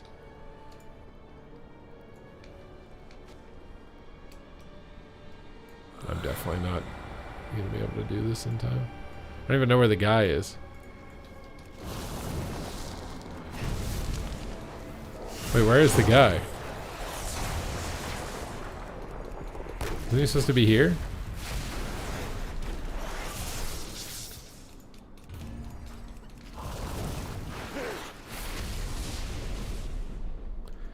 Yeah, the crit reduction, Fire Mage is just really good because of that, right? Like, having no crit reduction.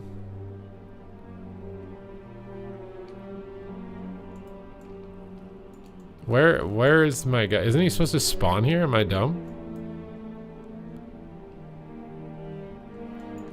I think I'm dumb. Wait, it literally has an arrow pointing over here. Oh.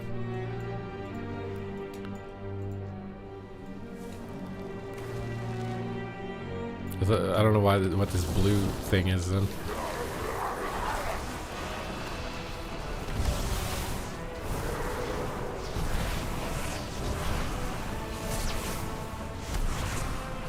Can someone tell me 81 to 89 skirmish queue time? It's like 2 to 5 minutes, I think. Do you just only do low-level skirmishes or something?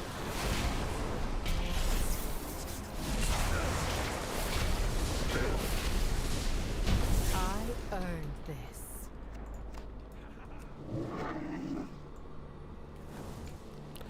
Wait, where is the treasure? Dude. Wait, oh my god, it's there.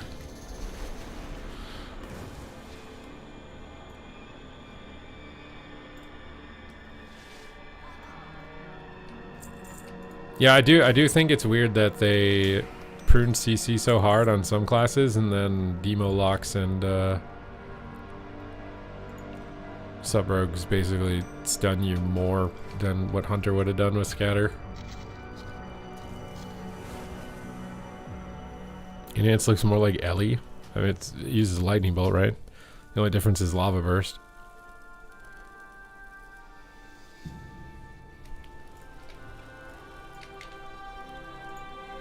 Okay. Wait, what do I need to close all these? Well, we know what it's going to be like on day one. Now. Which I don't think a lot changed except DK is weaker. And like maybe... I don't know. Like kit wise, I don't... Can a warrior keep up with a ret and a rogue? Like... Can it? Maybe? Maybe with 15% damage? They should if it was my opinion, I don't know how their work schedule works. Is like I don't know what the people are doing, like that do the changes. Like they're obviously gonna have to do other things too or whatever, but I think tuning changes like every week would have been like small wiggles every week would have been better. It's still better than any other, like most other previous iterations though. And as long as they stay on top of it and keep doing it, I don't think it's bad. Bro, I just keep getting rings from everything. Can I stop getting rings?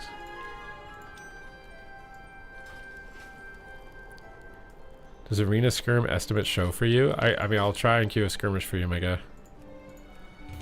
It's 3 minutes.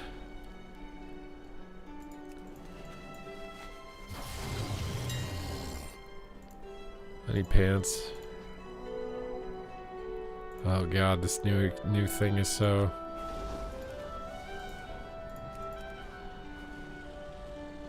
Wait, what does this compare? Oh, it's 171. Guess we're going with 165.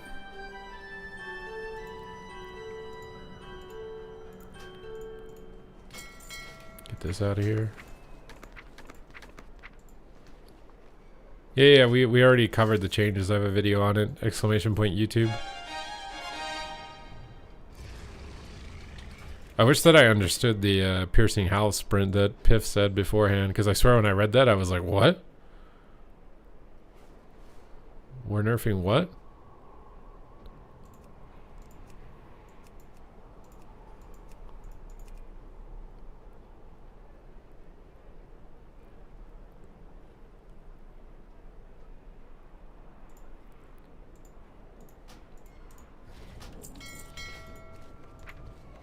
Wait, what did I just buy?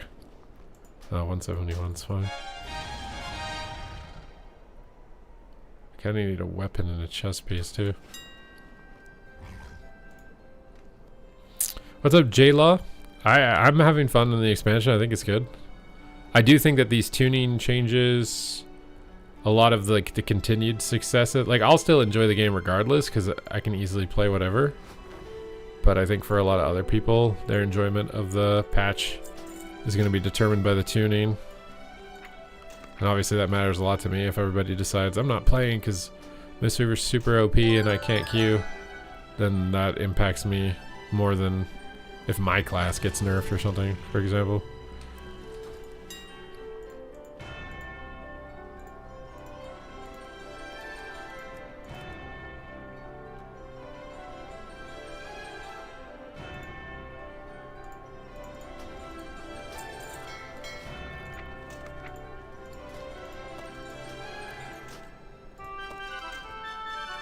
Yeah, that helped my item level a lot. Hopefully dungeons will be a little bit less bad.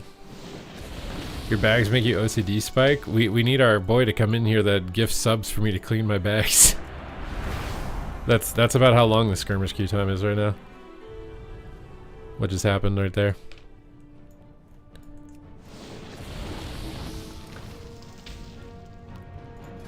Okay, I need to change my trinkets. Oh my god, did I sell my trinket? Oh shit. Never mind. Wait, did I actually sell it? I don't remember selling it. Donovan, I'm already sitting down, bro.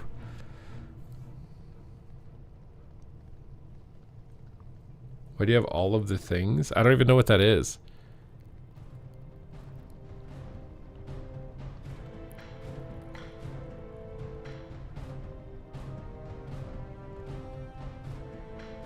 Yeah, Shadow Meld is the highest skill expression ratio in the game. Because if you time it, you can immune an effect. I kind of think that mechanic should just be baseline to everyone, no matter what, though. Alright, one button rotation time. Walked into a horror fight.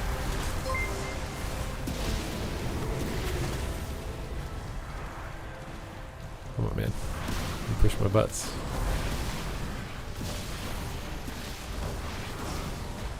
Didn't purge his altar, feels bad, man. Oh, almost got him. One button enhancement shaman's pretty good, bro. We're just literally just running out of spamming one button. Did this haymaker me, bro?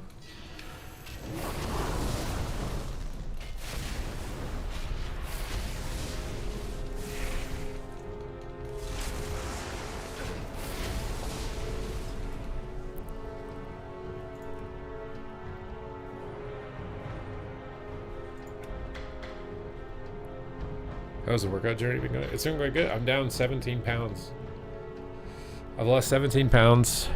I'm struggling now to keep losing weight because I'm gonna have to cut my calories more, and I don't want to, but I'm going to have to.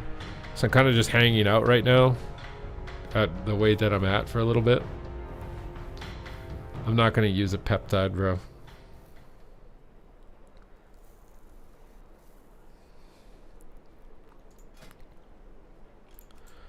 I'm thinking I might just take a little bit of a diet break and just hang out where I am for a couple of days, see if that improves my mood, gets my performance back.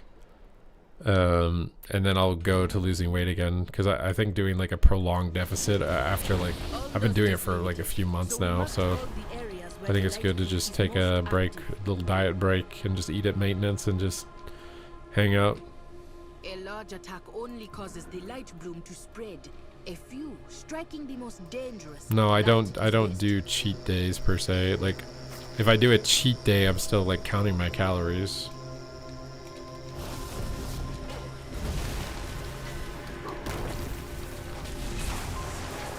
You been sick? That sucks, man. Bro, injuries and illness is so depressing. If I want to lose weight right now, I have to eat less than 2,100 calories, basically, and keep my activity the same. So I'm eating like 2,400, and it's still probably a deficit, but not enough that it like really moves too fast at all.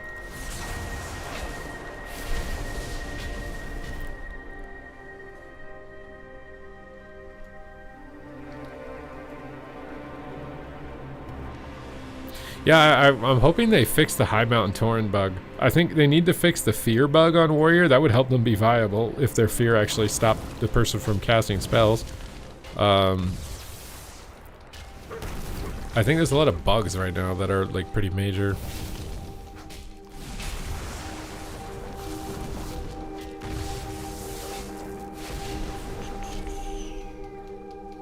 Skipping 30 minutes a day. Yeah, no, that's a good routine you got there.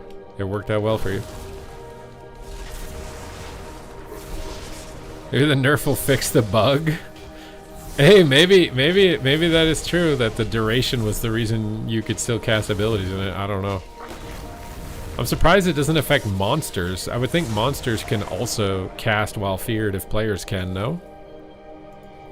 But I guess PvEers never take fear because they need the sprint from the piercing howl.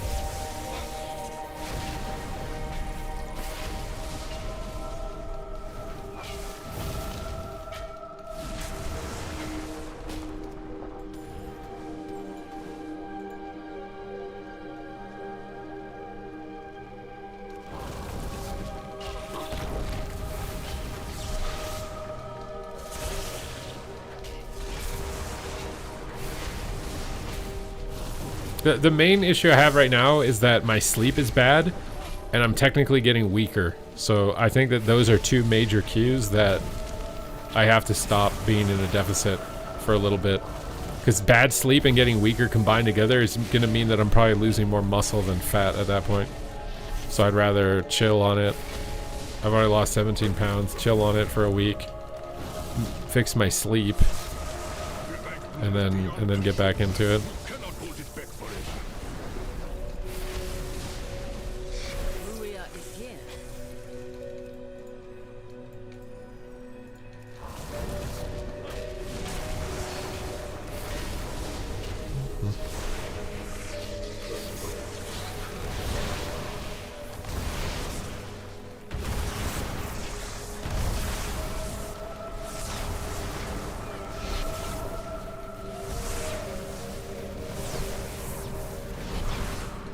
What do you think, the meta deep yet? I don't think too much changed.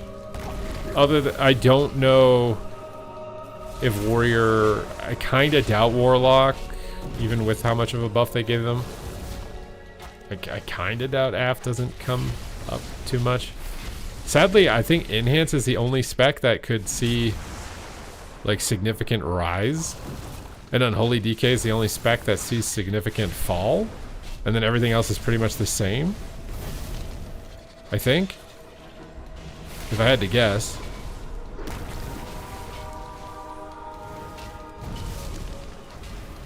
Oh, in PvE, the tank balance is all over the place. The tank tuning was the biggest, like, heavy-handed changes. I have no idea. Like, some people think Vengeance is now going to overtake it. I think Guardian for sure is dead. Which I'm sad, because I was going to be Guardian in Mythic Plus, and now I can't, so what the fuck am I going to do? Like, what am I gonna do? To play, like, maybe I just try and play it even if it's shit? I don't know. I guess, I mean, hopefully it's just still, like, if I make my own group, it'll still be doable or whatever. But I swear, like, I completely gutted. But maybe it I mean, in PvE, maybe it was that OP that it's fine still? I don't know.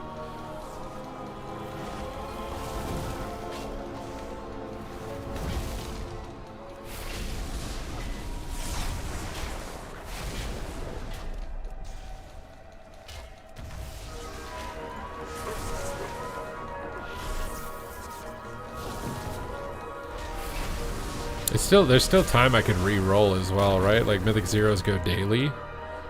So like maybe, what the hell classes did I even level? I could do a prop paladin.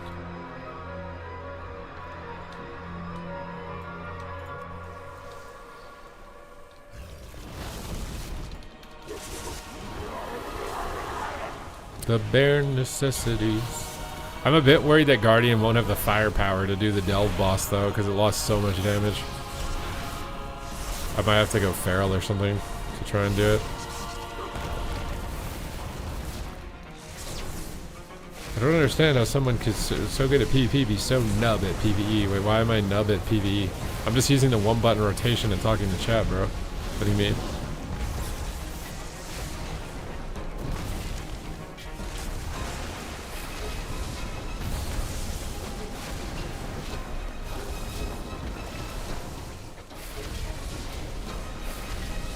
Why not play Boomy? Well, I just geared my character with agility gear. And also Boom, oh maybe with the buffs Boomkin isn't as bad, but Boomkin was looking really bad before. I also wanted to play a tank. It's like the big thing.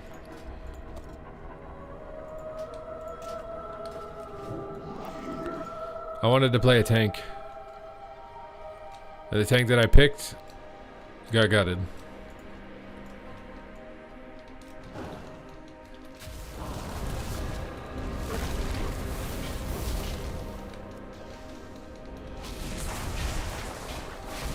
Well, I mean, people joining my group if the damage is bad is the issue. Obviously, I think I'll still be able to complete the dungeon, but if people... Oh my god. If people think that you're unviable or whatever, it's gonna be rough. Why did we die? Oh god. Whew! Do I onk? I think I onk. Why did he die again?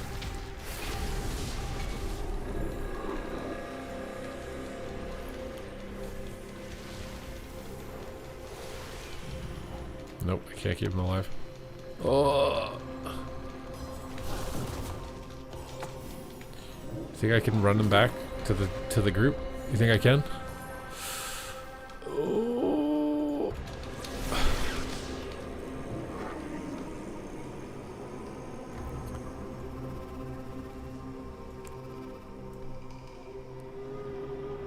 Do they like leash or anything, or? Oh my god, are we joking? They can see. I'm so far away, man! What do you mean it's a dungeon-wide stun? I wouldn't have attacked if I'd known I could get stunned from 150 yards away. What?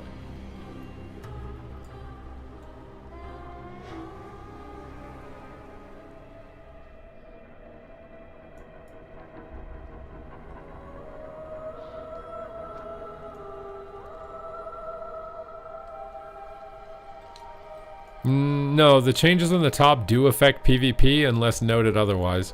The changes on the bottom only affect PvP. But the changes on the top affect the game as a whole unless they note that it's not going to happen in PvP.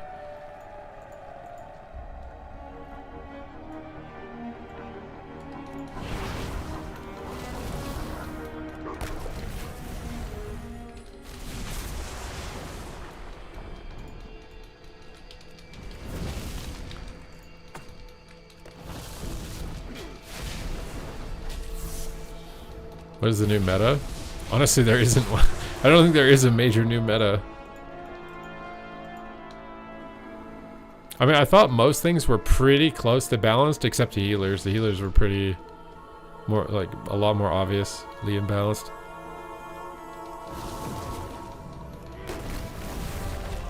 I don't have to stop that, right? Where's the fear? Which mob casts fear? I don't think it's in this poll.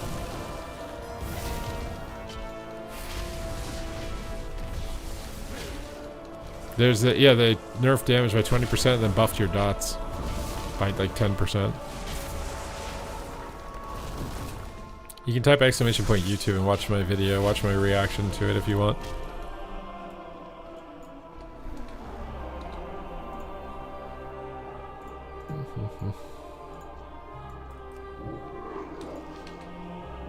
Have people figured out like left or right, like which way is actually faster? I've seen some people taking like completely different routes.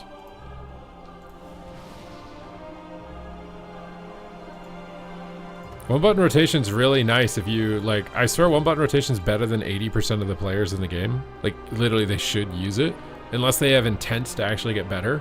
But if they don't care about getting better, they should actually just use it. It's really chill if you just like don't want to pay attention and just want to do something else but like level or whatever, like you're doing like chill content that doesn't really matter. I actually don't think it's that bad in PvP, at least for enhance. Like I'm doing it because we're leveling and I'm just reading chat, so I have one button rotation so that I can do the content while interacting with you guys. It's really nice for that. Like I mean, I do just fine on DPS, and then I can obviously read the chat while doing this, which is really nice. Normally I can't like read the chat while playing, like at all.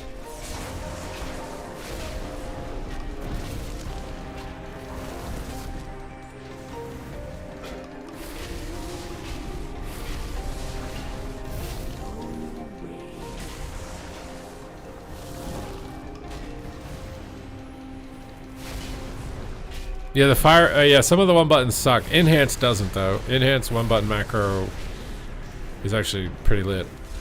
It's probably the best one button rotation I think in the game. Ugh.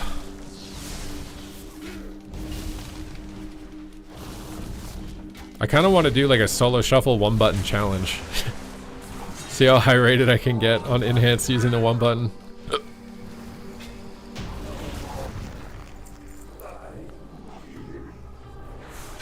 I mean, for leveling and doing like chill stuff, it's more than fine. I leveled with Asa the same way with the one button. Now, like, if you're learning a class and you care about getting better and you want to perform at the top end, it's probably not a good idea to do this. But like, I know how all these classes work. I don't need like more training dummy practice on them. I'd rather just read chat. So it kind of depends what you want to do. Like if you don't care about actually getting better at the game, then the one button macro, you should just use it. But if you care about getting better at it, it's going to be a bad crutch in the long term. So it depends what you want to do.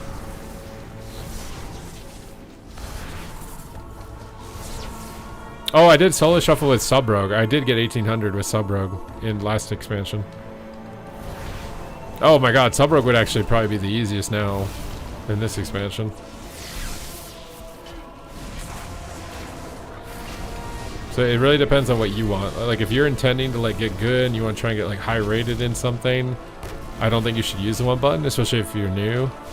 Because I mean, it can be nice because like you could watch the rotation it's doing and be like, oh, that's what it's doing. Okay, that's what I'll try and do. You know what I mean?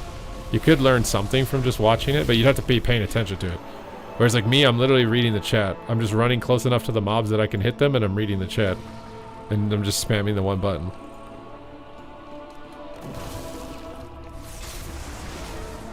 I think a one button rotation's fine for the game. I think maybe it might be a little too effective. Pika's damage went up. On what class? Should I turn it off and see what my DPS is? Should I like see what my overall DPS is and then do this dungeon again without it and see if I do less? I swear that the one button is better than like 80% of the players though.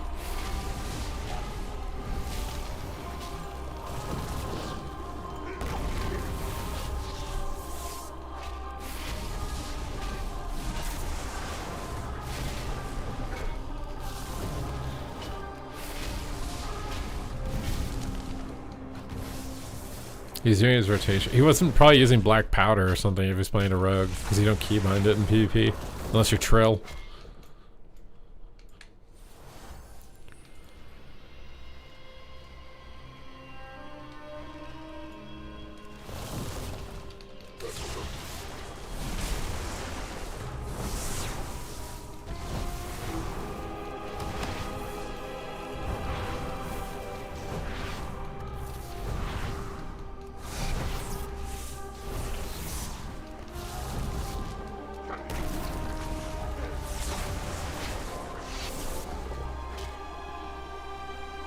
Repelli, no, Repelli, I think Repelli is still, like, I don't think they nerfed the spinning hammers. I'm pretty sure they didn't nerf the spinning hammers. Like, Ret's fine after that. DK got nerfed the most. Out of everything that got nerfed, DK got nerfed the most. Shadow? I mean, in PvE, all of the changes for Shadow were mostly PvE. I don't really know why they nerfed the Mind Blast thing in PvP, unless because they fixed a bug with Shadow Priest in a more recent patch with apparitions. Maybe that pushed their damage up, and then now they're nerfing this thing because of that. I don't know, but it did feel weird to see that they nerfed like the shared Mind Blast damage. I don't remember the Mind Trauma, I think is what the talent. It looked weird to read that got nerfed in PvP. In PvE, it probably makes sense, but in PvP, it looks weird to read that. I think Frost DK is, I mean, it's probably gonna feel like a nerf right now because all of the classes that one-shot still one-shot, right? And they nerfed your one-shot, so I would expect that it feels like a nerf if there's not more tuning in the next round or whatever.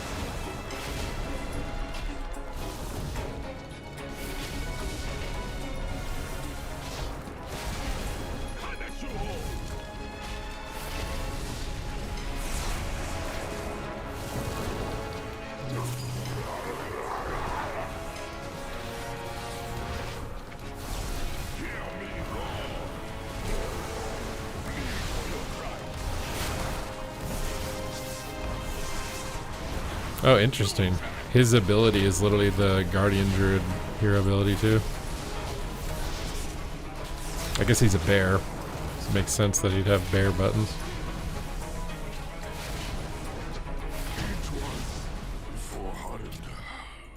Horrendar. Is this what Lightbloom does?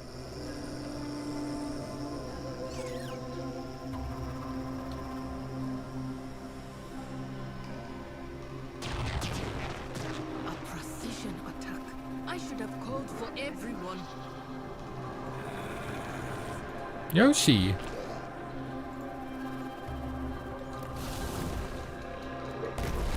It's a pretty weird looking bear. Maybe they need to rename the druid shapeshifts to like bulk form instead of bear form so they can make it look like other things.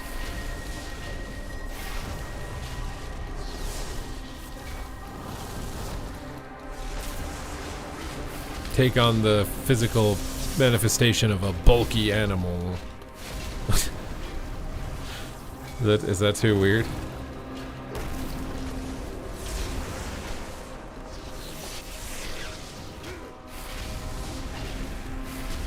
Furry form? They're all furry forms. What do you mean? What the hell is that laser that's coming out of there, dude? What the hell is that? What is this laser? What is this rainbow? Why is there a rainbow appearing in the dungeon? What is this glitch? Is it just gonna keep going up? What? What is that? Is that my PC crashing? There's no way that's my PC crashing, right? All ability damage, PvP nerf. Yeah, but they buffed your other stuff up top. They buffed a bunch of your stuff up top and then nerfed it down below. I'm pretty sure they buffed it more than they nerfed it.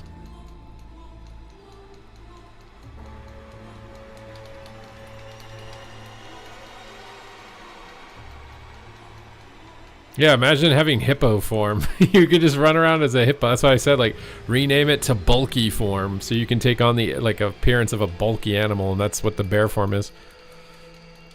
I mean, it's already technically not all bears, right? Because the Herondar one isn't a bear. It's like a porcupine or something, isn't it? You're too quick. Honestly, that one was slow.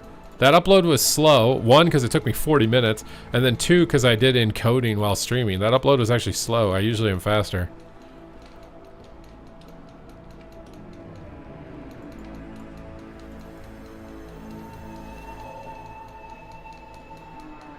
Still can't kill a spinning crane kick. Yeah, the healer changes were the most light. I feel like they could have gone a little heavier. A little heavier. I'm trying to think if there's anything that just like I completely missed.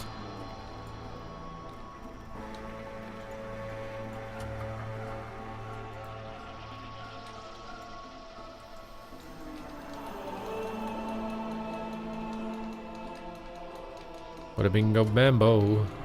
Going on a wembo. What happened to my like attack animations? Why can't I hear attack animations?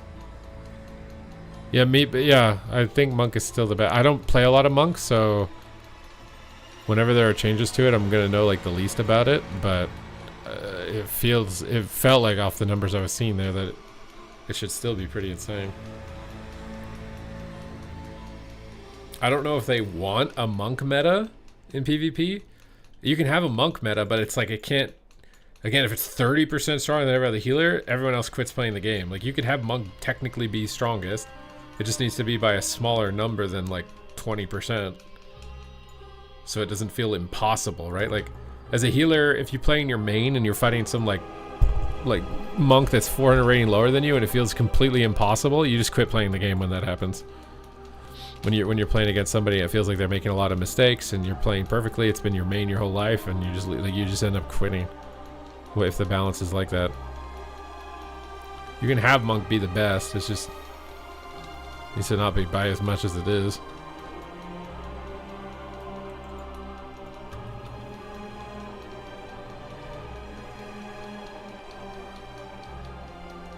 Yeah, the arms buffs are, I think that's pretty big. The Blade Storm by 23 and then all damage by 15. Mind you, you were doing less damage than Disc Priests, so maybe, you know, maybe it's not that much. Why is that guy shooting beams of light? Oh shit.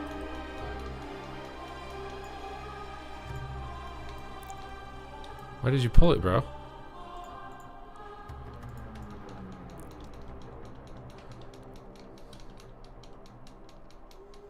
I think the Prez Evoker buff was nice. But Sub-Rogue being as good as it still is still going to be a problem. I think actually Arcane got hit the hardest. I think Arcane honestly got nerfed the hardest in PvP. It would be like Arcane and then Unholy were probably nerfed the hardest. Maybe Prez can compete with Mistweaver, but I feel like Monk is still going to do just too much damage for it to compete.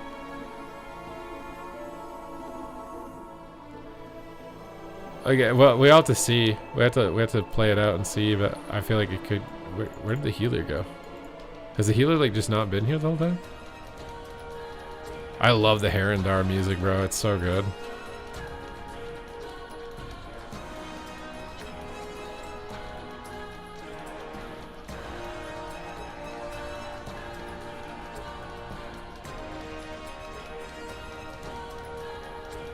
I wish it was like a little bass boosted, maybe. Like, boom. Like a little bass boosted or something. It'd be sick. Like I can hear the horns trying to do the bass part. I think I need to stand on the plants, right?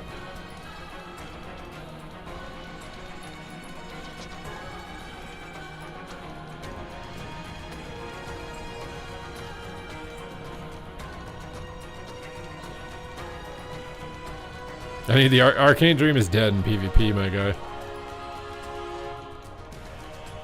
It might be dead in PvE, too. I don't know. Fire is God mode, I swear, in PvP, though, now. I might level a Fire Mage. I think Arcane is toast in PvP, though.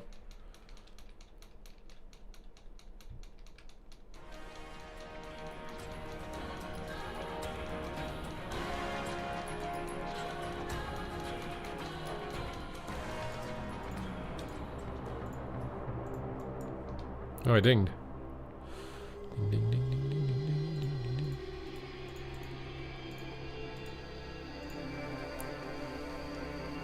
New top 3 specs. I don't think I'm changing my list, bro. Except maybe Shadow is Fire Mage. Maybe I'll change this. I don't think it's changing for me, except maybe this. Or maybe Ret, but I'm kind of doing ranged melee and healer. Yeah, the Way of the Crane buff. That's what I'm saying. Like, you see, you're like, oh, they nerfed Wind Kick by 20% and Stomp by 50. You think that's not enough. Well, they buffed Way of the Crane by like 200%. So, like, I don't know if that's enough. I would have said that was probably enough if the PvE changes weren't also going in PvP. I would have been like, okay, this seems like enough. But they did like a giga buff to Way of the Crane. So I don't know if it's enough. In a vacuum on their own, sure, but... Why don't I have like any other game sounds?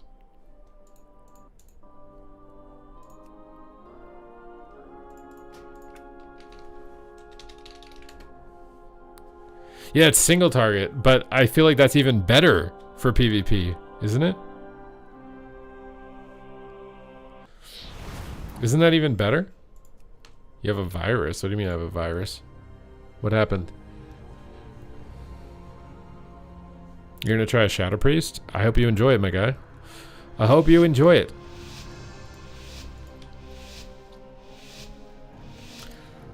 Yeah, the PvE thing is they're trying to make Way of the Crane not as maybe OP in a raid or something. But making it heal less targets is way better for PvP, I would think. Unless its AI is really stupid or something and like it just heals a pet and now it heals a pet because it only heals single target. That could be kind of bad. Oh my god, that guy got just rickrolled.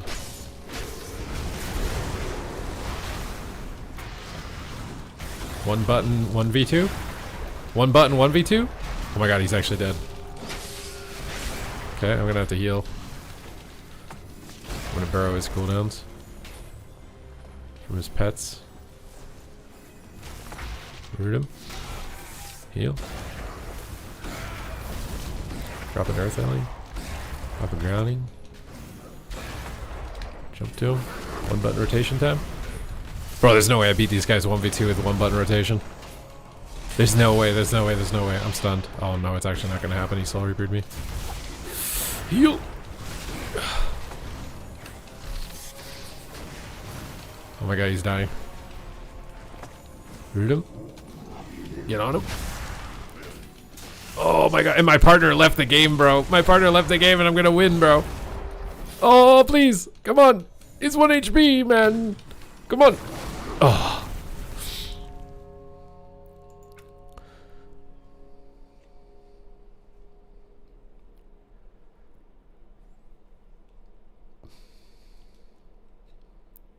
New YouTube short. One button, 1v2.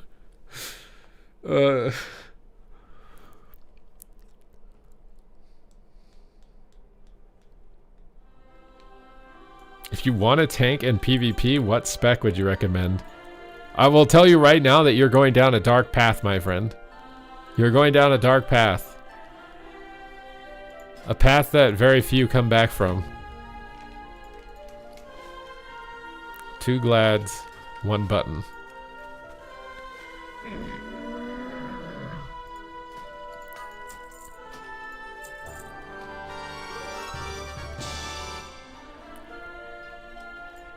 You'd feel so defeated if you're that DK and then realize you got one button.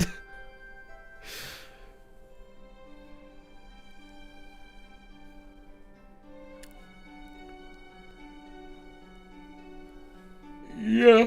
Oh, it will be weaker in BGs. But it'll be better in like 3s or 2s, I think. For sure. I could for sure see it being weaker in BGs. Because if it's healing less targets. But in Arena, you're only really ever healing 1 target anyways. So I feel like it's stronger there, but definitely weaker in BGs. Yeah. Maybe Prez becomes the best healer in BGs then? Maybe? Maybe?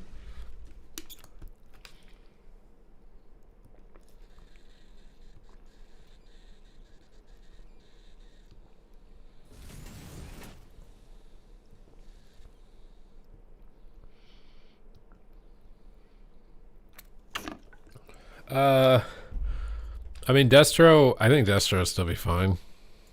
I think Destro and Demo will still be fine.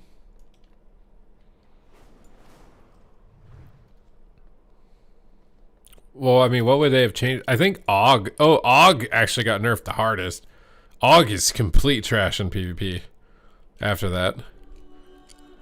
Og's the spec that got off the worst, I think. For the one guy who plays Og in PvP, Og definitely got Og got nerfed the hardest.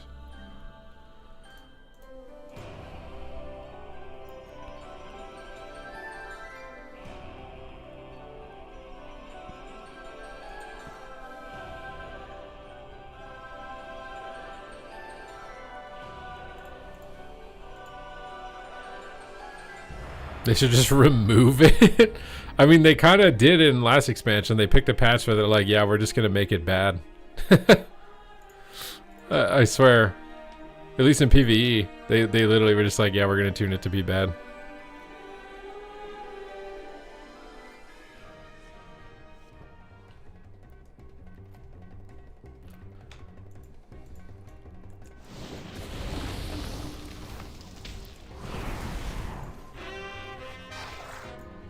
You're almost level 90 on your Shadow Priest? You're not impressed at all?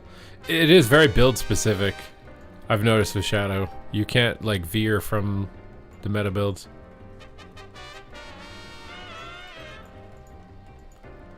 Everyone can use Visage but Og? Wait, did they do that with Og?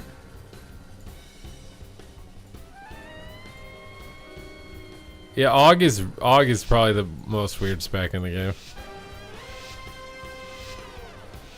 They tried to take a risk with it, tried to create literally a new role for the game, but I think it's like Jeff Kaplan said in that interview, like people don't want to, like very few people care about like that team stuff. They want to feel like they're the carry.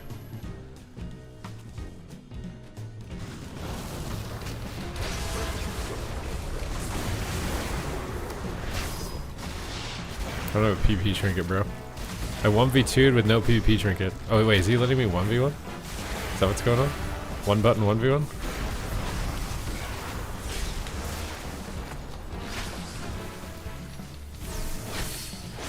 I swear enhanced healing is really good though. I want a bloodlust, but it's not working. There we go.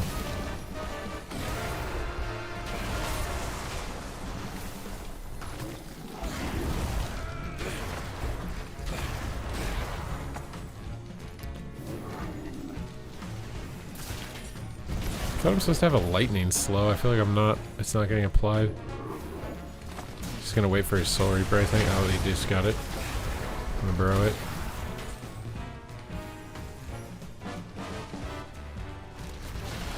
Stunned. Not looking so good this time.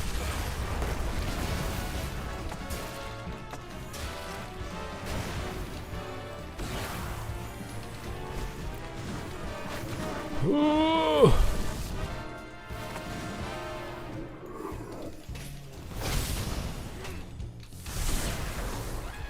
Lines. Ran into my root.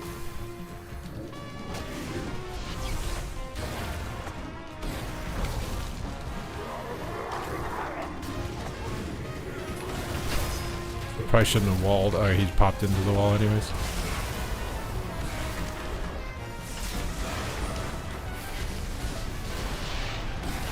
That one button rotation is failing me, dude. It's not using lightning bolts, so I can't heal. Oh! It's failing me. Is 600% a lot? I don't think so. For how dinky it hit before. I don't think it is. I like that they actually buffed those mechanics, but I think that's not a lot.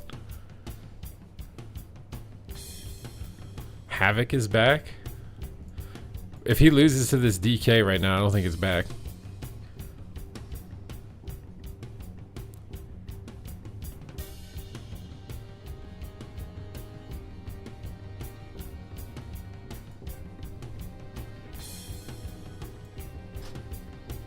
Arcane got nerfed, Ven.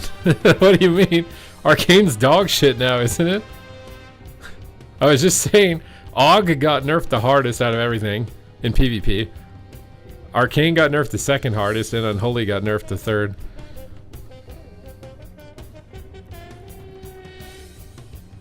And then somehow Rhett and Rogue ended up getting buffs. Rhett and Rogue are actually buffed. It's by a small amount, but they're actually buffed. What do you think the best sub-rogue comp is? If I had to guess, Fire Mage and Disc Priest. Right now. You think sub's a net nerf? Yeah, but only to black powder. If you don't press black powder, it's not a nerf. I swear. How is it a 10% PP nerf? They buffed Backstab and Shadow Strike and Eviscerate. And then like what? How is it not?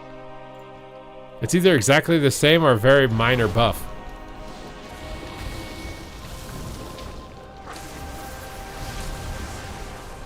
Lucky that you think Outlaw is gonna be good? You think it's better than Sub?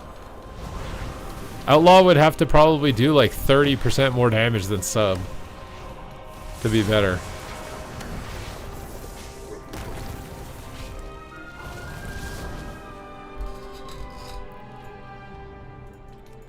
Oh, these crystal things. You get a really OP buff if you loot these crystals in Murder Row. There's a vendor that'll sell you like a bloodlust pot. It's really good. So if you see like a fell crystal on the ground like that, pick it up and go to the vendor.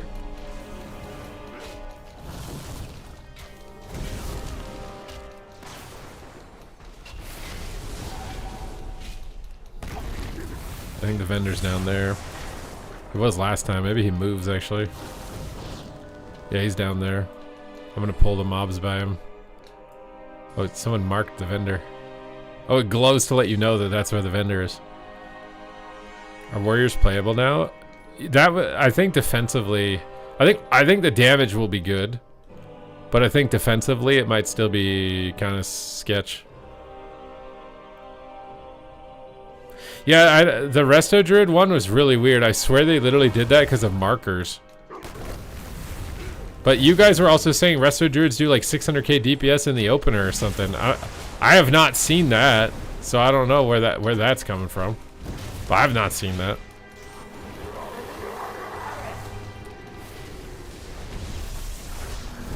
Yeah, disc will be good.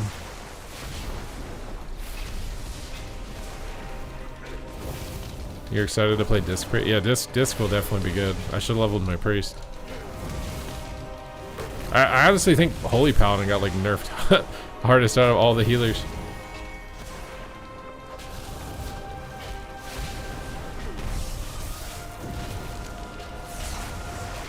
Other than in BGs, the nerf for Mistweaver should be a nerf in BGs.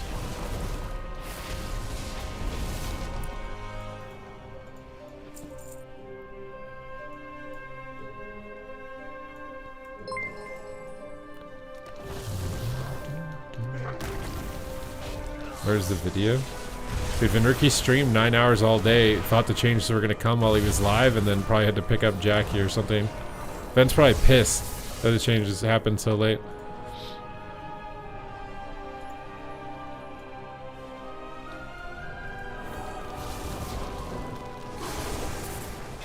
They weren't even late though, I swear. They happened like right on time. The changes that I've seen happen between 4 p.m. and 6 p.m. on a Thursday or a Friday. They used to happen on Wednesday in the afternoon, and then they randomly shifted to like Thursday and Friday. I guess I'm not going to be able to buy my Bloodlust pot because he doesn't want to clear it.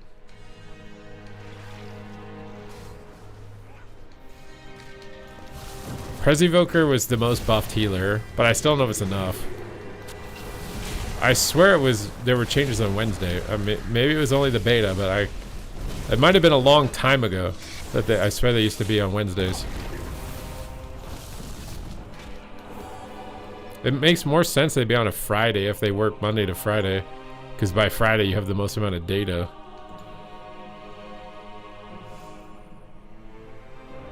You watched my videos in the War Within. When I came back, I would like to say thank you for them. Well, thank you for watching them, my guy. I would not be able to do what I'm doing if you guys didn't watch, and if XPS and Rinley didn't give me all their money. I still don't understand why.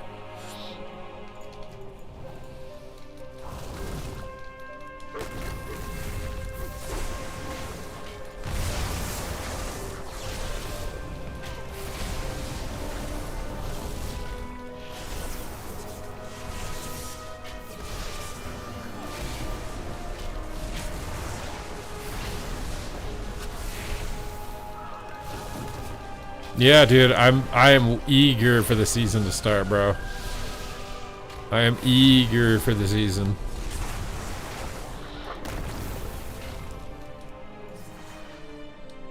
I gotta finish leveling though.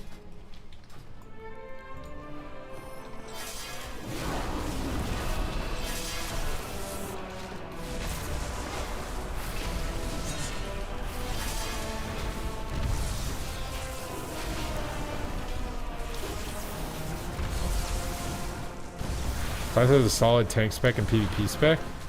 Oh, I don't know what the best tank is going to be anymore. I mean, Brewmaster probably still is. I feel like Brewmaster was like nerfed the least in PvE out of all the tanks. But like Blood got buffed a lot. Prop Warrior got buffed a lot. I think Prop Pally was already considered pretty good. So like you could do like Prot and Ret probably if you wanted to do PvE and PvP with a tank and a DPS.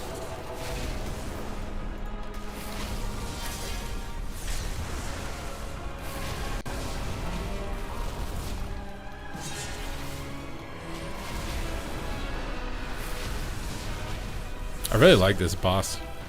It's got some nice mechanics layered on it. Switching between the pet, getting the 2-target cleave, trying to use your range stops to blow up all the images. I think it's a nice balance of mechanics. And it's visually very nice.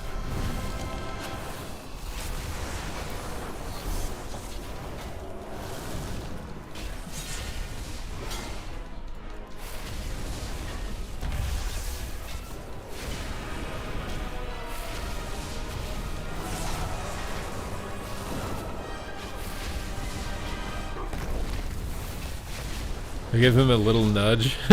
What, warrior?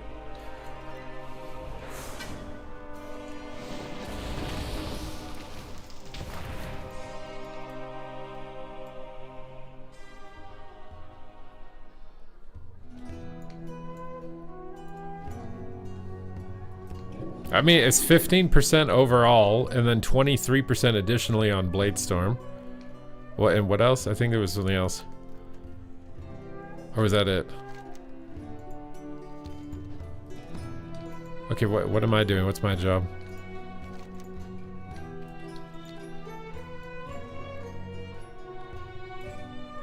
Yeah, I don't know. I don't think Flame Shock Dispel was, I swear it was nothing. So I don't know if 600% is a lot or not. Oh, I'm supposed to kick out disgruntled people. Do I kick out the people who are puking? I mean, I would kick the people out who are puking. Why can't I kick the people out who are puking? I just have to kick out the rowdy patron, bro. This guy's getting a Twitch chat ban.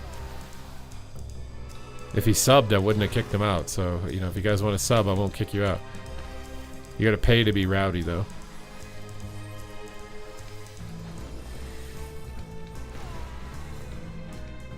Oh, there's a guy over here.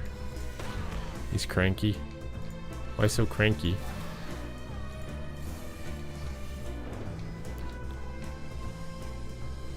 Okay, what else do I have to do?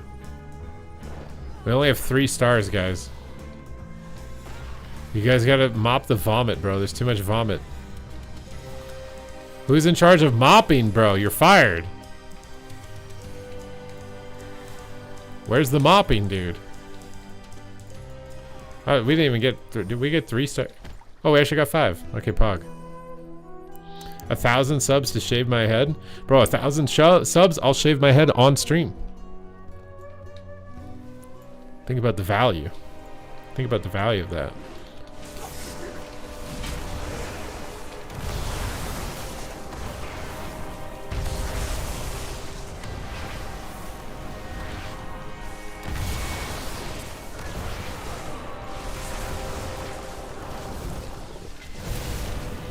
He would have done it for a 10th. Don't tell him that. I thought we were on the same team.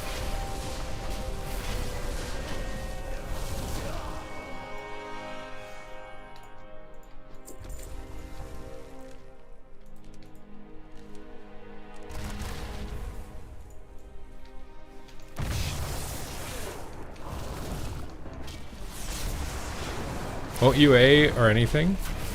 Well, yeah, I don't. It's nice that they buffed it, but I don't think it's enough. It did literally 0 damage. I think it's still probably beneficial to just spam dispel it. Shave back on stream? Well, I wouldn't be able to reach it. I do have back hair, but I wouldn't be able to reach it.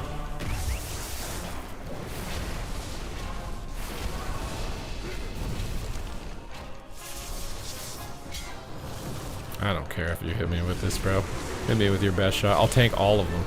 Hit me with all of them. There we go. Nice. He bopped it. This guy's a gamer, dude.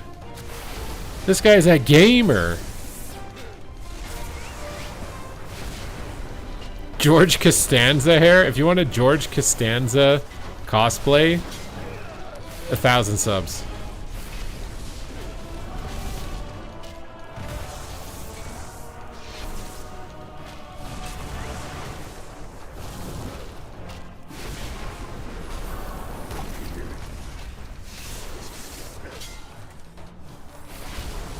Tanking all of it again.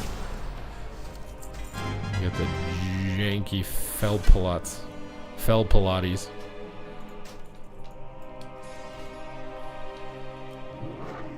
How many subs to play nothing but AUG for 2 weeks? 1,000 subs.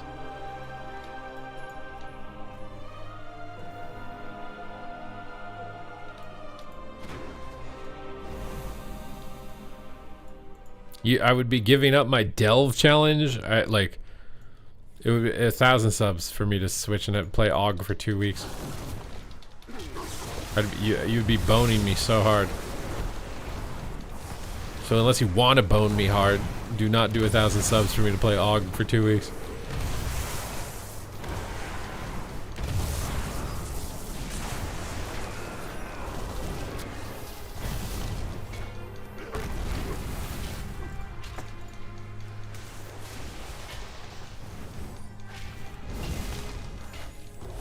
The new delve mount? Wait, is it insane?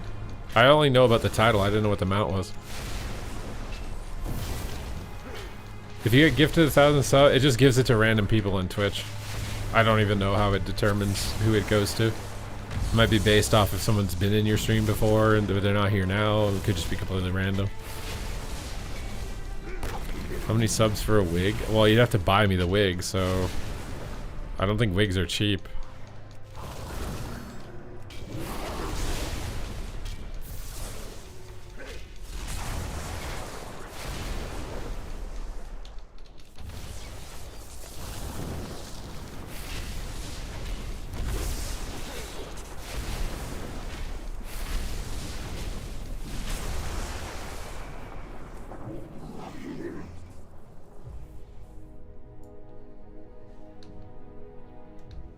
You do get instant cast UA procs.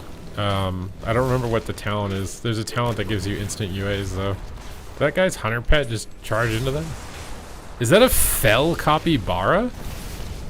Wait, does this guy have a fell capybara pet? I've never seen this hunter pet before. What is that? He has like a demon dog. Where does this pet come from? Wait, that's a hunter pet, bro. Bro, where do you get this hunter pet? Wait, what? I can't see it under all the crap. Turn off the fireworks. Kill the mob. I need to see this hunter pet. What is that hunter pet?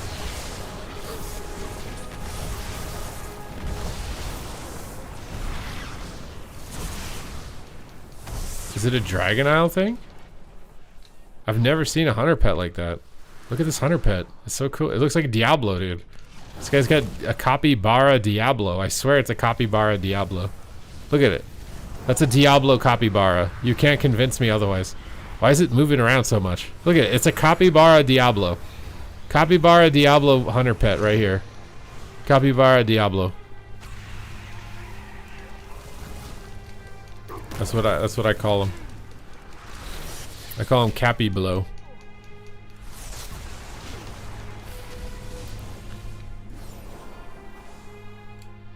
Warrior might be meta after this? I don't think so. But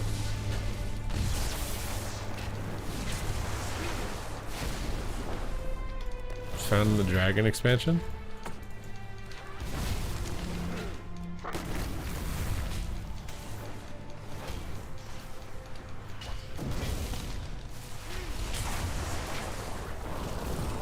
Af might be good with an Insano Rogue.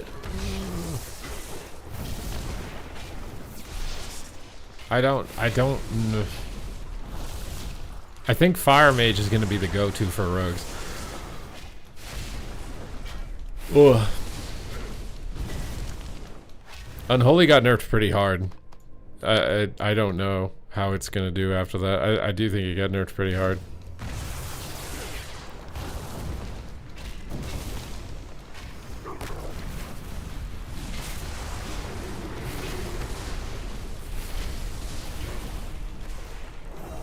And Frost too, like if Frost doesn't have the one shot, like I think Frost needs like a little bit more than what it got to put it into like a more of a sustained damage position.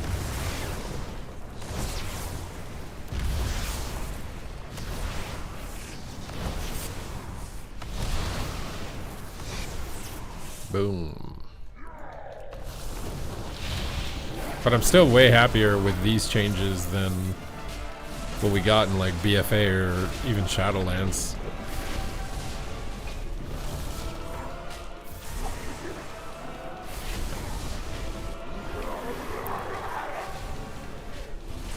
Bloodlust is such a cool effect, bro.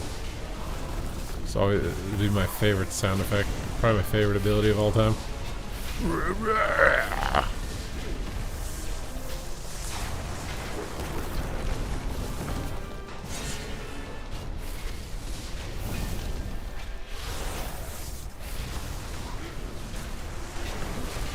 Honestly, I think Aflock could maybe play with a warrior, because the warrior might give it enough protection. And then if you try and kill the warrior, the lock might be threatening enough. Maybe. I mean, I'm pushing it with that prediction. Like if Disc Priest doesn't take any damage to dots, or Monk still doesn't take any damage to dots, then I think Af is still kind of cooked. Still kind of cooked. Cooked in the cookie cook. Nah, it would not be WLD. That's the other thing too. It'd be like Warrior Lock Pally or something.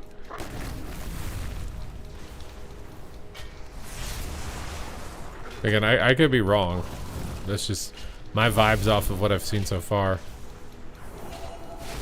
You might wait for time walking. Yeah, I mean, there's just nothing else to do right now, and once the season starts, like, I'm not gonna really want to level, I don't think. So we just chill and do this and get as many characters as we can, and then season starts, we're probably not gonna level anymore unless they give some really easy cheesy way to level again.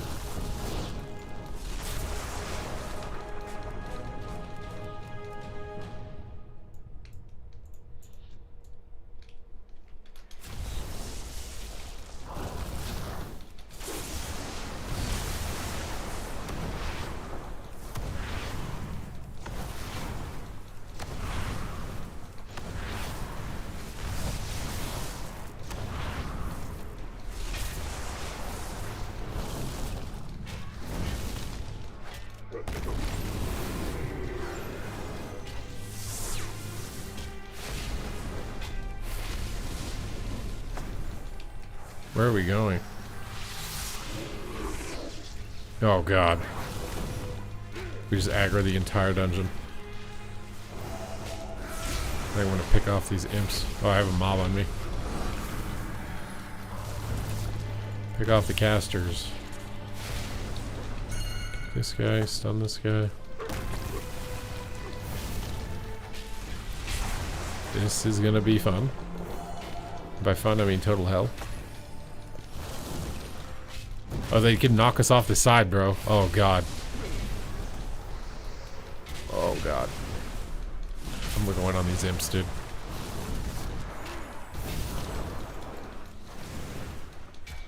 Take out the imps.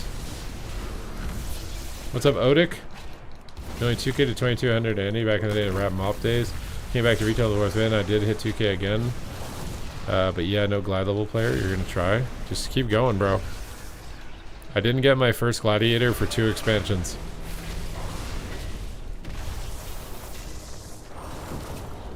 You eating oven pizza today? That sounds fun. What kind of pizza?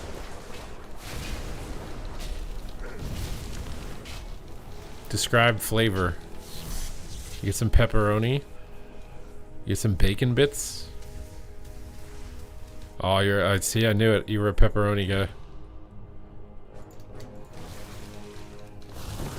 Oven pizza? Yeah, I don't know if that means frozen or not. Is that a frozen pizza? You baked brie with walnuts and hot honey. God damn, bro. Are you single? Peace out, DevComs. Thank you for the help today, and thank you for the insanely long sub streak.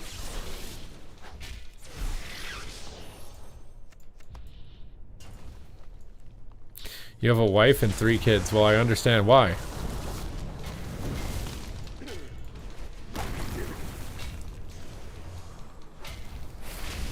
Now, can you adopt me so I can also eat some of that? And I'll just be your 4th kid?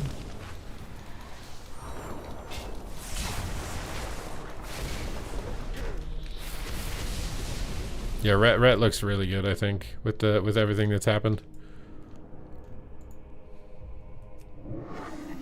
Rhett Hunter and Rogue Mage. But I don't know, the Warlock stuff, maybe the Warlock stuff mixes things up. I think it'll be an interesting meta as far as DPS. Like in Shuffle and Blitz at least. Healers I think are still kind of iffy though. You're Mormons though? Like, there's no way you're a Mormon. You're watching Twitch. What do you mean? You can't be a Mormon if you're watching Twitch. Impossible, bro. They literally turned retail into classic, I swear, with the 1-button macro. I feel like I'm playing classic. I can just sit here and I can just mash 1 button and, like, I do pretty decent damage. Like...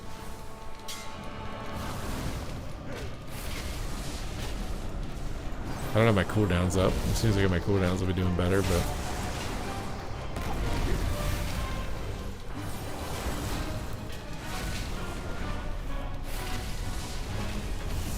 like right now. I thought Mormons don't have, like, technology. Aren't Mormons, like, the religious group that, like, doesn't have technology or something? They, like, choose to live, like, in the past or whatever? Am I mixing something up? I thought there was like some religious group that like tries to like purposely live like the old days and they don't have any modern technology. I thought that was Mormon. Oh, it's Amish. Oh. I thought Amish meant just like bald. Because people tell me that I look Amish.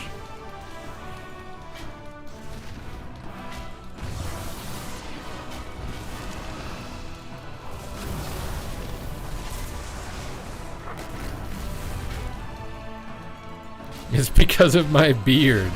Like, what? What the hell, bro? What do you mean it's because of my beard? You're in Utah, but not Mormon. Is that... wait, what? Is that where they live? They are giga-billionaire self-righteous trend benders? What the frick is that? What does that mean?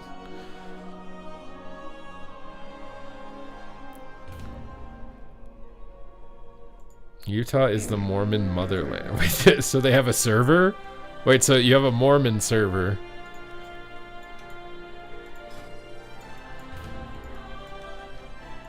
What do they do if you're not Mormon on the Mormon server?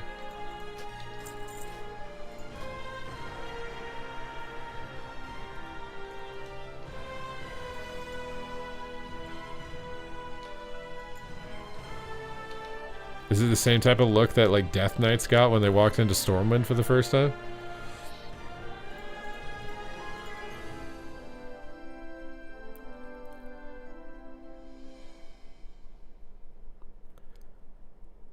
accept what keeps income up?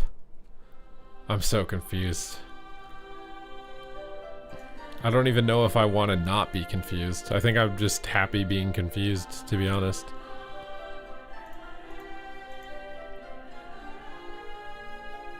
It's a cult? What makes it a cult?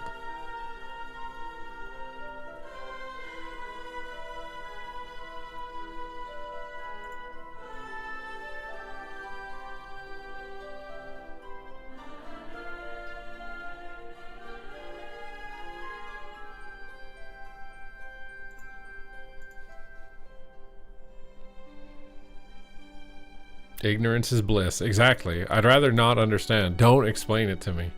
If I've learned anything in life, is that it's better to know nothing.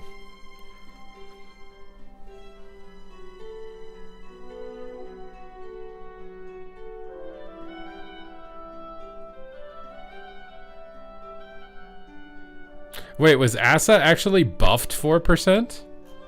Someone in my comment section is saying Asa got buffed. Did I read incorrectly? Because sometimes I do.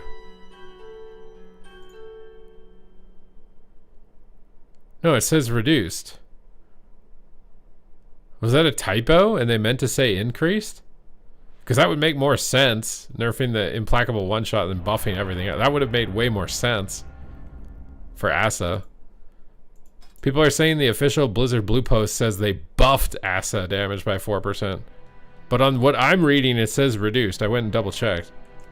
So I don't know if there was a typo on it that got extracted or it was extracted incorrectly. I mean, it's not saving it, but it's definitely better than nerfing you by 4%. I think they must have changed the notes.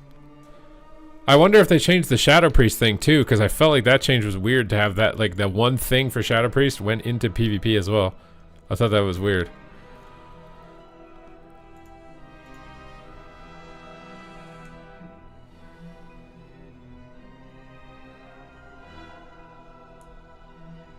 Wait, they only increased Outlaw by 12? I thought I read 15. Wait, were the notes literally wrong? Wait, was the Unholy one the typo too? What the hell, man? I'm gonna have to literally go and make another video? I mean, that's free money for me.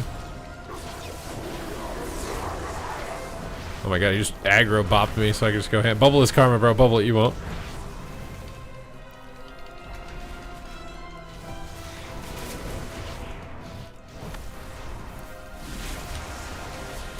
Oh god. I don't have a PP trinket, I might just be dead.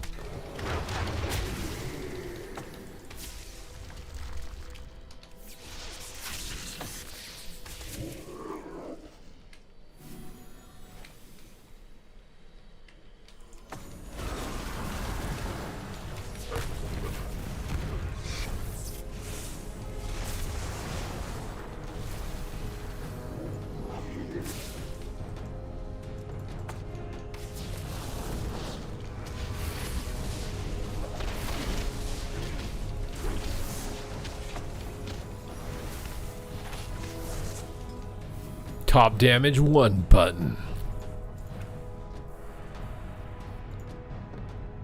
Is it just the... Wait, is it just the acid change?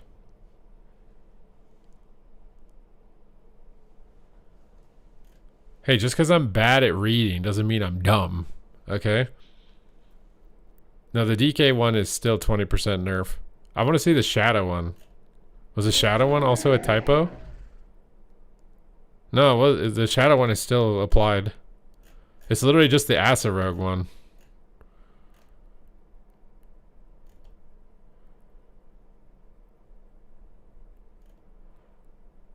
Is that it? Is there anything on here that wasn't there before or something? I don't think so. How do you get your resource bar? It's called the personal resource display. You can enable it in your options. Personal resource display. If it doesn't show up after doing that, make sure you enable the cooldown manager as well. I think it should show up even if you do that, but... I mean, a 4% buff is a lot better than a 4% nerf, though, my guy. What? It's not doing a lot, but I mean, that's an 8% buff from where you were going to be if they nerfed you. 1 button rotation popping off. I should try to do a tier list of which specs are the best 1 buttons. Like which ones can actually do really good. Even if you're just spamming 1 butts. Oh my god, Peekaboo's back in the arena, dude. Are the boys finally going to come back? Is everyone done randomly hating on retail PvP for views? Like, are we finally past that phase? Are we finally? You know how tired I am of these big streamers just constantly saying, wow, PvP sucks and everybody should just play League of Legends all the time? Do you understand how exhausting it is? And they literally don't even play the game for 5 years and they keep saying this shit. It's so exhausting. Are we finally past that point? Are we finally? Are the boys just going to come back and actually just play the game? And not be weird for money anymore? He's wondering why healers are out damaging DPS. I mean, it's just Disc and Monk, right? Instructions unclear. Calvich professional league player now. Press and hold? Nah, dude, you gotta spam that crap so you destroy your keyboard and ruin the joints in your finger. That's the most important thing. You gotta do that, bro. You gotta.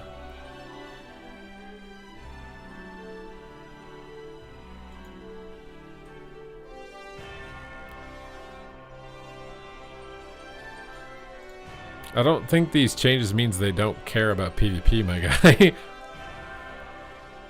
A lot of the changes are light, but I don't think it means that they don't care. Like, I will tell you right now, BFA, they did not care. That was the worst, bro.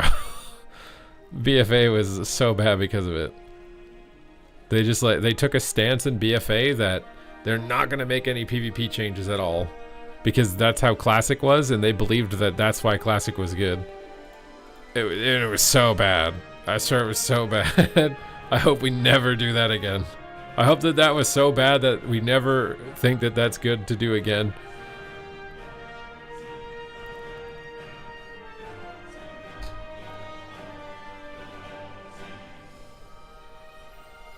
After the race, a final batch, and then they can do whatever they want. You think that they're going to keep tuning PvP like that?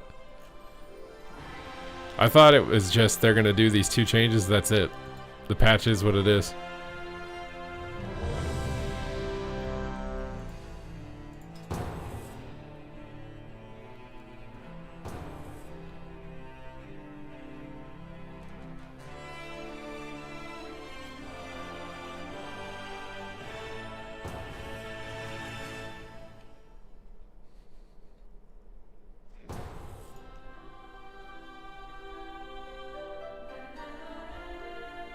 Yeah, if you're pugging, it's really hard to get a team. Yeah.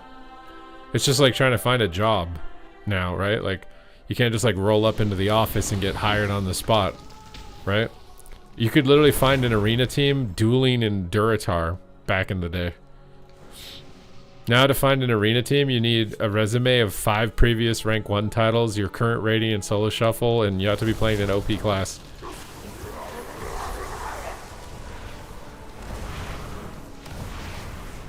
Why didn't they do unrated solo? I mean, there is. It's called skirmishes.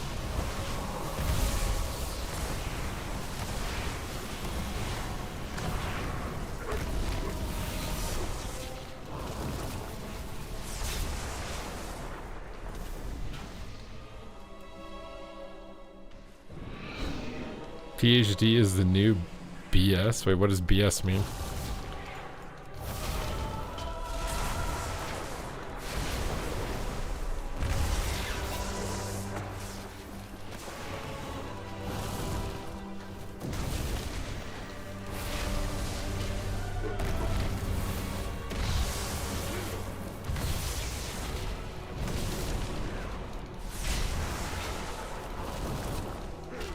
Buff Boomy? They did buff it. What do you mean?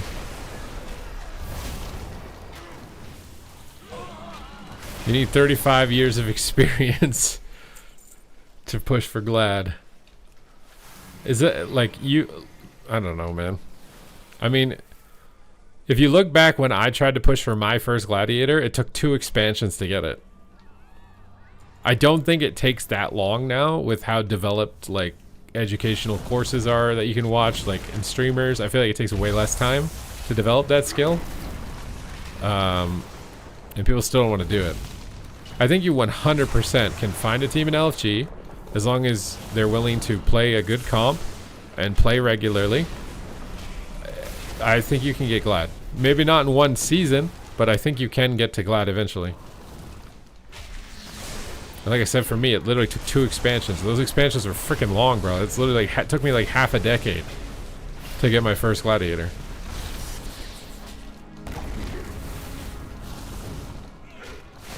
Some people just try to do it for a week. They can't get it in one play session and then they give up.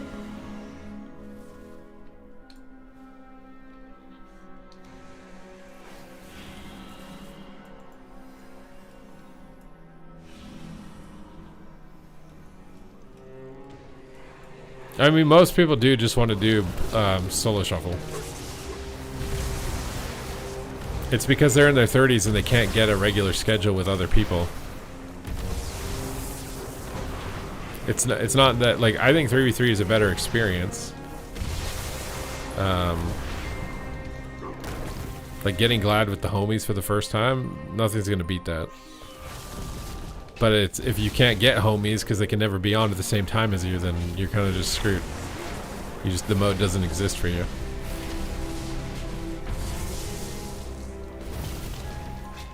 It's not even a matter of being I think people are less social, but it's also just, for me to be able to do 3s back in the day, I was a 16-year-old with no job, home from school, and I just sat in Elwyn Forest until my team logged on because I had nothing else to do. Like, but in your 30s, you can't literally just be on the game 24/7 until your team logs on, like I did. I would literally wait all day for my team to log on, just so I would make sure that I was on when my team was on, so I could play the game. That's how I did it. Foxy, thank you for another raid. I saw this is your first time getting into WoW. I didn't know the first time when you raided me.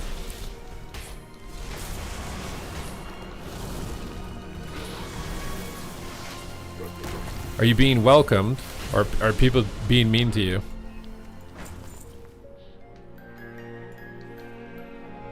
Everybody's waving, dude. Look at the big waves. You did all the dungeons in one day on your first time playing the game.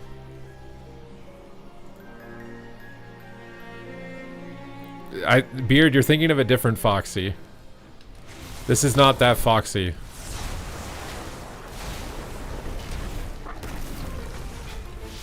It's not your first MMO. Okay, so you're not completely green. You're not just off the boat. Bullied by Murder Row. Did you fail at the job part of it? Were you a bad bouncer? Or did you not clean up the puke? 3 stars. That's yikes. That's a yikes. Foxy bingo. She kicked the bad people into the cheese. Well, on purpose, or like, was that just to be a meme, or?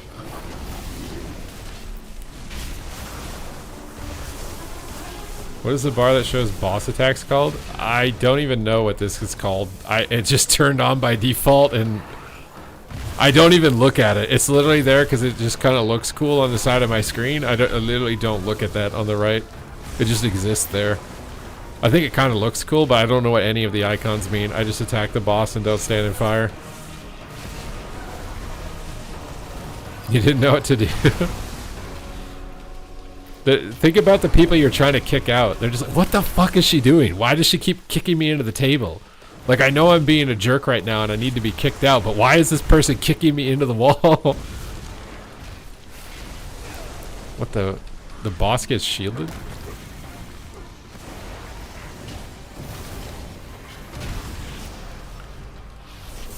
I hope they're lactose. That's what you were trying to kill them. I think that's illegal as a bouncer. I think that might be illegal.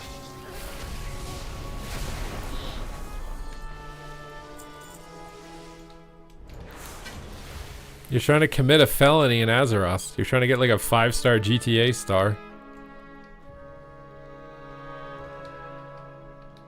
Trying to do max DPS by using health damage.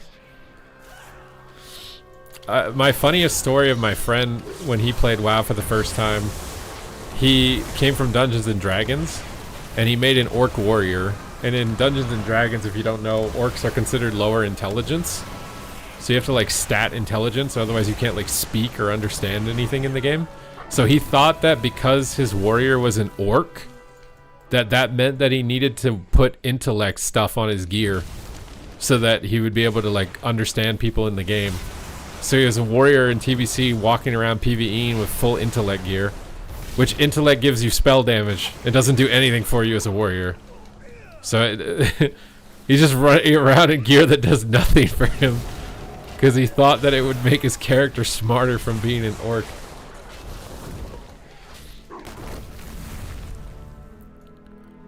Oh. He was the highest intelligence warrior, yep. No, he kept playing. He was one of my 3v3 partners later. I hope he's still doing good. I haven't seen him on in a long time, actually. That's like the sad part once you've played WoW as long as I have, that I've cycled through so many different friend groups where you kind of just get tired of making new ones. It's like you make them and then they go, and you make them and then they go, you make them and then you go.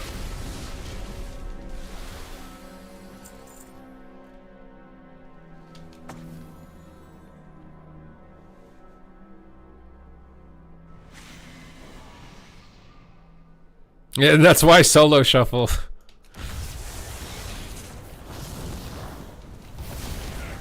But I still feel like my favorite people throughout the game though were my 3v3 partners.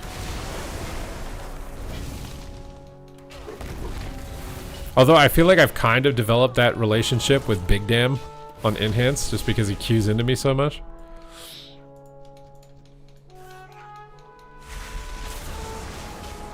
Playing WoW this long, you need some of them in person to have IRL raids. I've met some of them in person. Yeah, I met Tony Style in person. I met Sharpstorm in person. I met Moisty in person. I mean, I've met like all the AWC competitors that I've played with because of all the tournaments. I've not met Rekatron. I've obviously met Vinruki. I think I even met Clack. I swear I've met Clack.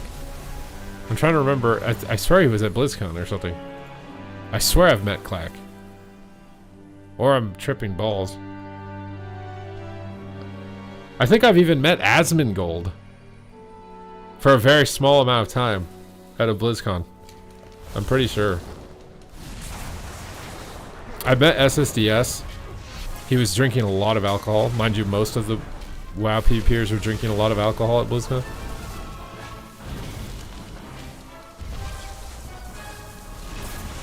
I didn't get close enough to smell him, bro.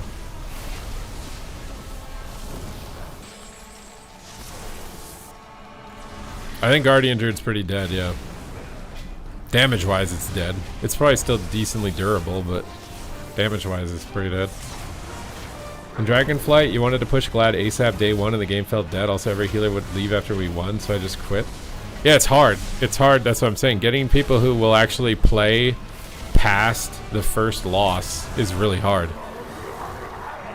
It's really hard. That's why it's like... And they also have to play classes that are good synergy-wise. And 3v3 is way more composition dependent than Shuffle.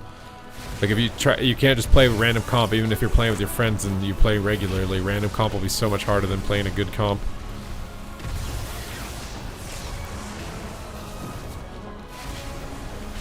People leave after the first loss. It's the same reason why dating sucks right now.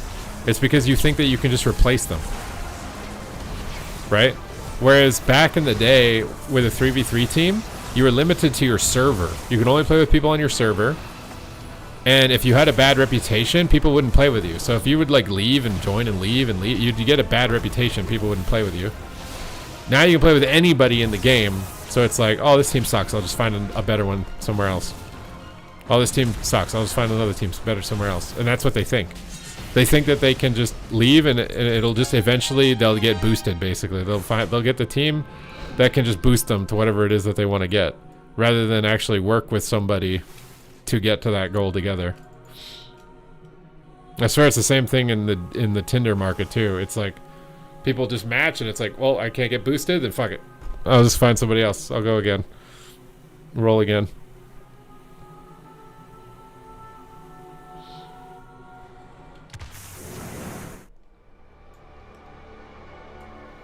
Well, yeah, it's like leaving a job. Like there's not really a lot of like reputation damage in WoW anymore, especially for something like that. There might be some reputation damage as far as you like being a dick or something, but usually the people who are dicks just end up only playing with each other.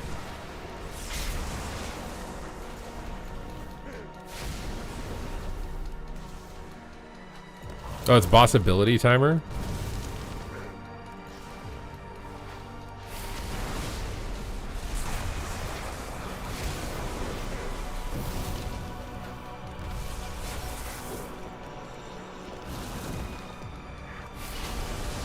And it's like, maybe it's true. Maybe if you just keep rolling the dice and keep inviting someone new, eventually you'll get someone that can boost you. I think it's unlikely. I think it's more important that the vibes of your team are good and you're playing a good comp. That way you'll be able to weather, you know, not winning every game. It's just weird that everybody goes in with the assumption that they're just going to win every game. I heard we got a team, we're playing good comp, we just win every game and it's over. It seems like the expectation is that, which is just not the reality. But that's also what makes it feel good when you get there. Because if it was just walk in, there we did one game, we're glad, you would not feel the same feeling that you do with how it is at the moment when you actually finally get it. Or you get your first rank 1, or then maybe you get your first tournament win or whatever. Oh yeah, they won't invite you if you're lower rated also. But that's because people don't want to train other people is what it is. And I think there's some validity to it because you could play with someone and be like, okay, we're going to take you into the ranks, we'll teach you how to play. And then they just ditch you after they get good. You know what I mean? So it's like you took your time, played with them, played their rating up a bit, taught them some stuff, and then they just ditch you after that.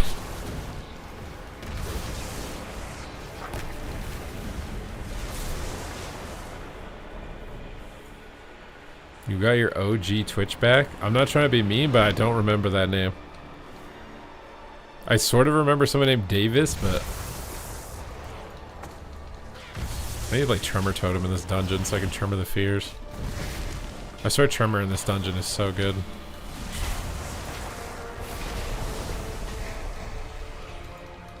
Cold? Hey man, I'm just honest. I'm not gonna lie to you. Oh my god, Davis, I remember you, dude. Oh my god, we were so good. Oh my god, I can't believe you're back, Davis. Pog.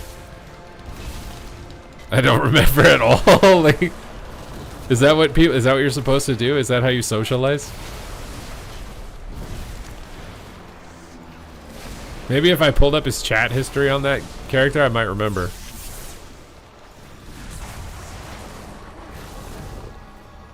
But like, how long ago were you banned? Or whatever. Why were you banned? Peace out, XPS.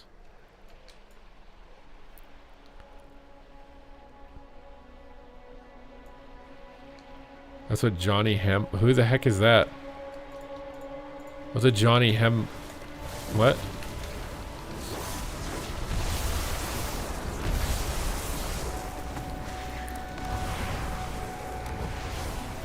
Johnny Awesome? Wait, why is it Johnny Awesome?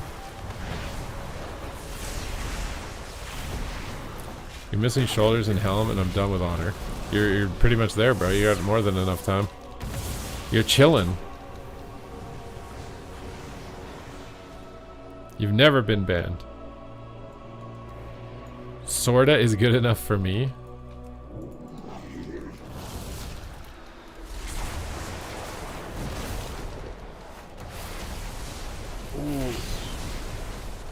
I just think like if you haven't been in someone's stream for like years, they might not remember. Because I don't remember a lot of shit anymore.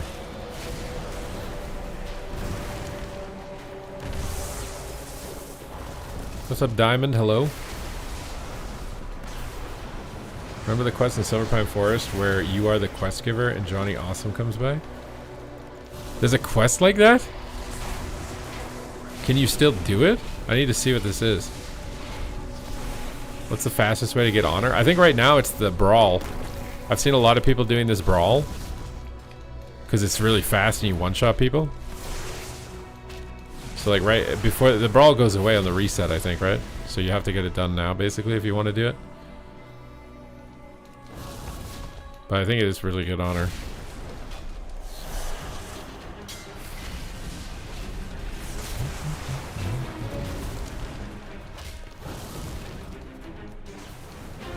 Yeah, the BG brawl, the battleground brawl. Did you? Well, it's like saying like streamers like when it's been that many years, there's a good chance that they might not remember. They see so many names every day.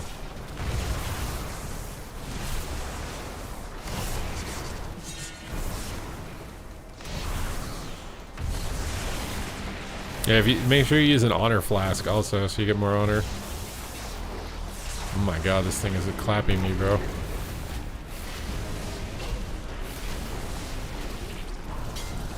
Actually surprised I didn't nerf Frost Mage in PvE. I think Frost Mage and Marks Hunter are probably going to be really good in Mythic Plus after those changes. And Enhance too, actually. I think Enhance, Frost Mage, and Marks would be crazy good after those changes.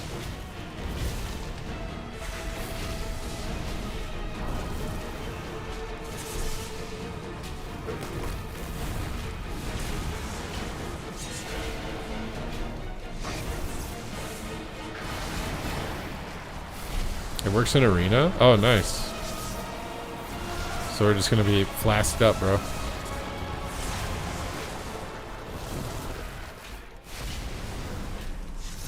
Yeah, you can do the World PvP quest. That helps you catch up a bit. But you want to replace it with Honor Gear. But it lets you catch up a tiny bit. Okay, let's get in here. Clap some Void stuff.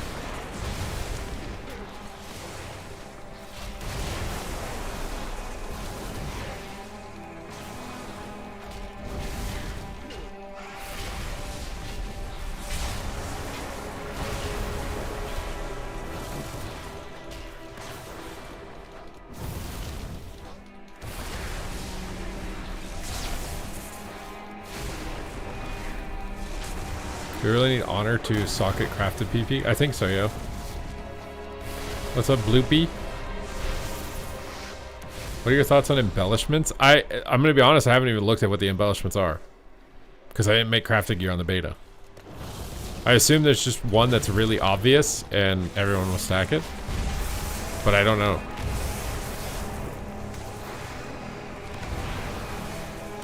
At least for PvP.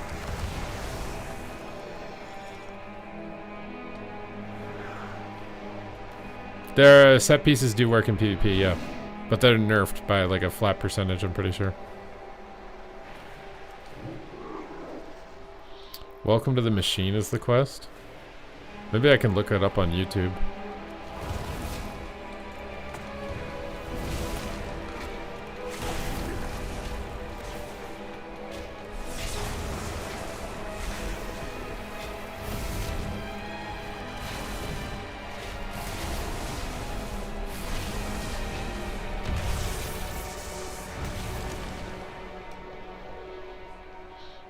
The best quest line in the game.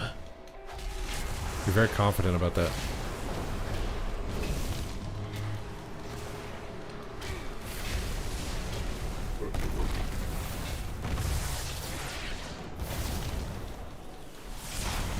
See Sylvanas get betrayed. What, by Arthas?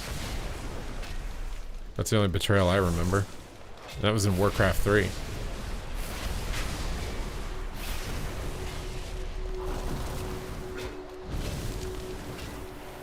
What gives you the right to be so handsome? Well, I appreciate the compliment. and you can get a license for it. Costs 500 gifted subs. I can give you a license.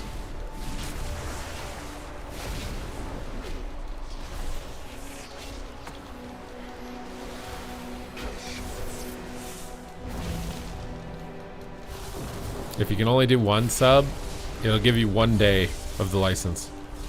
But 500 subs is a lifetime license.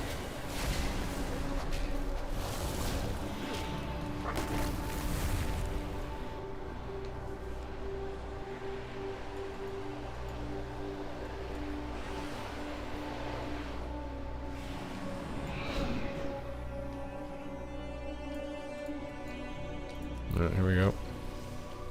Degentrius. Decimus Meridius. Degentrius.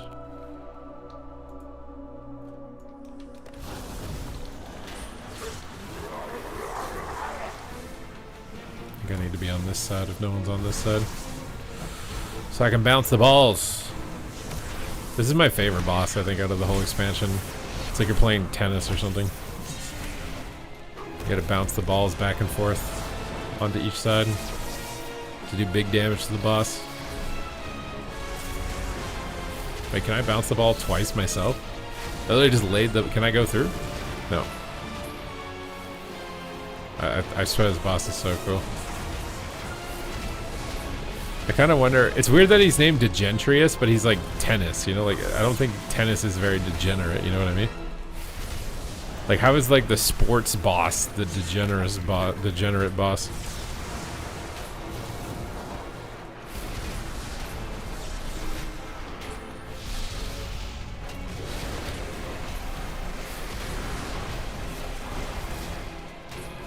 You want to bounce my balls? Well, I appreciate the desire, but my balls are not for bouncing.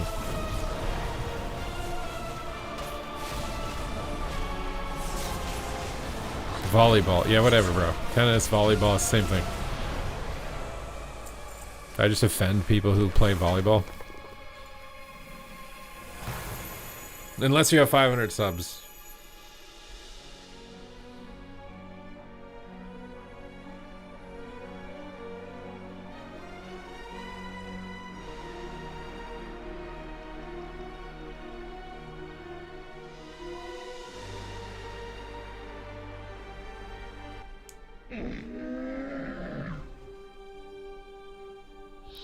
Okay, guys, we're looking at 9 o'clock right now. I think I might be heading out. We got a good one in here. I think the changes for DPS are good. I'm worried the healer one is a little bit light, but as long as they keep doing more, I think it'll be fine because the direction looks good. And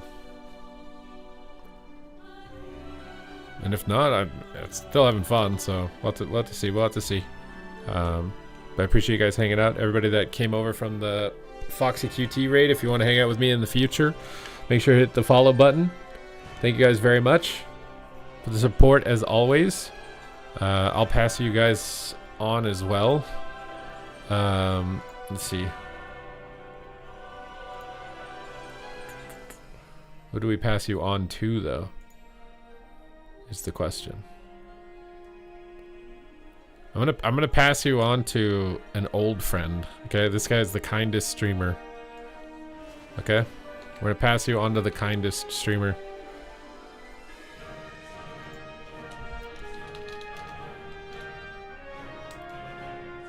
Pass you like a volleyball right now. I'm bouncing you like balls. I am dipping out. Yes, we're raiding the Panda TV. Thank you guys as always. Appreciate being able to still do this as I am able to. So thank you, and I will see you guys on the next one. Adios.